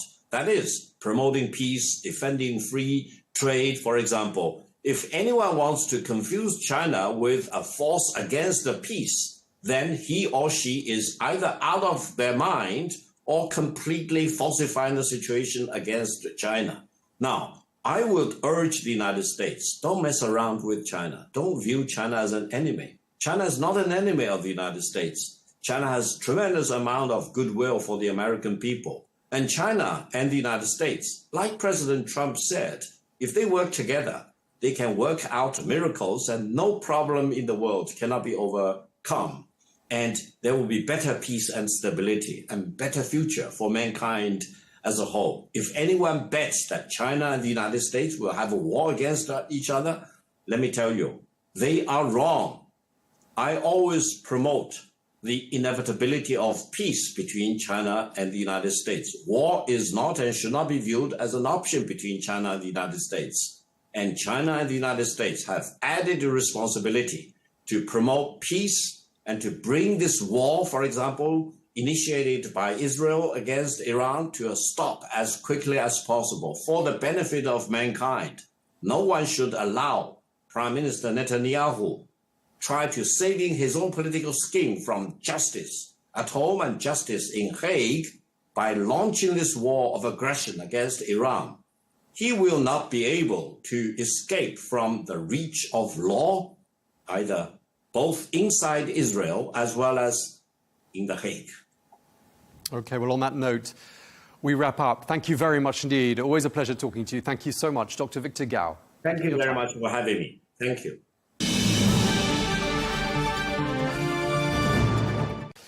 Well, let's get more now. We can cross to Sergei Markov, who is a former spokesperson to President Vladimir Putin, who joins us now from Moscow. Thank you very much indeed for joining us once again, Mr. Markov. Always a pleasure. We've heard from the Russian Foreign Ministry, a spokeswoman by the name of Maria Zakharova, saying that the world is just millimeters away from catastrophe.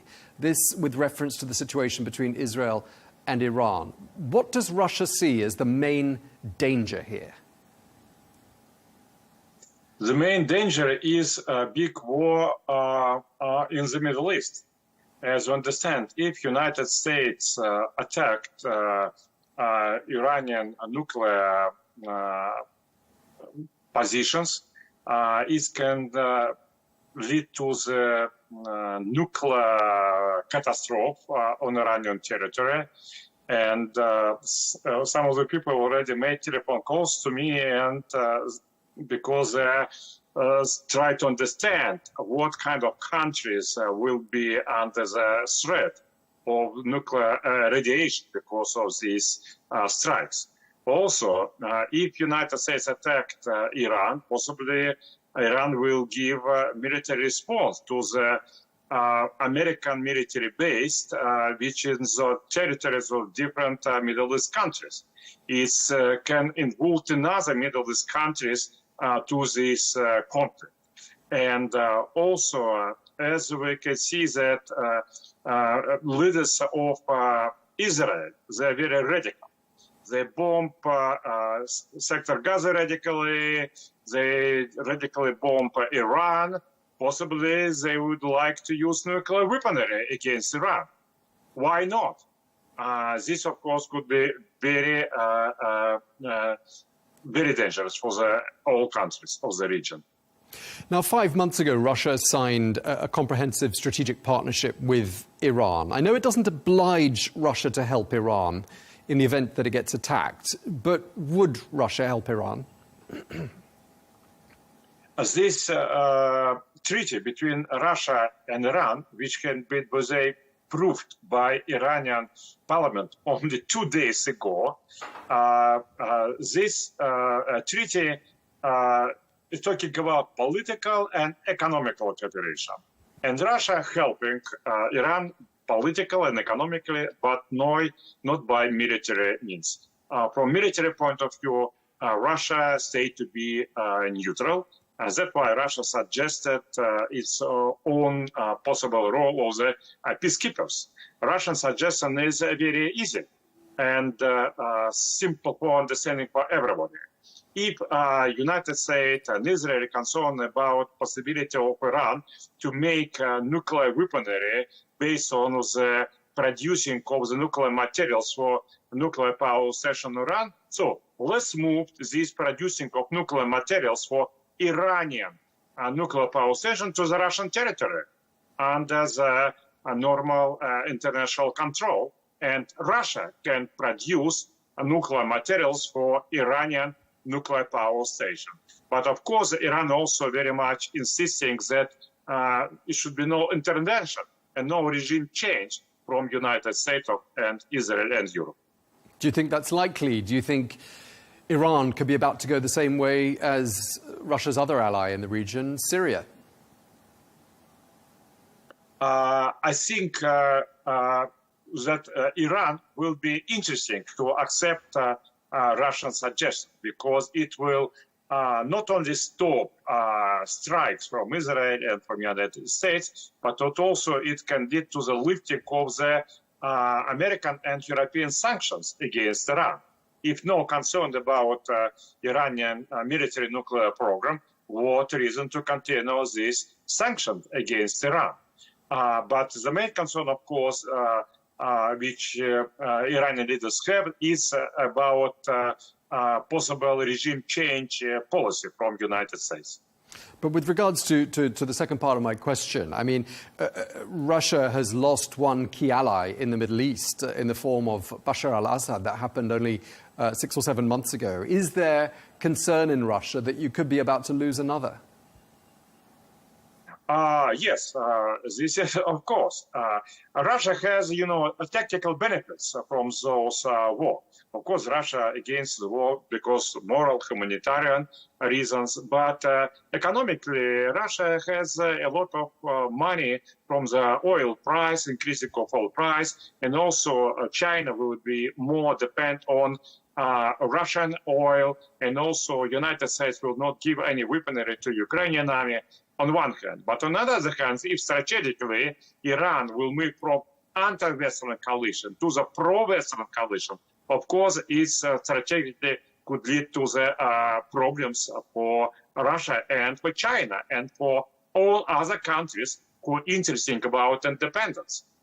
Because all countries have only one real threat to their independence. It's aggressive policy of the Western countries. Iran, as I think you mentioned it just there, has been supplying Russia with drones and some short-range missiles for use in Ukraine. And I'm just wondering whether the conflict in Iran is affecting the supply of that weaponry. absolutely, this conflict in Iran will have absolutely zero influence on the Russian supplying of the weaponry.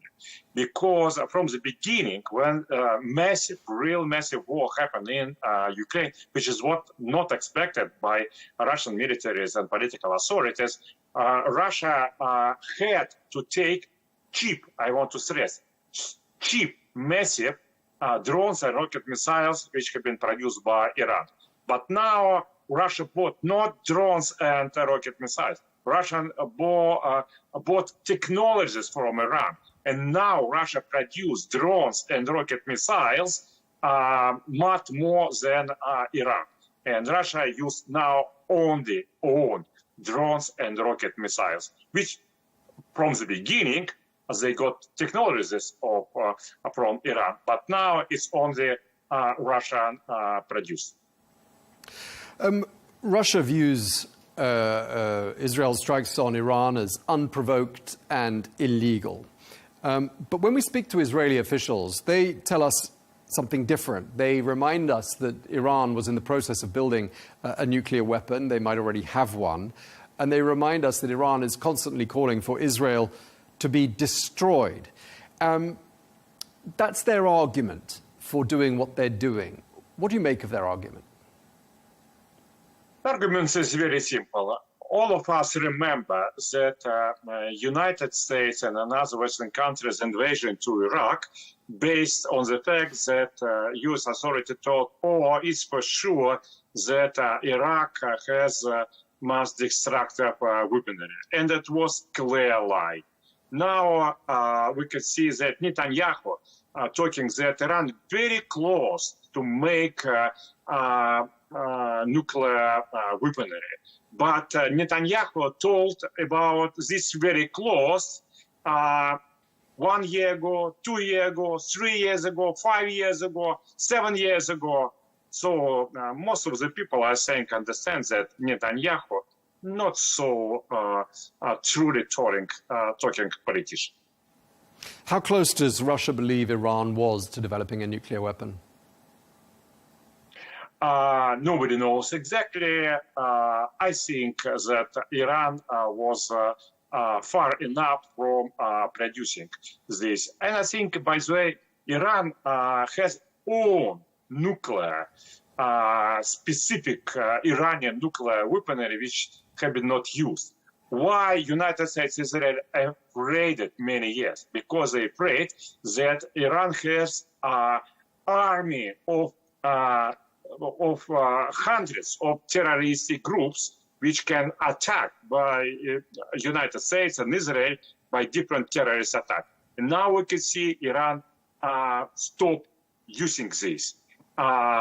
This, I think, reflects the fact that Iran not so young and brave Islamistic regime as it was 40 years ago. Now, Iranian Islamistic regime quite old, weak, soft. It wants to have peace deal, but not war. What do you think, Mr. Markov, is the most likely way forward from here? I mean, what's your opinion as to where things could head to? I mean, do you think it looks like Israel is going to want to start what it's finish what it started? I know Russia has offered to mediate, Russia offering to somehow try broker peace between the two sides. But what do you think is more likely? Israel carries on with what it's started and perhaps there's new leadership in Iran? Or do you see a brokered solution, some sort of a negotiated solution as being the most likely outcome? I think mostly possible that Israel will continue its strike against Iran. It will be more successful, and Iran will have a lot of problems, a lot of destroyed. It's something like in Sector Gaza a little bit. But at the same time, for the regime change, it's only by revolution. But in the situation of war, it's not so easy to make revolution. But also intervention on the territory of Iran. But now it's impossible because United States has very unsuccessful experience of intervention on the land of Afghanistan and Iraq and to make intervention on the territory of Iran with 90 millions of populations. I think is regarded by United States as absolutely impossible. So they will continue to bomb Iran, but with no any results. And after some months and months, both sides will try it. Okay. Well, thank you very much indeed for taking the time to speak to us. Sergei Markov, former spokesperson for President Putin. Thanks for your time. My pleasure.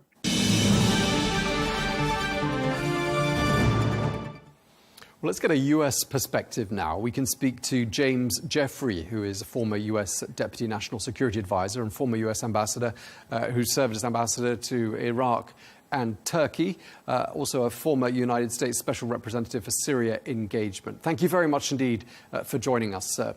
Let me start by asking you, thank you, Ambassador, do you believe that Israel is justified in doing what it's doing in Iran? Oh, absolutely. Iran's nuclear program is the core of the set of threats that Iran has used to at least try to dominate not just Israel, but the entire region for over 20 years. And most of those other threats have been taken down since October 7th. The last remaining but most important one is the nuclear account. You'll note that just a week ago, less than a week ago, the International Atomic Energy Agency board issued overwhelmingly a very stark warning to the Security Council, the first time in 20 years, of the Iranian efforts to move closer to a bomb. That's the risk that we're facing. I mean, there is the risk of miscalculation. There is the risk of escalation. How dangerous would you describe the situation as being right now? You know, here's the problem with that.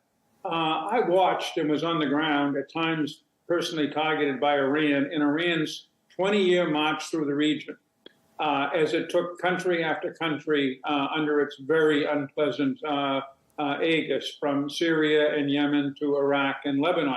And I got very few questions in my hundreds of media appearances of how dangerous is all of this and such. People kind of assumed it was the nature of things. They had escalation dominance. There's nothing we, which is the entire Arab world, Turkey, Israel, and the U.S., could do about this.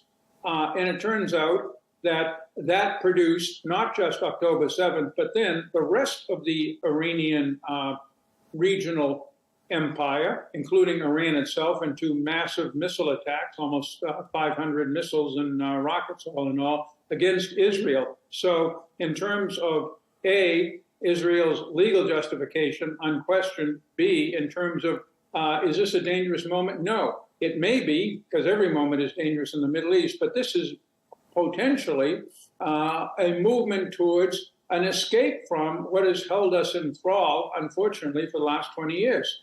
So I look at it as a possibly good thing, not just a possibly bad thing. President Trump seems to be, well, giving slightly mixed signals on what the United States might do next. I expect he's facing opposition from within the ranks of the Republican Party, where, you know, he campaigned on a pledge not to drag the United States into more wars. But do you think President Trump will, and do you think President Trump should join forces with Israel? I think, first of all presidents, from my experience in working closely with a number of them, all presidents, you know, weigh things on the one hand, on the other. That's the nature. And looking at it up close in the Oval Office, they often seem indecisive until they become decisive. The issue with Trump is you hear it, he wears it all on his sleeve. You hear his internal debates with himself all over tweets and other things. And therefore, you have to take seriously a few things he says that are at the most strategic level, but then realize that hour by hour, depending on who calls him, he'll be saying, well, on the one hand, yeah, this is right, but, you know, we got to do the other thing. What he is saying is Iran cannot have a nuclear weapon or an enrichment capability that allows it quickly to have one. That is a basic position. At this point, he has tried negotiation. His deal looked a lot like President Obama's deal. It was quite generous to the Iranians, given the very weak position they were in the last year. And they said flat no. So he feels he has no other choice but to go the military route, either with the Israelis or possibly the U.S. Now, I suspect he's still hoping that if he can maintain the pressure with this movement of aircraft carriers, of tanker aircraft, talking about the huge 30,000-pound bomb that we can drop on the Fordow plant, he may be trying to get the Iranians to go back to that deal. That would be his preferred solution. But if they don't, the position he's put himself in, but also the reality, this war cannot end and won't end without the elimination of Iran's nuclear program, at least its enrichment.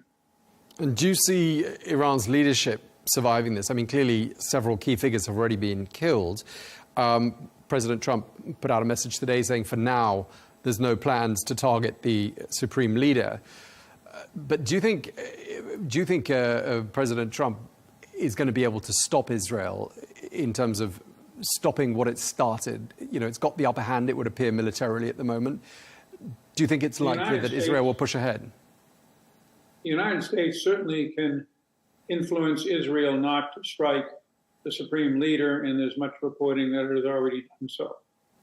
If the supreme leader is not conducting a war against the United States, or there is not overwhelming evidence, as there was with Qasem Soleimani, that he is personally planning attacks against the United States, then it is literally illegal for us to strike him deliberately. That's assassination. It's banned under federal law.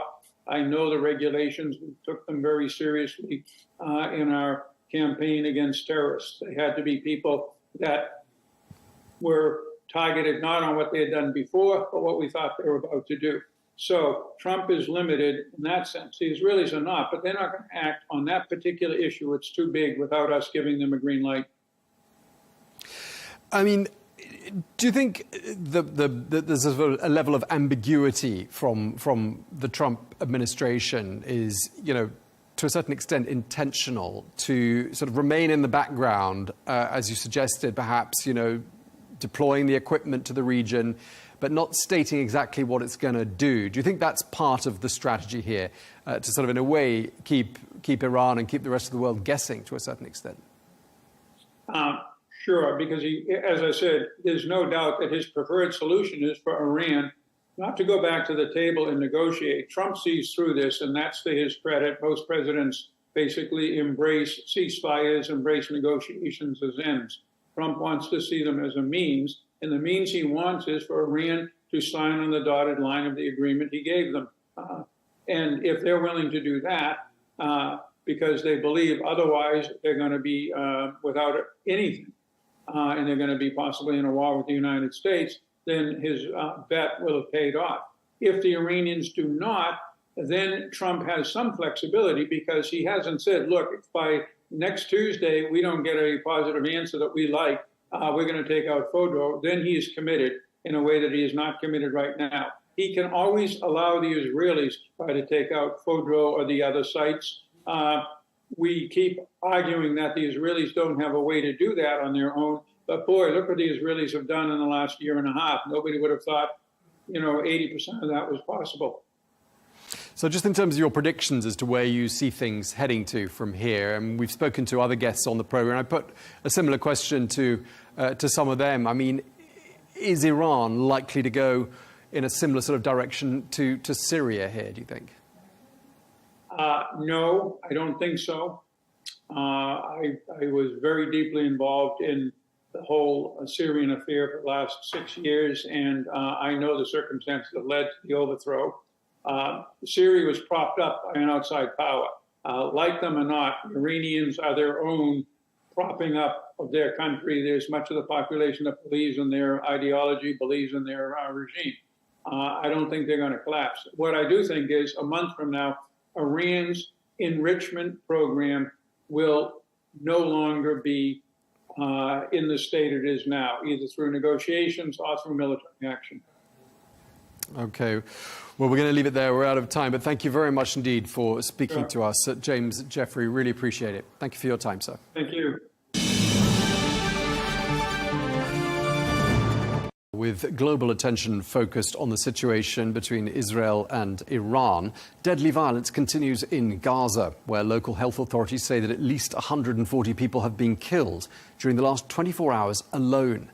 Well, this is a result of Israeli gunfire and airstrikes. Well, of these deaths, several people were killed in Israeli fire on crowds of displaced Palestinians who were awaiting food aid. Well, since aid deliveries to Gaza restarted in late May, close to 400 Palestinians have been killed and around 3,000 others have been injured whilst trying to get food. Well, let's get more. We can speak now to James Elder, who is a UNICEF spokesperson who joins us from Amman in Jordan, having just returned from Gaza. James, thank you very much for speaking to us. Last time we spoke, you were actually in Gaza. Just tell us briefly, to set the scene, when did you leave Gaza and what was the situation you left behind you? I left yesterday. It deteriorates now by the hour. I had a sense, this being my 5th time back, Tom, that this was as bad as it's ever been, which is a very, very perilous bar. To think that, given the bombardments and the denials and the restrictions, to think it's got worse.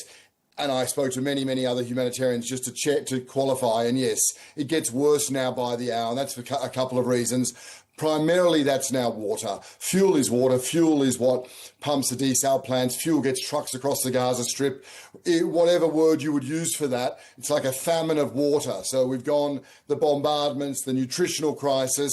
But as someone said to me, James, we've learned to live without so much, without loved ones, without our homes. We've somehow learned that we can live without a week or two without food. You cannot live a couple of days without water. That's why now it's an hour-by-hour proposition, so long as fuel is not allowed into the Gaza Strip. And it's extraordinary, isn't it? And part of the tragedy is the fact that, you know, as things deteriorate, as you say, and are perhaps their worst point so far in these last 20, 21 months, this story is being eclipsed by other events in other parts of the world. And really, the world news cameras are not really trained on Gaza at this particular moment, are they?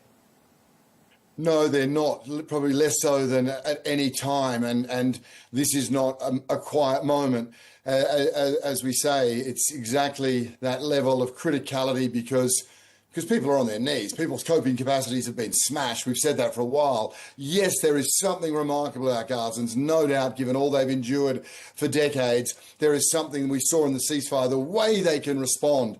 But right now, with a nutritional crisis, with a virtual blockade, with a water level where people are already drinking brackish water, salty water, and on top of this, of course, we have these militarised aid points where every day eclipses the day before when it comes to mass casualty events of civilians.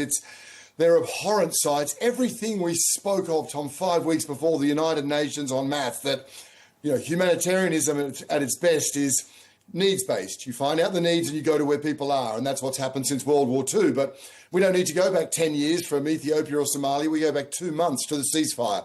400 distribution points across the Gaza Strip, malnutrition going that way, disease going that way, access to water going that way. All of a sudden, this attempt to circumvent the world's most efficient aid system, as I say, since it was invented in World War II, for militarised sites where everything we mentioned, what happens to old women? I've had old women in tears saying, I can't go there. I've had men who've been there 7 times and failed every time. Men stabbed. I met a little boy, 13-year-old boy, Abdul Rahman, who went trying to be the hero of his family. Tank shell, shrapnel all through his lower part of his body. Such a brave boy. Tom checked on him every day, sitting up, getting braver. And the last day I left, he died. So that is whatever that is, and that's increasing a level of desperation across the Gaza Strip. It sounds like that boy's story and the horrors of what he went through in the last days of his life, something you're never going to forget. That's going to be with you for life, isn't it? Yeah, without a doubt. There are things you compartmentalise, and there are things you cannot move. And several things with him, Tom, and he's not alone. I get a chill when you mention that. There's 50 children I could flash through my head because of the gravity of their wounds, because to see a child losing an arm and to see 4th-degree burns that I didn't know existed. this time around was somehow different in that it was the first time I wasn't just seeing these horrendous wounds of war, I was hearing them, such as the horrible lack of painkillers that you would hear children, because 4 or 5 children to a room, one's paralysed, one's amputated, one's got shrapnel in their abdomen, and it's a scream. And this little boy who sat up to want to do a video with me, wanted to sit up but hadn't had painkillers all morning.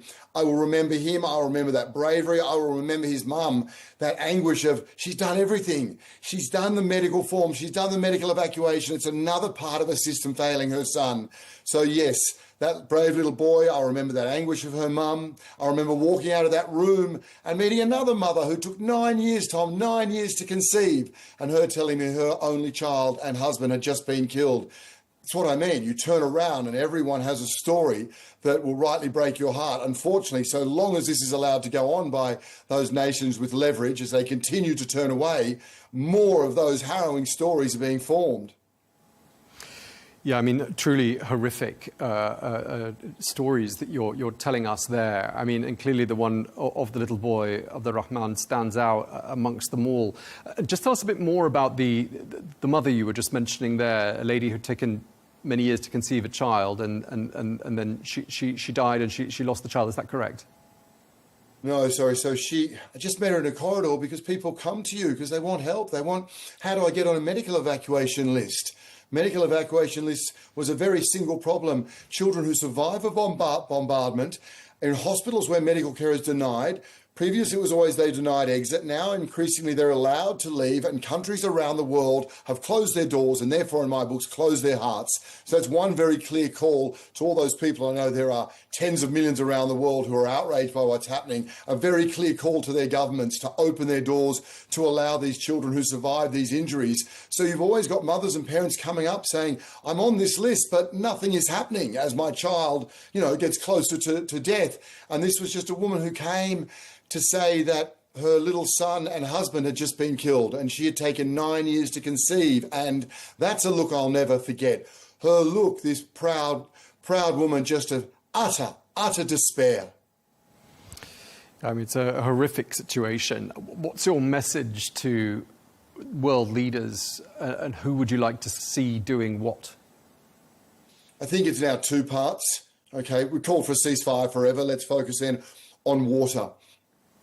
Fuel, which again is the water trucks that go around, the desalination plants, has not been allowed into the Gaza Strip for more than 100 days. So the world somehow got used to starving a population, and now they're going to see if they can get used to having a population die of thirst. Children will die if this continues. Children will start to die of thirst. Malnutrition and a lack of water are horrible partners. So one is put pressure on Israel to abide by international law and allow fuel in so people have water. The second is, yes, all those governments around the world, increasingly we see Western nations making strong statements to show their outrage at what is happening to the citizens of Gaza. Well, then match it with deed, and those 2,000 children who are critically ill in Gaza, allow them into your country, allow them to get the medical care they deserve so they're not added to the 50,000 girls and boys who've been killed or wounded in this war. I mean, James, you sound like you're really traumatised by what you've seen and heard and the things people have said to you. I mean, there's clearly nothing in your professional career that you can compare the situation in Gaza to. Is that correct? That is correct, for sure. I think my animation, I wouldn't say traumatised. I would say I'm outraged. I would say I feel my role is, to try and share that outrage, although it's an interesting word because UNICEF does a huge amount of trauma work with children. This is an entire population that need mental health support. We've never seen that before. But in Gaza, child psychologists don't call it PTSD, post-traumatic stress syndrome, for children because there's no P, there's no post. You can't call it post because a week later a child may have an entirely different type of trauma impact them. So that's trauma for children, girls and boys in Gaza. But no, I'm always loath to compare crises because in my heart a child is a child, and there's 5 million girls and boys displaced in Sudan right now. There are children in the DRC and Haiti, horrendous scenarios. But no, I've never seen the scale of this. Certainly, I don't think the world's ever seen a scenario where so many children are bombed and nowhere is safe and they're denied the care they need and they're denied the ability to leave. I don't know in modern history a time when civilians are denied the ability to leave a war zone whilst being denied the things they need to survive that war zone. And just lastly, let me draw on your expertise in the humanitarian field and ask you what's going so badly wrong with this Gaza Humanitarian Foundation? Why does it seem incapable of delivering aid to people without these scenes of mass violence that seem to accompany it? What's the underlying reason for it? The underlying reason is that humanitarian aid has to be impartial. The humanitarian organisations work with both parties, whoever they are. Wherever you are in Somalia, you're somehow dealing with al-Shabaab whilst you're dealing with the government. 10 years ago in Afghanistan, you're working with the Taliban and the government. You're impartial. You have trust of a community and you go in there. This is a combat site. This is not a demilitarised site. It is a combat site surrounded by Israeli soldiers. There are 3 of them, so instead of 400. So there's great desperation. And so it's militarised, it's politicised, it's weaponised. That underlines the problem. Nonetheless, still, how do you then, because I've spoken to many people who ask me, Palestinians, I go there at 8 o'clock at night and we lie and we sit like we're in a cage, and then suddenly a quadcopter will come over and shoot some people. Why do they do that, James? Now, that is a question. So why these things keep happening is because it was a system that was always has nothing to do with humanitarian aid. It's weaponized, it's politicized, it's a combat site. There is so much disinformation and misinformation. People don't understand where they're meant to go, and apparently if they walk a metre off track, then they meet a fatal end. So there's many elements to it, Tom, but I think the most clearly is that you only have to go back 2 months to see what happens in a ceasefire. 400 distribution points, not a single person injured. Remembering, whilst that GHF is happening, and nearby there you're having these massacres, UNICEF is doing a nutrition distribution somewhere. We're getting water. Another organisation is getting food out. There are no casualties at these events because they're not militarised and because you have the full trust of a community and you don't have soldiers nearby. Okay, and just very briefly, I know I've got to let you go in just a second, but what's your message to someone who's watching who feels powerless and outraged, as you say you feel? What's your message to them? What can they do about this? I think this one, Tom, is around medical evacuations of children.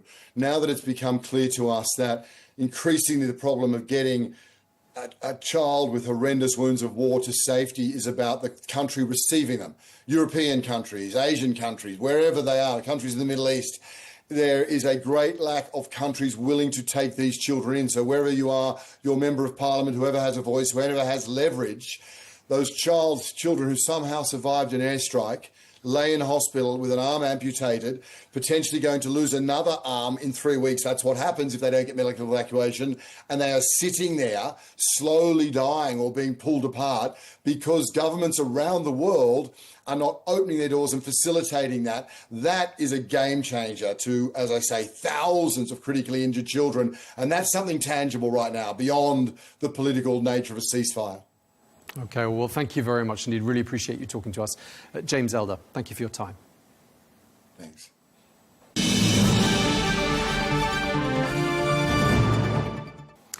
Well, let's bring into the conversation Tom Fletcher, who is the United Nations Under-Secretary General for Humanitarian Affairs and Emergency Relief Coordinator. He joins us from Geneva. Thank you very much indeed for speaking to us.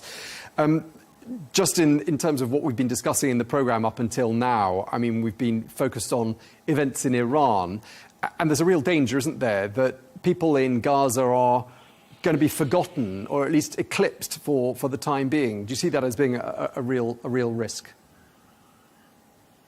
Well, there are multiple dangers here. There's the danger of escalation and what that would mean to tens of millions of people across the region who are already in such dire need. It's why we're saying to the parties, step back from the brink. We need cool heads.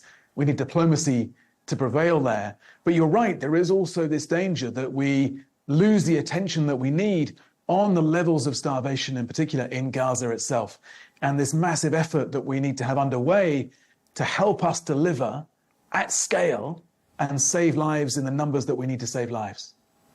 You were in Gaza, I gather, earlier on this year. Just paint the picture for us from when you were there? I mean, clearly things have changed, for the worse since then. But I mean, first of all, had you ever seen anything like it? I haven't. No, I got in. It was about halfway through the 42-day ceasefire, and at the time we were delivering 600, 700 trucks of aid a day. We've managed about that number since the 19th of May, which shows you the restrictions that we're facing right now. And I drove in through the north. I'd been in Nir Oz kibbutz, which was one of those kibbutzim that was hit hard on October the 7th. 1 in 4 people there was killed. Very, very moving visit. But then you enter Gaza itself, and for miles and miles, all you see is just desolation, massive destruction. You can't see what was a mosque, what was a school, what was a hospital, what was a home. You see dogs pulling corpses from the rubble. And you see people who are just clinging on hour by hour, day to day, but determined to survive. I mean, there are accusations and labels that are being bandied around, labels like genocide and war crimes, things that Israel denies. Clearly, though, people are starving. Food is in extremely short supply, fuel, clean water as well. I mean, what do you think is the best way to describe the situation? Do you think genocide is an apt label? So I'm not a lawyer, and so that's not the label I would use. I leave that to the courts who are working on those questions right now. What I'm interested in is getting that aid in and preventing further starvation in Gaza. We have enormous amounts of aid already cleared, provided by the international community. We can feed all of the civilians in Gaza for months if we're allowed to deliver it. And without that, we will have a continuation of this humanitarian catastrophe, horrific humanitarian crisis that we're seeing around us every day in Gaza. Yeah, and for several days we've been reporting on people queuing up for food at these aid distribution points and being shot at and in some cases killed. I mean, who do you blame for that sort of horror story? So I'm not in the blame game. We're in the aid delivery game. We regularly call on the Security Council and others to hold to account those responsible for acting with impunity against civilians. And we've regularly condemned Hamas for its hostage-taking and Israel for the levels of civilian killing in Gaza. What we need now, and our real focus, is that we have a plan. We know how to do this. We know how to deliver aid at massive, massive scale. And what makes me furious is that we're not allowed to do that we're being prevented from doing that in the way that we know how to do this. This is our bread and butter. We do this in so many places across the world, and we could save lives at massive scale right now, and we're not being allowed to do that. Why is it that the Gaza Humanitarian Foundation is doing such a chaotic job, and in some cases a deadly job of distributing aid? So I don't know. I can't comment really on their day-to-day, the modalities, the mechanisms through which they're using these militarized hubs to deliver aid. We've set out in detail, in public and private, our reservations about the way this is done. We think aid should always be delivered in a principled, neutral, impartial way. We worry about the way that these mechanized hubs displace people and, as we've seen on our screens, dehumanize people. People should never be met with bullets when they're just seeking to feed their kids. You've been there, as we were saying earlier on, and you're quoted as saying, "It's that smell and sound of death on this scale and the trauma on this scale. You do carry that with you." Just tell us, if you will, Tom, how this experience of visiting Gaza and following the situation in Gaza has affected you personally. I think it affects everyone who's involved with this crisis. I think a lot about our humanitarians on the ground who are all deeply traumatized by what they're experiencing every day. And of course, it affects all of us who are dealing with this at the headquarter level as well. But what we go through in just a few hours, a few days visiting somewhere like Gaza is nothing compared to life for those civilians there who see no way out and who are dealing with this horrendous situation day in, day out. And they want what we all want. They want to get food to their kids. They want their kids to be in school. They want medical care for their relatives. And all those things are being denied because of this horrific conflict happening around them. And they are suffering unimaginably. And ultimately, they must be the focus of all of our attention. But when you were talking to us earlier on, telling us about the sight of dogs eating deceased human beings, I mean, that's horrific, even as an image to conjure up in one's mind. I mean, is there an anecdote or an encounter that stands out amongst the probably very many as being perhaps the most haunting? And if so, what is it? So many haunting memories from conversations, because I overnighted there. I spent a lot of time talking to civilians about their experiences. It's so shocking when you meet someone who has walked 4 days to try to get water for their family. And the old man, just held up this small jerry can of water and just said, "This is all I have right now. I've lost everything." I met the grandmother whose son had bled out on the street in front of her, and medics who'd come to help him had been taken out by snipers as she sat there watching him lying there in the street in his own blood. I visited Al Auda Hospital, one of the few hospitals still basically functioning. And on the wall, a doctor who was later killed has written, "Tell them we did what we could." And in a way, that's been our motto, certainly my motto since leaving Gaza, that I want to know that every day we are doing all we can for those civilians. This may be beyond imagination, the situation, the crisis that they're facing, but we cannot let it be beyond our levels of compassion. We have got to keep finding ways, keep finding the arguments, keep working and working and working to get the aid through that we know that can save so many lives. And that's a huge challenge for you and for all of those who work with you, because the UN is massively stretched.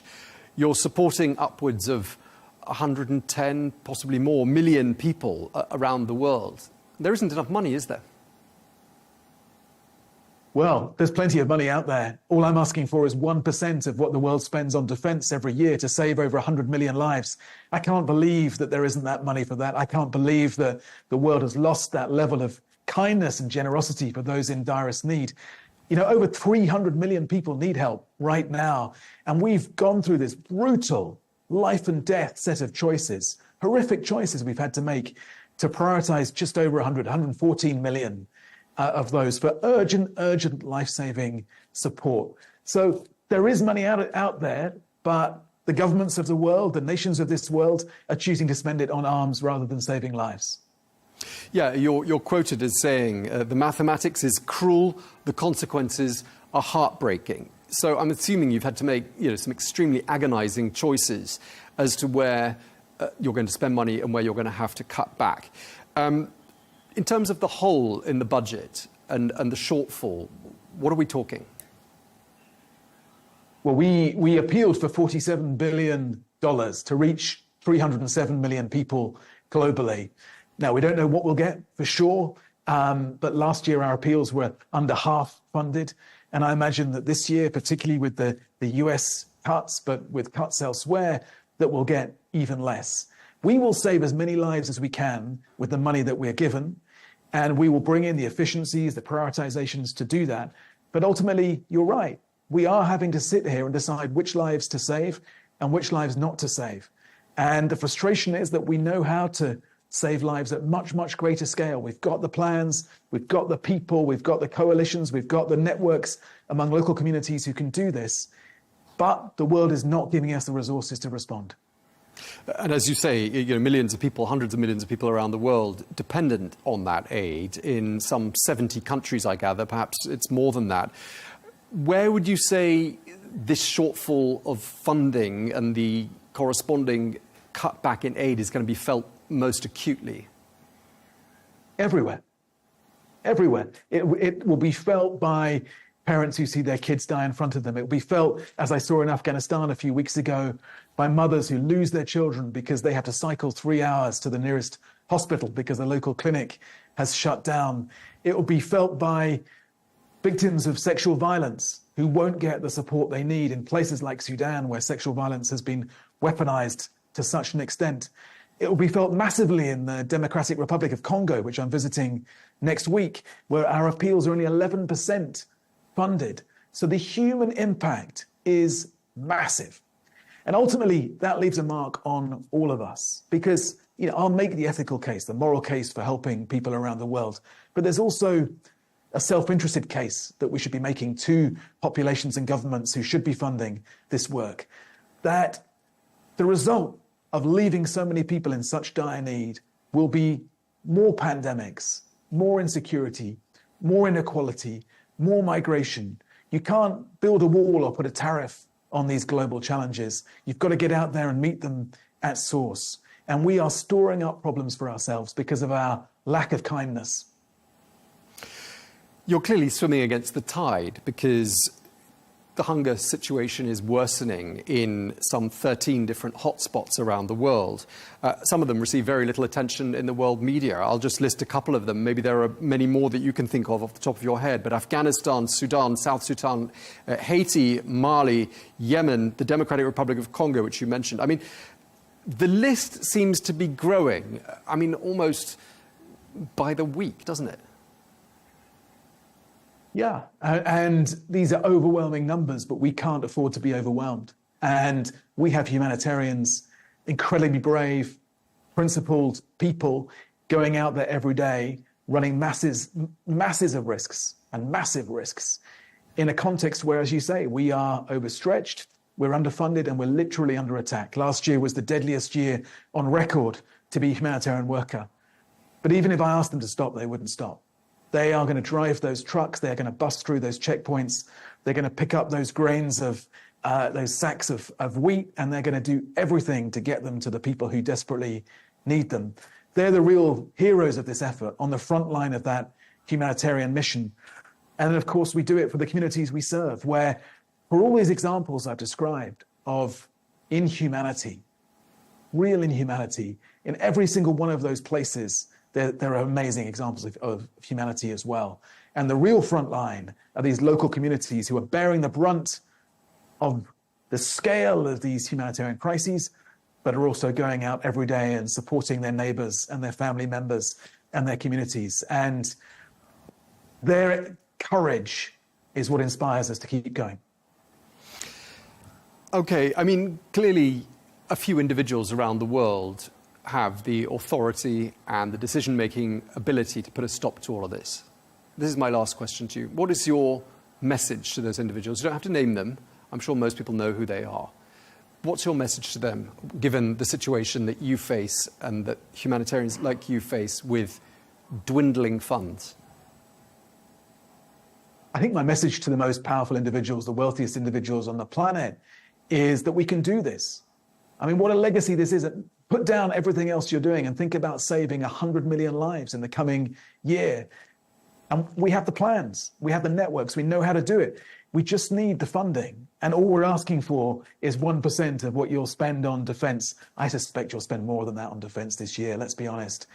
1% of all of that. And we can do something extraordinary that will help you be remembered for your generosity to those in direst need. And is there anything more important than saving those 100 million lives? If there is, I haven't seen it. Okay, well, thank you very much indeed for taking the time to speak to us. We really appreciate it. Tom Fletcher, UN Under-Secretary General for Human Affairs and Emergency Relief Coordinator. Thank you very much indeed for your time. Thank you, Tom.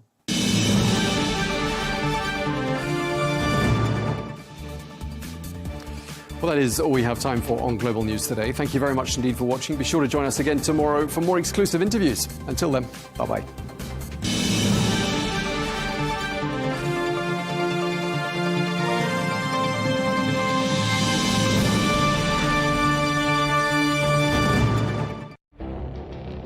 It feels like decades are passing by in a matter of weeks.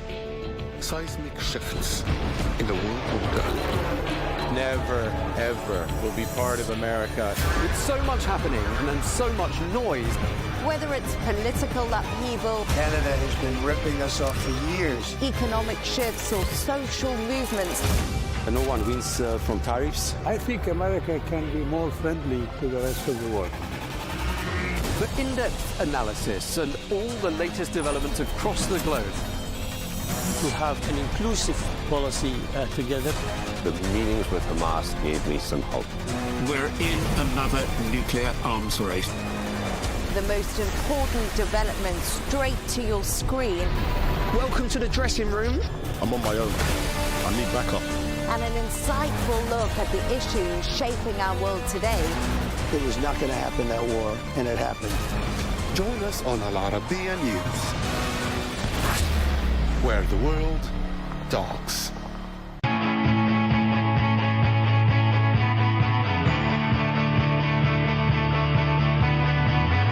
Welcome to the metropolis,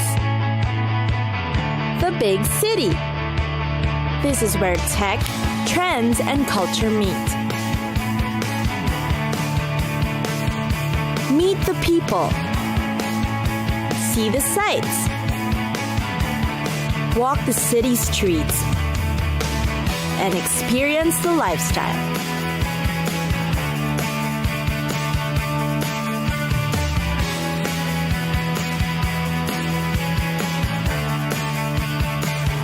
This is your first-class ticket to the cities of the world.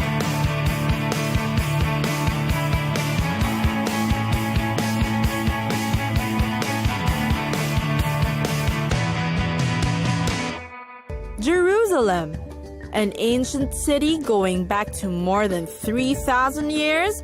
Jerusalem.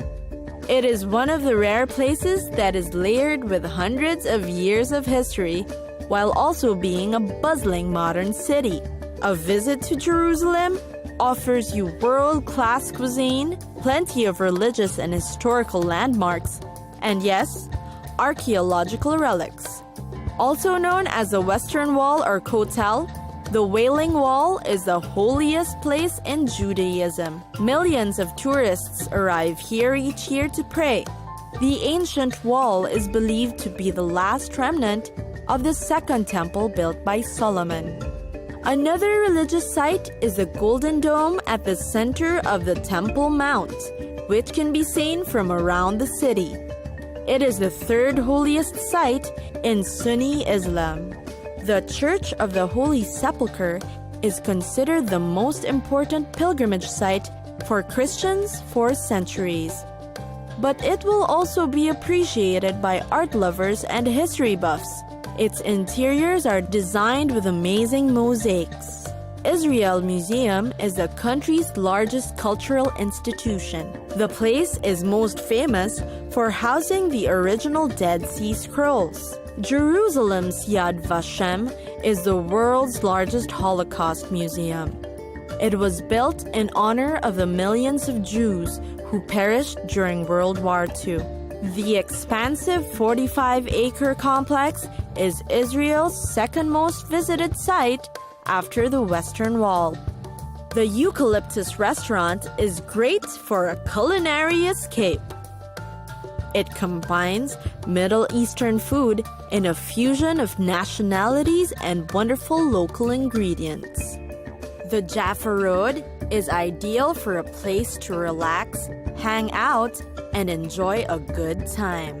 It runs through the heart of the new city.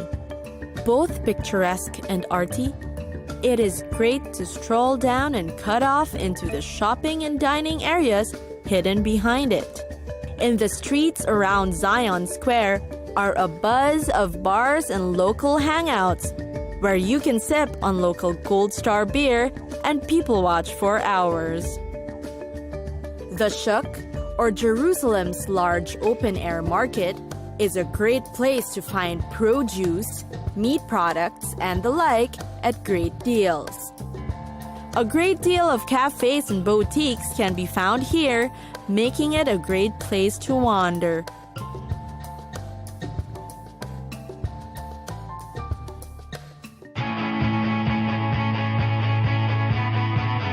It's time for us to go. Pack your bags and get your tickets ready. And we'll see you on the next destination. Catch us again next time on Cities of the World.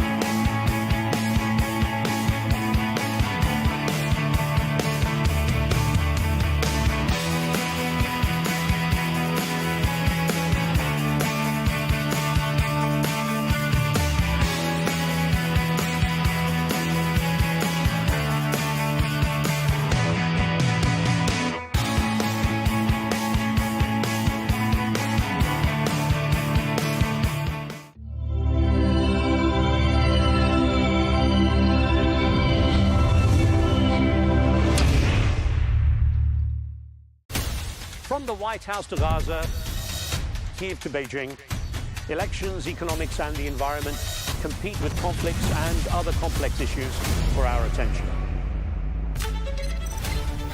In an age of fake news, deepfake and artificial intelligence, they've got to have a vote and a say. It's important to look beyond the loudest voice to understand the truth. From newsmakers to groundbreakers, My campaign is going very well. Presidents, prime ministers, princes and peacemakers, and cultural tastemakers. As Arabs, as Middle Eastern, we're too emotional. Join me on the Riz Khan Show for empowering conversation.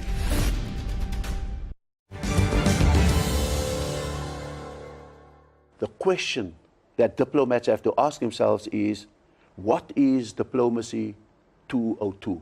What is unorthodox diplomacy? How do you get heard in a world before you get punished? How do you put on your armory so that you are not insulted in the White House? How do you prepare so this is a completely different thing. How do you run with trade deals so that you take the insults in the White House? How do you speak truth to lies when you are shown that? Mass graves that you know is in the DRC and not in South Africa. How do you do that?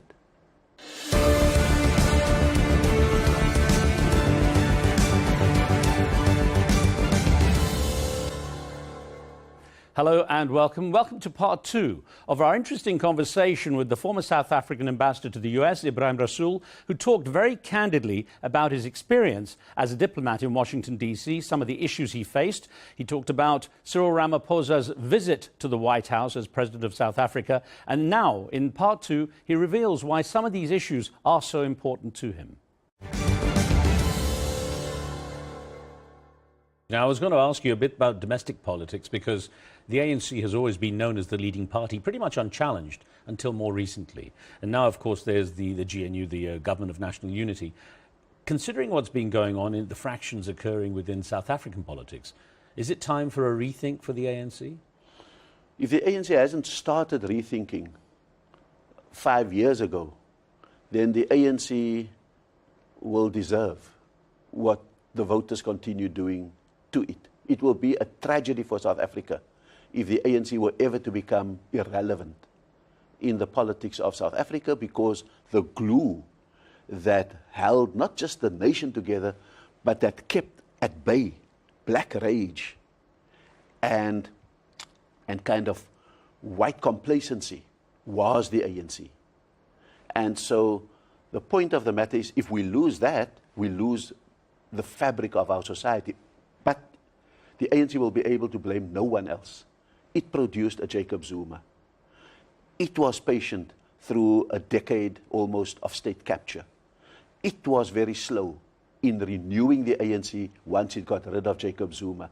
It overthought, how do we deal with the people inside the ANC? It may have confused the fact that a decisive blow against corruption could increase your fortunes amongst the electorate versus a slow kind of massaging of the internal forces as the way to keep the internal coalition of the ANC together. So I think that for me is the danger to the ANC. It's overthinking, it's overcaution, and its inability to deal a decisive blow. It had Jacob Zuma in prison, and then there was a pardon. Now, there are prices to pay for it, and sometimes you must choose at what moment you pay the price. That's the sense I got, that glue that you describe is being dissolved by the fact the ANC has split along the lines, factions that are pro-Zuma, pro-Ramaphosa, and that you have that kind of fairly serious division. How can you unite the ANC again? I think that the ANC has to decide where does it take and how does it take its punishment. It can go the slow death route in which first the EFF goes out and takes away 10% and then or 7%, and then along comes MK Party of Jacob Zuma and they take away another percent, and then you're down to 40%, etc. Or it can say, let's risk a glorious death with the possibility that we get a glorious resuscitation. And the glorious death will be, let's cut the umbilical cord with anyone who has been corrupt in the ANC. And then rebuild our trust that we have with the electorate and give the electorate something to rally around a clean moral party rather than living a whimpering life. One of the complications I would guess you have is that you and a lot of those who have witnessed the pre-apartheid era so personally are of a generation of generations that think in a particular way. But then you have a younger generation, which, for example, the FF Economic Freedom Fighters of Julius Malema, he was ANC youth before, they appeal to the younger generations. And I think that is always going to be the case, and that's why it was always important to have a youth league in the ANC that kind of socializes the next generations. And in socializing, you give them a true nature of what struggle is. It's organization, it's mobilization, it's campaigns. Secondly, you give them a benchmark of suffering. Suffering isn't when you can't get a BMW. Suffering isn't when you can't wear Gucci's. Suffering isn't when you don't have a Breitling watch, etc.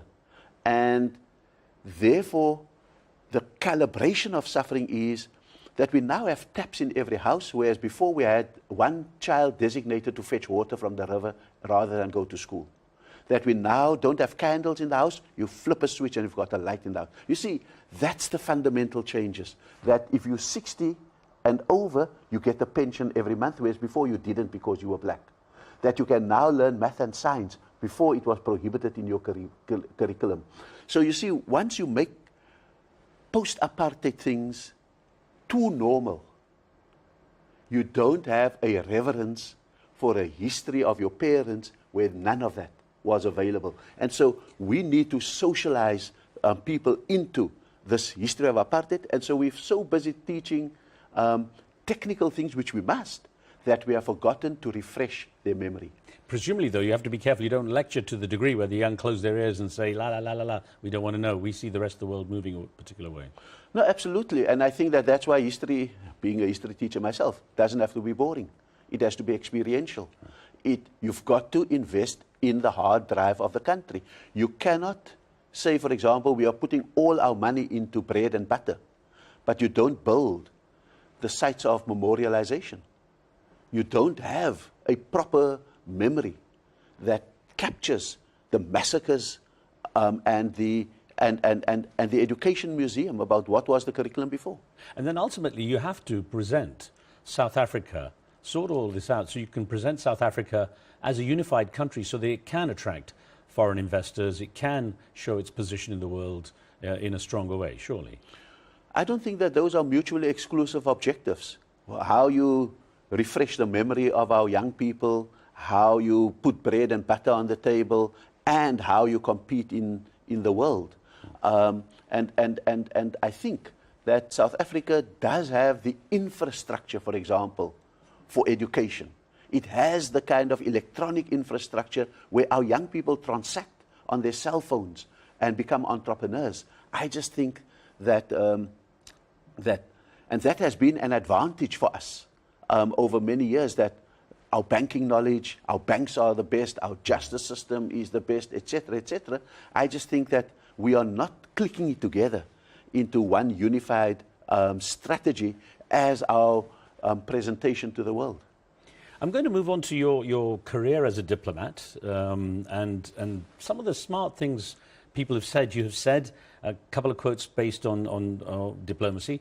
You've said diplomacy is not the art of lying, but it's the art of telling the truth gently and constructively. Diplomacy is not flattery or denial, but it's persuasion based on intellectual honesty and integrity. Diplomacy is not the abandonment of your core values, but it is about universalizing them for a better world. And diplomacy is not sacrificing your interests, but it's about pursuing them with dignity. How has diplomacy changed since your early years? So, orthodox diplomacy meant that diplomats studied the Vienna Convention. They were taught the Vienna Convention. There was a way in which you did things, and there was a language that you spoke. There was a strong foundation of civility in all of that. And so navigating the gentleness in your diplomacy, the truth-telling in your diplomacy, navigating how to secure your values while advancing your interests, those were the kind of stuff that made my first stint as a diplomat really exciting. How did I do that with the kind of Obama administration? I think in this round, the rules were gone. In this round, you were punished without being demarched, called in for an explanation. Your note verbals, when you say to Secretary Rubio, can my Minister of International Relations call you for 2 minutes to congratulate you on being appointed? And they don't respond to it, but you hear on a tweet that they're not going to talk to us. And so forth. When they don't pitch up at the G20 without explanation, and after you inquire through note verbals about it, you read on a tweet that we won't go there because South Africa's leadership of the G20 is based on DEI, diversity, equity, and inclusion. That's why we won't go. When the one who steps into you at a low level is then prohibited from posing for the family photo, and to her credit, resigns after that. So I'm saying that this is a world of fundamental incivility. And therefore, the question that diplomats have to ask themselves is, what is diplomacy 202? What is unorthodox diplomacy? How do you get heard in a world before you get punished? How do you put on your armory so that you are not insulted in the White House? How do you prepare so this is a completely different thing. How do you run with trade deals so that you take the insults in the White House?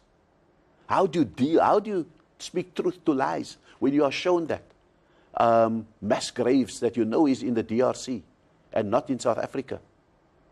How do you do that?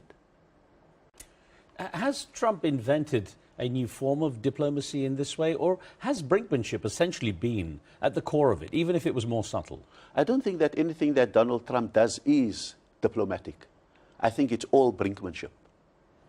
And we were very good going into the USA, believing that transactionality was the critical language to speak. And we were prepared for that. We read The Art of the Deal. We tried to understand. We tried to divine his mind and so forth. But he's essentially capricious. He's essentially unpredictable. He is essentially mood-driven. Some of our diplomats joked. We said, he's like the cushion pillow. He's going to speak based on the impression the last person left on him. And so the point of the matter is, you cannot prepare a diplomatic path for that. You've got to be at the height of your wits. And I think the fact that I was able to do what I call an encircling strategy. I did the business associations. Then I moved towards the think tanks. Then I got through 22 doors of Congress and Senate in an encircling strategy, and then clinched at the last White House. And it was based on really trying to change the atmosphere around the president, as opposed to trying to change the mind of the president. And I think we succeeded in doing that. So when someone tells me, a senator from the MAGA says, you're too close to China, get rid of your relationship with China, then you can speak. I said, Senator, you know, you pointing a shotgun at South Africa's knees, threatening to kneecap us, but you first want us to throw away our crutches. Then the senator, when he sees the image, he laughs. He says, I can see what you mean. So the point is, that's the kind of disarming that you have to do as you move towards the White House. So I was going to ask you, is there anything about Donald Trump's style of diplomacy? You said he's not a diplomat, so is there anything you like about his non-diplomacy? I think that, believe me, I predicted that if the Global South agenda and the G20 agenda of South Africa is realized in two important ways. One, that we can reform the global architecture for the United Nations and the World Bank. There is only one maverick that can do it, and that is Donald Trump. Because the absence of diplomacy could be resulting in the fact that he has no holy cows. He's loyal to nothing. Unlike Biden. Biden is loyal to all those institutions, and therefore you can't expect a Biden to reform those institutions or to subvert those institutions. But here is a man who has, his incivility is so universal. His capriciousness is so universal that if you want that kind of reform of the global architecture done, he may be the man who could do it, and therefore you've got to compete for who sits last on that cushion. So early on, the twist is early on in his first term, he used the term holes for, I'm trying not to get bleeped here, for many African countries. Do you think he takes Africa seriously in any way? I think he's taking Africa seriously now, because the fundamental method in the madness in the USA is that the USA has fallen behind in the scramble for critical minerals. You see, there's no accident that Donald Trump in his inauguration was surrounded by the tech barons, starting with Elon Musk, Jeff Bezos, etc. All of them know that what will define this moment in the fourth industrial revolution is the access to critical minerals. They've identified, they now have a critical mineral czar in the White House. That's how important it is. They've identified 50 critical minerals that the USA needs in the short term if it is not to be overrun by China in the technological race. Of that, 12 of those 50, the US is 100% dependent on other countries. For 29, 50% dependent on other countries. And for 13 of them, absolutely dependent on China, either through China's providing it or China processing it. So this thing about Greenland sounds mad, but Greenland is the access to the melting ice where critical minerals may be available in the Arctic. The joke about Panama, the US never wants to be in a situation where the passage between the Pacific and the Atlantic is closed. The bombing of Houthis, that the Indian and the Atlantic Ocean must never be held hostage again. So Africa has 30% of the world's critical minerals, and South Africa, 80% of the world's platinum critical minerals. So is Africa taken seriously? The moment of absolute aggression against South Africa came when South Africa lost 18 soldiers in the eastern DRC to M23, believed to be a proxy of Rwanda, believed to be a proxy. We lost 18 soldiers in defense of the critical minerals of the DRC. Once South Africa withdrew its forces, the United States came into the DRC and have signed a deal now for how to harness the critical minerals of the DRC. So, if Africa is important, it is because it is critical for critical minerals. You know, that you've mentioned the role of China. And I wonder, with South Africa's position in the world today, the growing BRICS alliance and so on, is it possible there are these new economic alliances might help redress this Western dominance up to now? Do you see a realignment on the global stage to the degree that South Africa could benefit from this? Part of the reason that South Africa is in the crosshairs is because South Africa finds itself at a very interesting place in the global architecture. It is in BRICS, It is in the non-aligned movement. It is central to the African Union. It is the president of the G20. And so South Africa finds itself wherever the counterbalance to Western domination is being born. At this moment, there is a multipolarity developing. Just more poles in the world around which to organize the world. It is not yet of the capacity for what I would call multilateralism, the ability to do what you want to. So there's no, America fears it, that this multipolarity will express its multilateralism through, for example, de-dollarization, getting off the dollar system. I don't think even China is ready for that. We can experiment. If I buy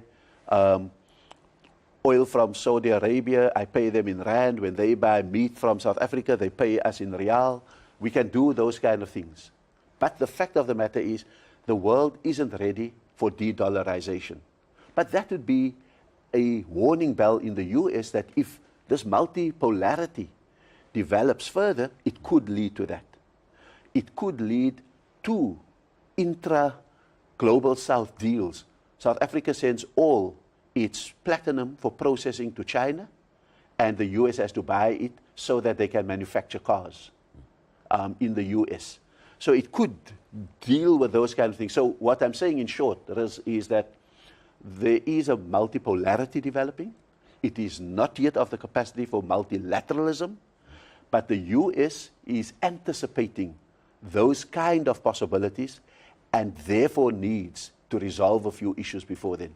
So, you know, in that respect, I guess South Africa's sudden presence with the ICJ filing would show that these other nations are willing to stand up now. What did that ICJ filing by South Africa do against the genocide case against Israel? What did it do for South Africa's standing?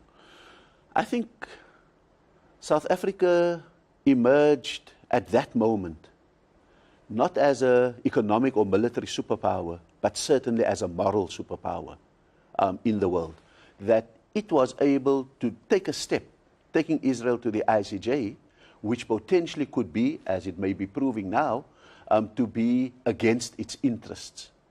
And particularly when, in a sense, you jeopardize your interests in order to advance core values, core solidarities with the Palestinians, and stirs the conscience of the world, then I think it is threatening to those who have nurtured an impunity in Israel. And so what happened out of that is that South Africa, through its interim ruling that it got from the International Court of Justice, where 14 of the 15 judges said they may have something to answer for on the genocide. The signs are there. Suddenly, the narrative that all history in the Middle East started on the 7th of October 2023, that narrative fell apart.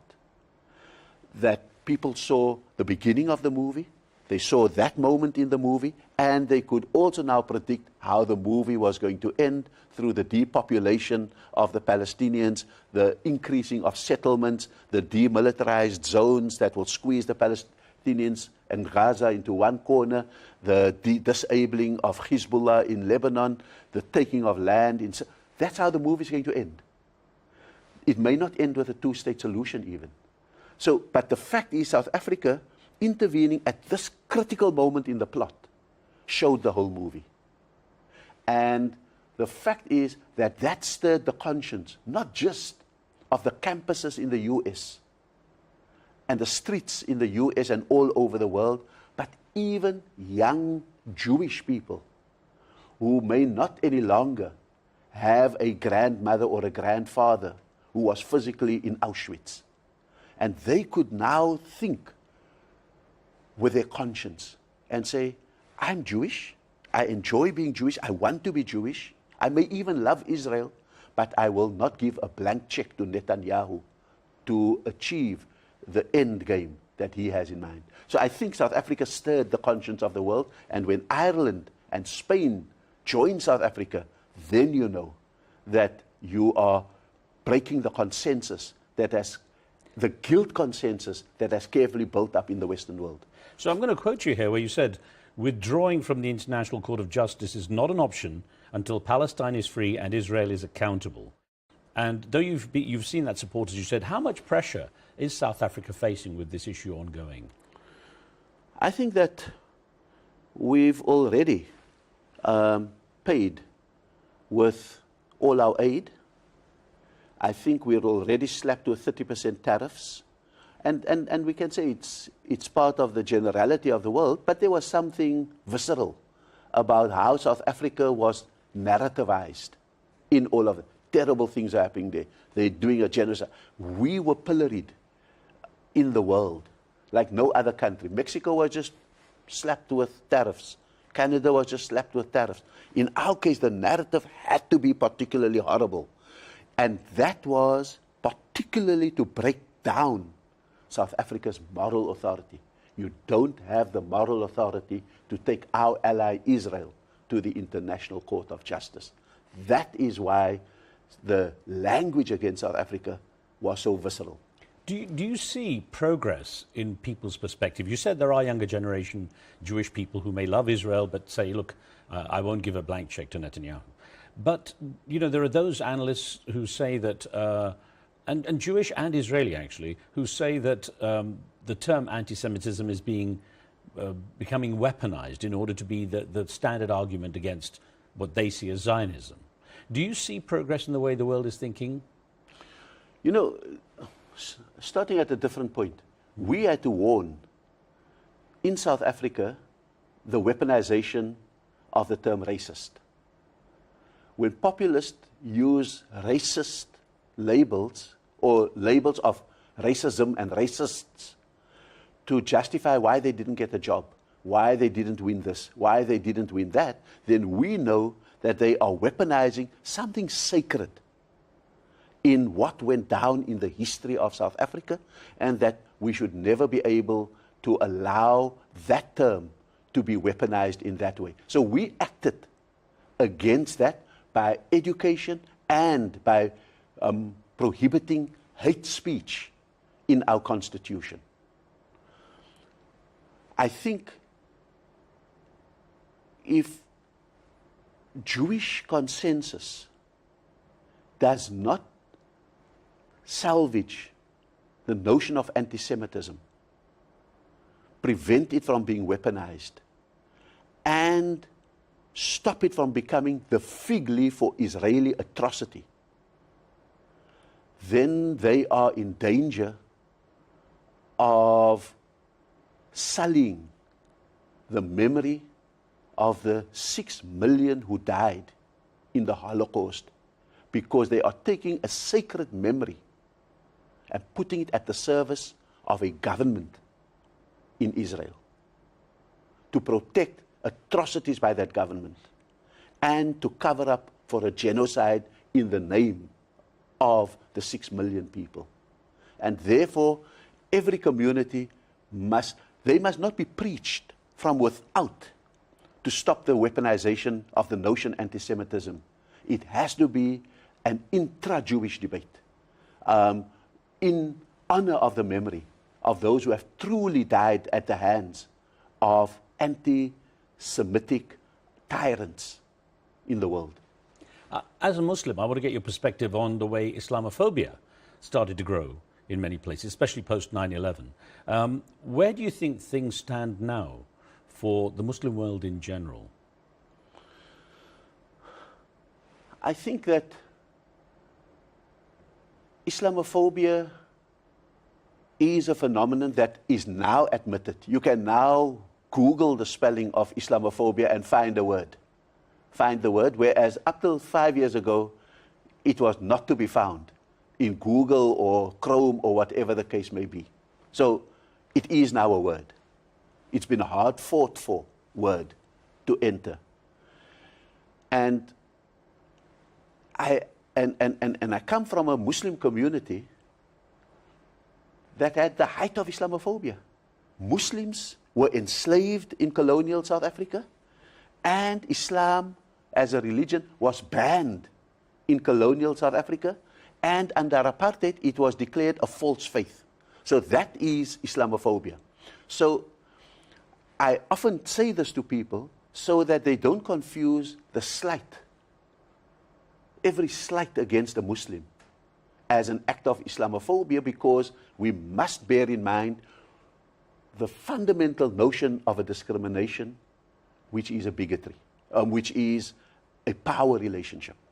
So for me, I will forgive someone who comes to me with a prejudice, because all that they've learned about Islam, they may have learned from Osama bin Laden. So I must understand that that prejudice by them must be diffused. But they don't have that, so they may have their right to a prejudice because we may have presented Islam in a problematic way, in a violent way. They may have learned it in their textbooks. So I must be able to forgive a prejudice, but I can never forgive a discrimination, because the discrimination is the ability to turn an inert prejudice into a powerful act of exclusion, of humiliation against you. So those are the kind of very important nuances that we need in this world today, whether for Islamophobia, whether for anti-Semitism, whether for racism. And so the world needs a conversation about back to those kind of basics so that we get it right. You're creating parallels basically between the terms anti-Semitism and anti. They're all children of one family. Yeah. The family surname is bigotry. Ignorance and fear are the first generation, and prejudice and discrimination is the second generation, and then you've got all these children running wild. And I know you, as a Muslim, have tried very hard to create a greater understanding and to fight Islamophobia as well. In fact, Nelson Mandela praised you on it. What did Madiba say to you? No, Madiba found it very counterinstinctive that a global community that often isolates because its theology could be isolationist in the wrong hands. It often excludes itself because its theology in the wrong hands says stay away from anyone who doesn't believe, eat like us, pray like us, and dress like us, and so forth. So he found it very strange that we formed an organization called the Call of Islam. Its first acts in its quest for liberation in South Africa was to affiliate to the United Democratic Front, which was the internal liberation movement, and its second act was to affiliate to Desmond Tutu's interfaith movement. Because we did the counter-instinctive. We inserted ourselves with our identities and, in fact, I think enriched the whole of the struggle, the whole of the interfaith movement with a perspective of Islam and Muslims that I think by its example combated the historical Islamophobia that was there. I challenge, for example, American Muslims who do face Islamophobia. My son gets held up for 2 hours at Dallas International Airport because of his name and his religion. He's seconded every time. I get seconded when I don't have a diplomatic passport. So the fact of the matter is, I tell them that the best way to fight Islamophobia against Muslims is to join the struggle against racism by finding touch points with Black Lives Matter, for example, so that we show that all bigotries are related. So we've got to do the count, and that's what Nelson Mandela recognized, the ability of my generation to do the counter-instinctive. Moving on to the G20 now, then, you've got South Africa as the chair. What are the main benefits for South Africa? I think that, first, the main burden for South Africa is that South Africa completes 4 years of global South leadership, starting with Indonesia, India, Brazil, and now South Africa. So the global South had been building up for a reform of the global architecture, issues like debt, issues like development, just energy transitions, etc. The challenge for South Africa is that we hand over the chairperson or the presidency of the G20 to President Trump. That's right. And so that's the challenge. The burden is we've got to complete a job of the global South. The challenge is we've got to hand it over to Donald Trump. So South Africa has to decide, in a sense, whether its presidency under these very unpredictable, difficult geopolitical circumstances, whether it salvages a few things that it runs with, or whether it tries to push through that agenda and give it to Donald Trump, whether Trump will even be there to receive it. Those are the imponderables for South Africa. And so if I were South Africa, I'd understand that I'm probably in a holding operation. The big systemic changes won't be made. Maybe out of the global financial architecture, we can get some debt relief. Maybe out of that, we can get the 19 of the 20 to invest in making up some of the aid that was lost as a result of the actions by the 20th member. I think South Africa needs to see how much of that agenda it can complete, seduce Donald Trump to come and take up the chain, find him on a day that he may be maverick enough to take on the global architecture. I think it's a very unpredictable year for South Africa. A day when the cushions had time to recover, yeah? So I'm going to quote you here on that. You said, our friends are mighty in the G20, but they're also the downtrodden, the oppressed, and the occupied. Do you feel Donald Trump is trying to bully the G20? I think he's trying to take over the presidency of the G20 on his terms. We don't yet know what it is. But if, for example, he thinks that the G20 is going to be the place, another site of struggle in his trade war, if he thinks that this is going to be his platform to lord it over the G20, he could have one of two reactions. He could either have acquiescence, that people sit him out, or they go along with him, or he might just be able to translate America first into America alone. Because the G19 may well say, listen, if we sit out next year, let us act on an agenda that I think gives us strength in the trade war and in the face of this kind of bullying from the United States. Is it essential that he attend, that the US attend? As President Ramaphosa said, we don't want to hand over the leadership to an empty chair.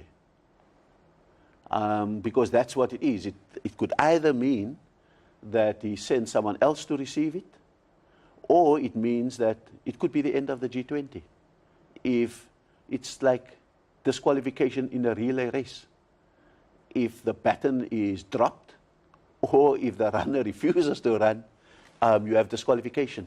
So that really would be the kind of options available to us. Personally, do you think he will come or not? I think he has enough of a sense of the grandness of the occasion. If vanity is a driving force for him, there is nothing more vainglorious than coming to say, I am now the president of the G20. So I think we should work with that instinct rather than anything else. To wrap up the last part of our wonderful conversation, Ambassador, let's bring it back to South Africa's relationship with the USA. Where do you believe things stand now, overall? South Africa's relationship with the USA has always been at three levels. We've always had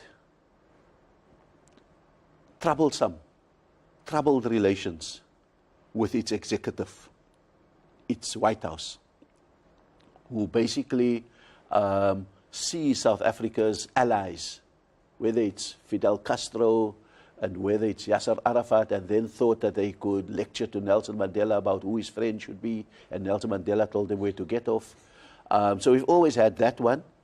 Reagan never wanting to impose sanctions on apartheid South Africa. So we've had a troubled relationship at the White House. We've had 50-50 relations with Congress and Senate. It took until 2008 for Congress to remove Nelson Mandela from the terrorist list. 2008. But there were glorious moments in which, led even by Republicans, they overturned Reagan's veto and passed the Comprehensive Anti-Apartheid Act. So it's a 50-50 thing. But we've always had wonderful relations with the people of the United States. Those were the people who refused to eat our oranges, who refused to unload our ships, who refused to have anything to do with South Africa.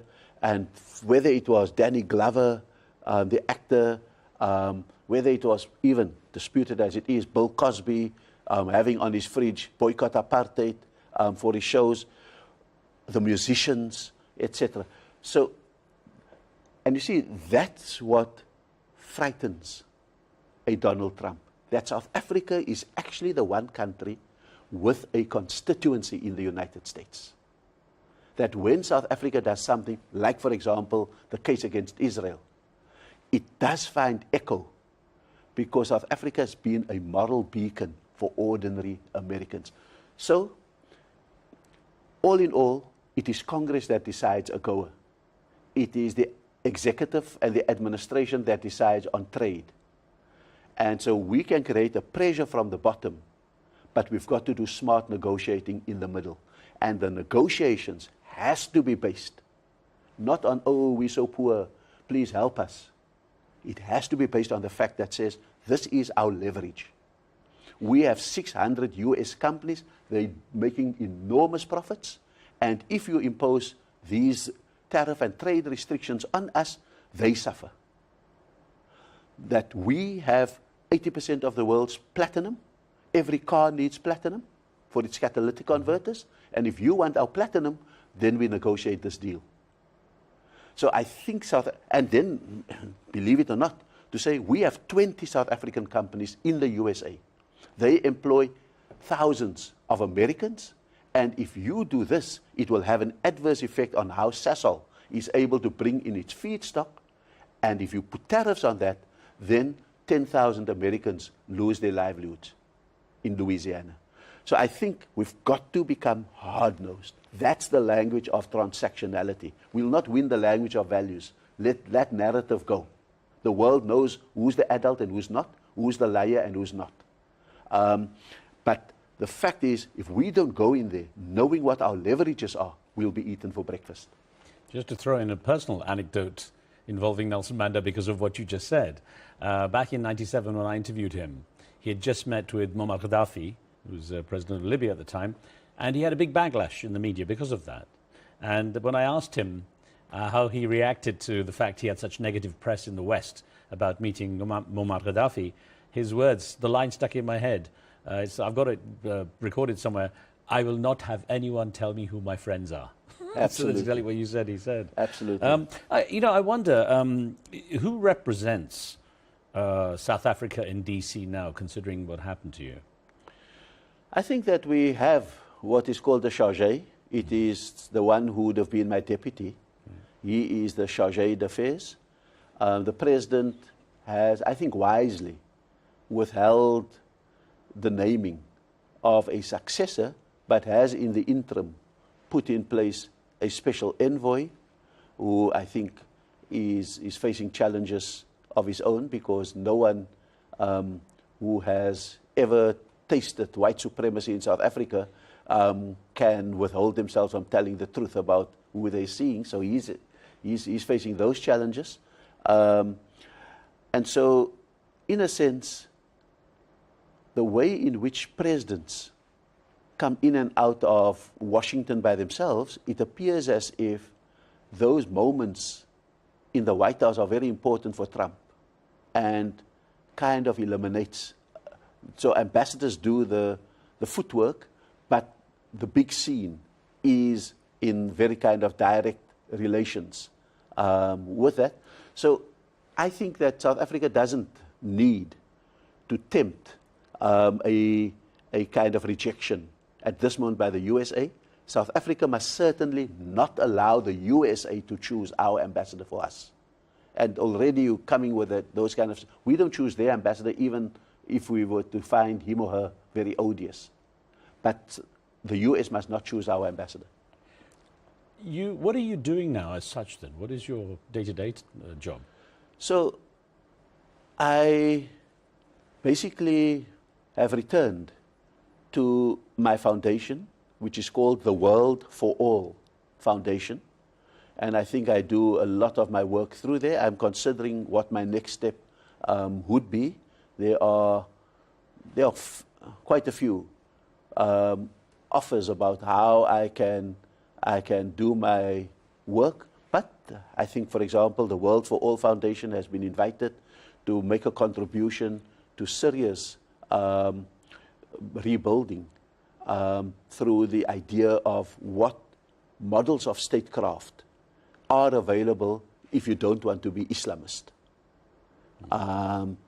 What's the middle line between a kind of Islamist model, a dictatorial model, or a outright Western democracy? There must be. And so the World for All has built up some of those kind of expertises. Now, having been declared persona non grata by the US Secretary of State, are you able to return to America? No, they've also revoked my travel visa, my tourist visa, and which was expected. Under a better circumstance, if there was the opportunity to return to that diplomatic post, is it something you'd be interested in doing? No, I don't think so. I think I've now, it was already quite a big decision about whether I should go the second time. I did it out of a sense of national duty rather than burning ambition. I'm not a career diplomat, so I don't think so.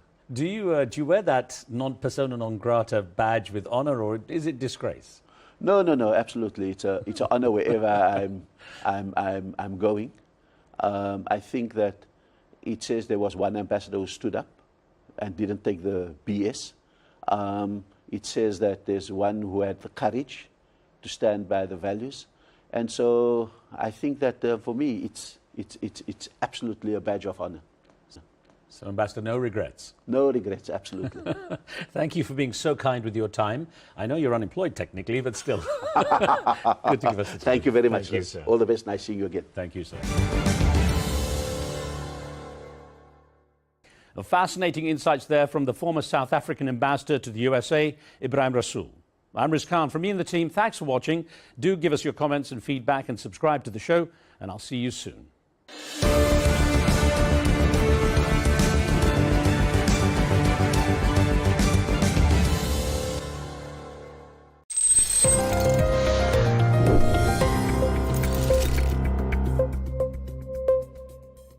The fox salute, a gesture made by mimicking a wolf's head, has sparked debates in both Turkey and the West.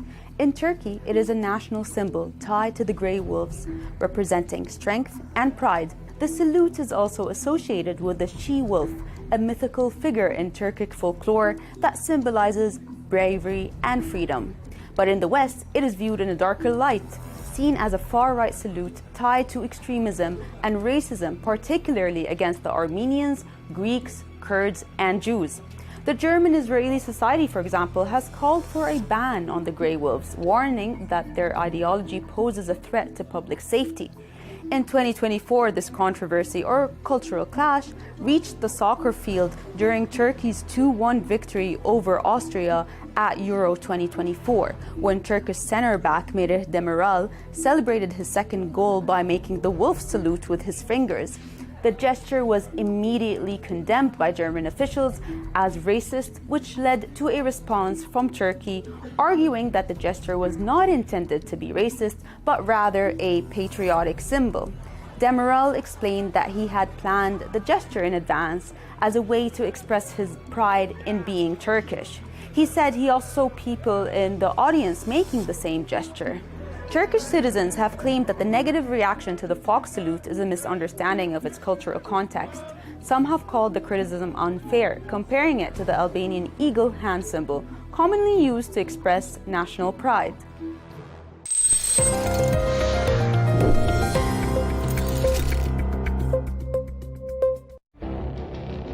It feels like decades are passing by in a matter of weeks. Seismic shifts in the world order. Never, ever will be part of America. With so much happening and so much noise. Whether it's political upheaval, Canada has been ripping us off for years. economic shifts, or social movements, And no one wins from tariffs. I think America can be more friendly to the rest of the world. For in-depth analysis and all the latest developments across the globe. To have an inclusive policy together. The meetings with Hamas gave me some hope. We're in another nuclear arms race. The most important development straight to your screen. Welcome to the dressing room. I'm on my own. I need backup. And an insightful look at the issues shaping our world today. It was not going to happen, that war, and it happened. Join us on Arabiya News, where the world talks.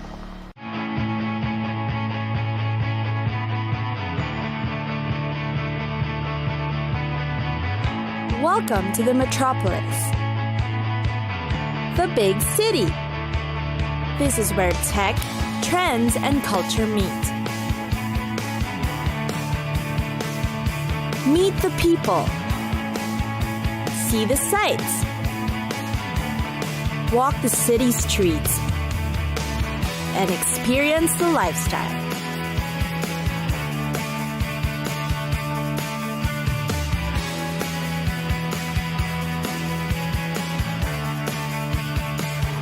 This is your first-class ticket to the cities of the world.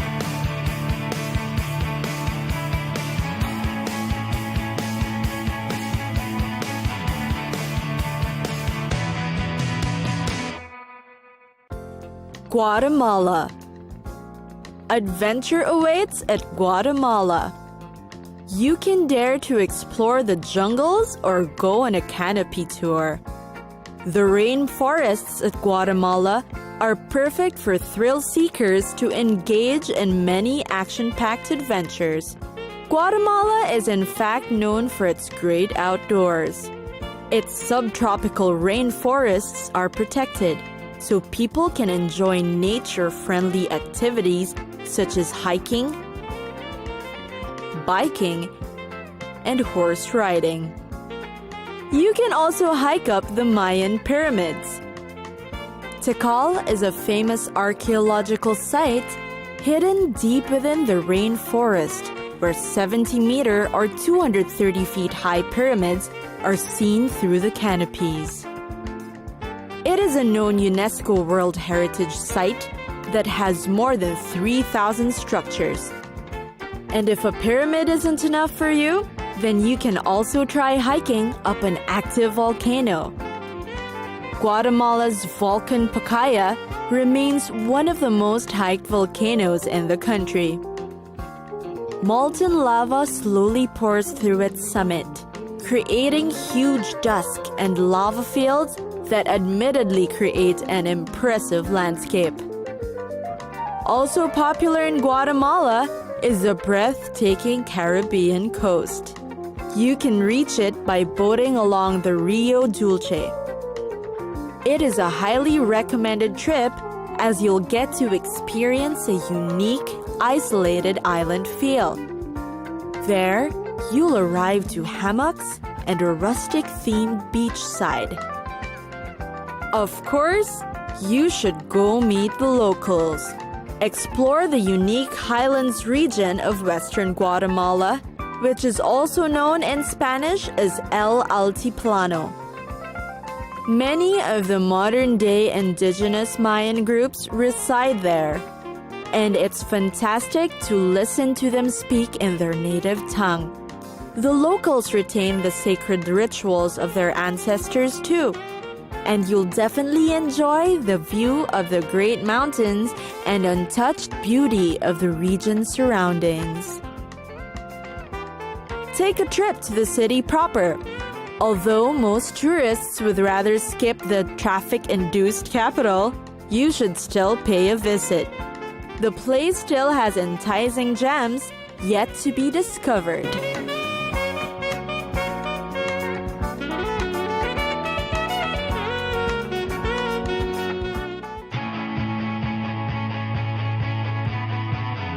It's time for us to go. Pack your bags and get your tickets ready. And we'll see you on the next destination. Catch us again next time on Cities of the World.